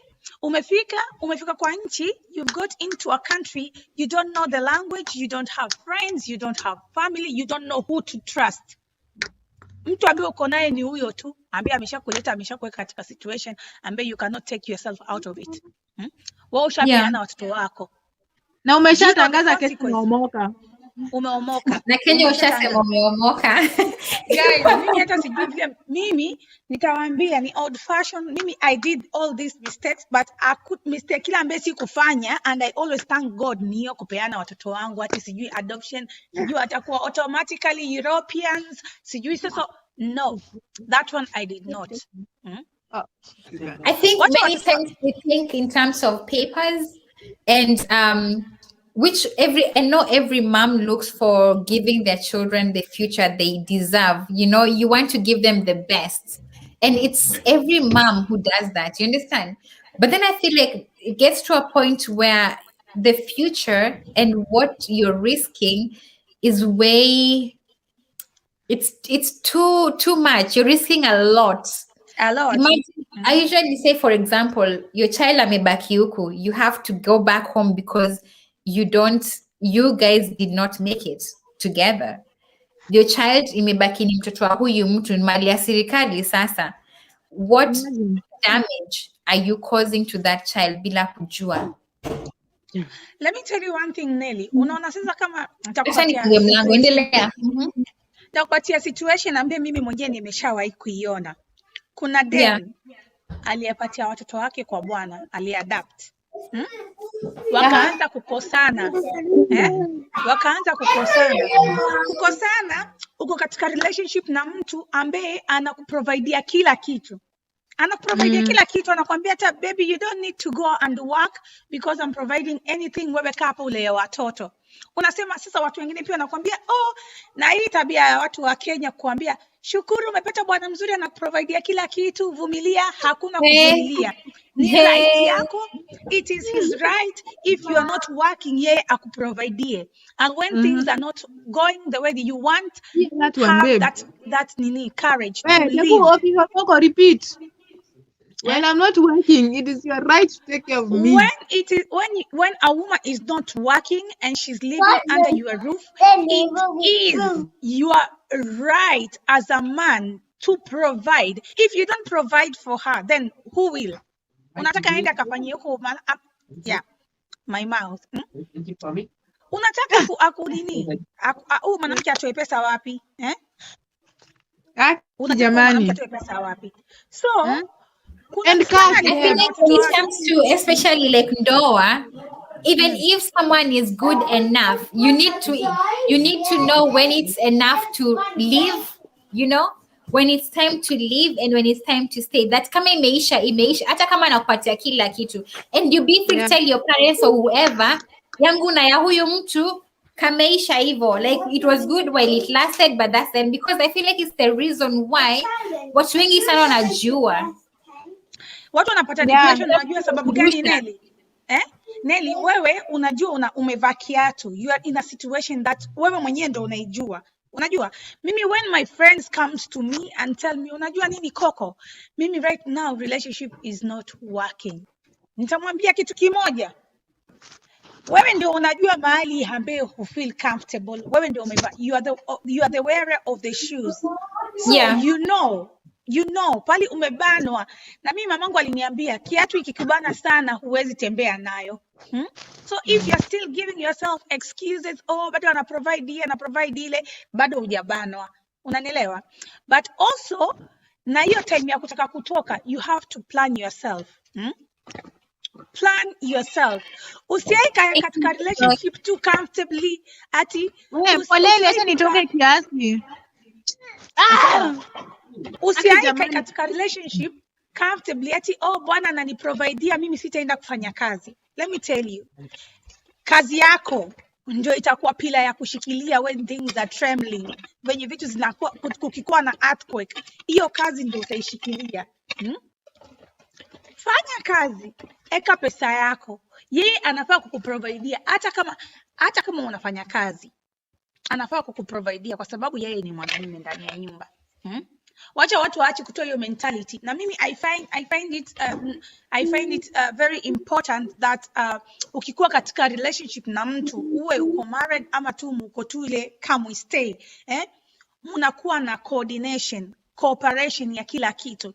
If you are in a relationship ambayo hujui hata bili ya maji inalipwa vipi, hujui hata chumvi inanunuliwa vipi, I'm telling you my friends, those are very very very red flags that you have.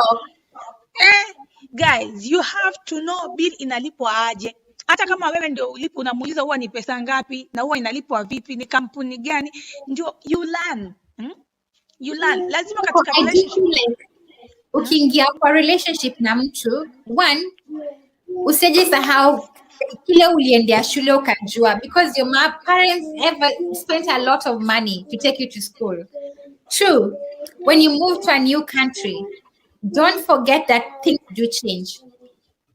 Mnaweza acha kupendana kesho kutwa. Do you know the rules of that country, how to pay your rent, where to go to and stuff? And then three, also kama kuna like unaona hizi organizations zenye zinashughulikia wanawake and stuff like that, try and know where they are, because uko unaweza pata hata usaidizi ya bure saa zingine legally and everything, instead of kubaki to everything against you, against the world.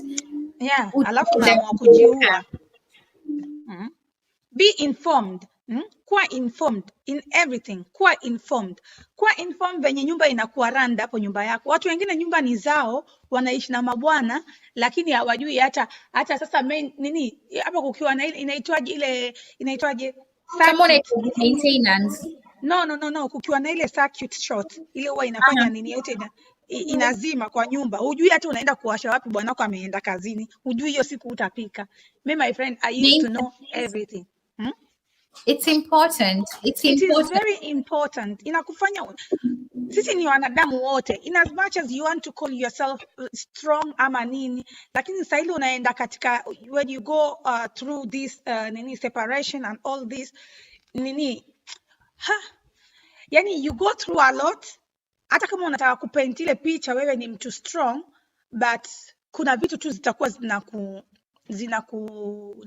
ati don't let anyone intimidate you with the visa permit. Kuna wengine wanashtua watu, yes, wanakwambia if you are not going to stay with me, utarudishwa Africa for who? When you are working ama uko na mtoto hapa, hakuna mtu anaweza kukurudisha mahali, so mtu asiai kukushtua.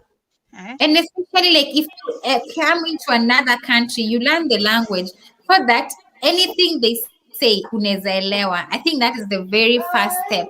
And then after that, tafuta job. As long as unafanya kazi, hakuna mtu nyako analeta kurudisha kwenyu, because uko na contract ya kazi. And then after that, try so that you also, to tulikuwa tunaongea na wewe Coco last time about Yeah. mwanamke mzuri akiwa na kitu yenye anaita yake mwenyewe. Yake. Hata kama You. ni kijiko tu kwa nyumba jamani yawa. Ninasema this is mine. Hii ni mimi nimenunua. Hii ni mimi niko na in my account, hii ni yangu. Unaelewa? Kwanza ngojeni. Ngoja Nelly. Endelea tu kuongea, nataka kuwasomea kitu hapa. Because I think So every that woman at all, everything happens. You know you're in a place to say, you know what, I have built this for myself in whichever place you're in right now. And if at all that things don't work out, you have something that you can carry instead of clinging onto something that is finished. You have something you can carry for yourself and say, you know what, I'm moving out. This is mine. And I'm starting from here because I have this. Then ubaki tu wewe, you went there, you sat, you were fed, you went to the toilet, you did everything, you finished there, it is finished, it is finished. It's not good position to find yourself. So, wacha niseme hii poem before niende. Poem ya Maya Angelou. Naipenda kweli mpaka hata niliweka kwa dini yangu. A woman should have enough money within her control to move out and rent a place of her own, even if she never wants to or needs a woman should have enough money within her control to move out and rent a place of her own, even if she never wants or needs to. A woman should have something perfect to wear if her employer or a date of her dream wants to see her in an hour. A woman should have a youth she's content to leave behind. A woman should have a past juicy enough that she's looking forward to retaliating in her own old age. A woman should have a set of screwdrivers, a cordless drill, and a blackless bra. A woman should have one friend who always make her laugh and the one who lets her cry. A woman should have a good piece of furniture not previously owned by anyone else in her family. Yani inamaanisha you have to have something of your own. A woman should have 8 matching plates, wine glasses with stems, and a recipe of a meal that will make when her guests feel honored. A woman should have a feeling of control over her destiny. This one is what I love. Control over her destiny. That even if where you are, everything ends, you have a starting point. Exactly. Tumefika wapi? Tumefika wapi? Kwani imeenda wapi? Wait. Umefika control of her destiny. Yes. Every woman should know how to fall in love without losing herself. This is my favorite. Everyone should know how to fall in love without losing herself, because sometimes you fall in love, you know that Nelly, I love my afro hair, and then unapatana na mtu anakwambia baby, I love when you are bald, kata nywele yako. Wewe ndio huyo umeenda kukata because of love. Wait, for who?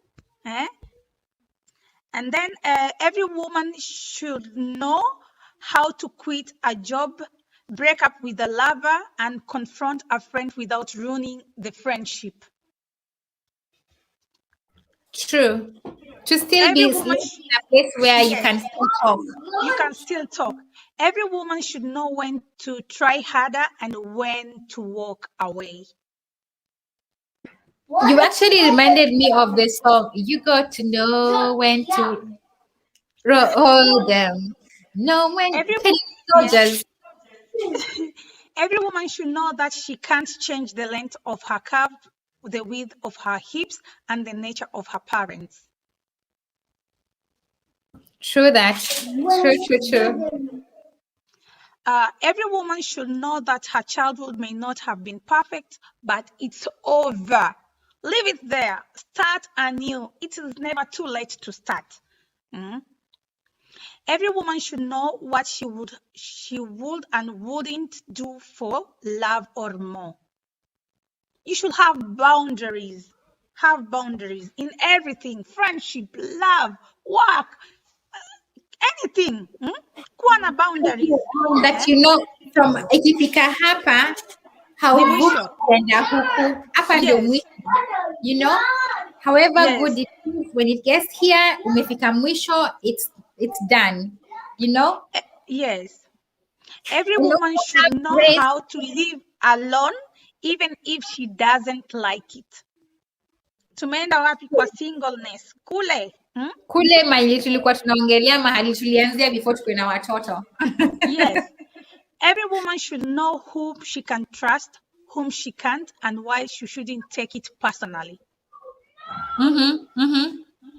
Every woman should know where to go, be it with her best friend's kitchen or charming in the woods with her soul when her soul needs soothing.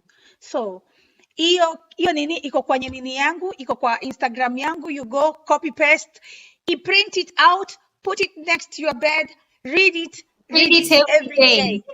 Read it every day. Please, girls. I love you, and I need to go and make food for my kids. Thank you so much, Coco, for joining. I'm also just about to end this now. Thank you so much for your insight. I really do appreciate this. And to any mom out there, you always have me, Coco, Mary, and any other mom out there that you can always reach out to anytime you need to ask about something and you're not sure about something, because everything we've gone through is so that we can always try and avoid other women to go through it, and that's why we're sharing it out here. Yes. And that is a nice point for every person to reflect on. Know when to hold on to a relationship, know when to let it go. And Mary, thank you so much for joining me today. Coco, thank you so very much for joining. You're welcome. You're welcome. So appreciate it. And to all of you who've been watching today and keeping us company and commenting and reading and everything, thank you so very much. I really do appreciate this. So Coco, I think I'll let you go and then I end this and then Okay, sawa sawa. Asante sana, Nelly. Thank you for having me. Bye. Thank you. So guys, like I was saying before, I really, really do appreciate you guys for being here, and I hope that you have learned something one way or another. I have to go now, but again, I know some of you, sometimes you're asking yourself, what is the best way I can support your platform, your content, and everything you're doing? One, please feel free to subscribe to my channel. Two, you can share this content with your friends and family members, because I feel like there's always information for everyone to learn. And then three, feel free to rewatch this video if you missed any part of it. Watch what we shared. Have fun. Let me sing in your house as you go to bed. It's the best way. In other words, I'm trying to say you can feel free to play my watch list content on your phone or TV. It doesn't have to have a volume. You don't need to give any feedback as you're playing my content, my watch list. I'm almost getting there, but I still need you guys more than ever, because we are on a race. So please help me get to this 4,000 hours. I'm now as we're talking today, I'm at 2,800 hours. I need 4,000. And I'm trying to do this as frequently as possible, but school is also on me here. So if you guys can support me in this way, I'd really, really, really appreciate your support. And for always tuning in, I really, really cannot even begin to say how thankful I am. And for every one of you who's always come through and accepted my request to come and have a conversation with me, comment in the comment section and everything. You have been a blessing in this journey, and I love you so very much. Love you so very much. I'm always looking forward to doing this with you guys, because it's amazing being here, the conversations we have and everything. Now, today, if you have a topic you want us to touch on, Mother's Day is still closely ticking in. You can always leave me down below or on my DM, Nelly Harma, same name, on Instagram, on what you want us to cover, and we'll always come here and have a conversation. I can always try and find someone. Blessed my kids, they're trying to exercise their vocal cords. I can always try to find someone who we can have the same conversation with, or I can always just come in by myself. But either way, I'm always looking forward to being here with you guys. Thank you so very much for the 3 hours and over that we have spent together. This has been amazing. Mary and Coco, I love you so very much. All of you on the comment section, we've been 36 to now 17. I adore you and I value this time you have spent with me so very much. So I'll see you guys again. Let me know what you want us to talk about next time. If this was very useful to you, give it a like, comment down below, and I'll be sure to interact with you today or tomorrow. I promise you, I do them as soon as possible. So, and our penda nyinyi wote, I love you so very much. Look for, they have a vlog coming in, and then I'll have a hair content coming in as well. It's just been school, but we are managing. We shall make it through because there's balance, and I'm working towards that balance. So look forward to that, the vlog and everything. And this was so amazing. Thank you so very much. And if you have a social media account, especially on Instagram, connect with me there. But mostly try and also follow up on Little Aya story. And please, let's support her mom in any way you can. I lost the comment for the account details, but Tony, if you can please comment and pin it for me so that I can pin it here one more time. And anyone who wants to contribute or donate to Aya's mom can do so. For those of you who have done today, I really do appreciate you guys so very much, because that's also another way of supporting me when I know that when we're having this conversation, you're able to give something else to Aya's mom. It goes a long way. And all your support does not go unnoticed. So I love you guys so very much, so very much. Nawapenda sana sana sana sana sana sana sana sana. Thank you so much. I think taenda hapa nitaona next time so that I take care of the kids, and I'm also going to the sauna because I need to exfoliate my skin today. So yeah, I'll see you guys next time. And I love you guys. Nawapenda sana sana sana sana sana. So let me jump into the sauna. This is the number for Little Aya. For anyone, thank you so much, Tony. For anyone who love to contribute or share this story, you can check Little Aya's account on Instagram. There's Tony Nzomo, which is the PayPal account. There is the Cash App, which is Wagana's at Wagana. And then there is an added advantage, which is the Tap Tap Send.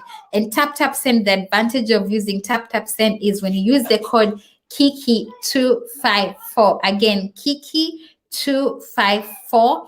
Aya gets double the amount that you have sent. So if you send 200, she gets 400. If you send 400, she gets 800. So please, if you're sending using Tap Tap Send, which you can find on your Play Store account, I feel this is a good deal because you can use it to send money abroad, but also to help Little Aya. And either way, it's a win. If you use this code Kiki254, there's a discount code for you. You're not only sending it at a very affordable rate, but also giving Little Aya especially a double amount of what you're trying to send. So please, you see, even Tap Tap Send is coming together to support this cause. Little Aya is now 15 months. She needs her vaccine, the drug called Zolgensma, before she hits the age of 2. Her mom has been moving mountains and not sleeping, and even if sleeping, thinking about where to find money. And every time I think about her, I just want to see her tears dry. So if there's anyone in here watching right now, the best way you can support another mom in this journey of motherhood is just making sure that you're helping another mom afford a drug that will save them and help them see their child grow. And I know that's all that is all we want to do as mothers. That is all we want to see when we ever have children. But sometimes the nature of things changes everything, and in her case it's the same. So Mary Kathure would really appreciate if you do this. If you have any contributions, please send them here. If you feel like this message you shared today touched you, you feel out of it and got something information, send some money to Little Aya, for example. I will really appreciate that. So nawapenda sana, and I think Daniel is now calling. Bye guys.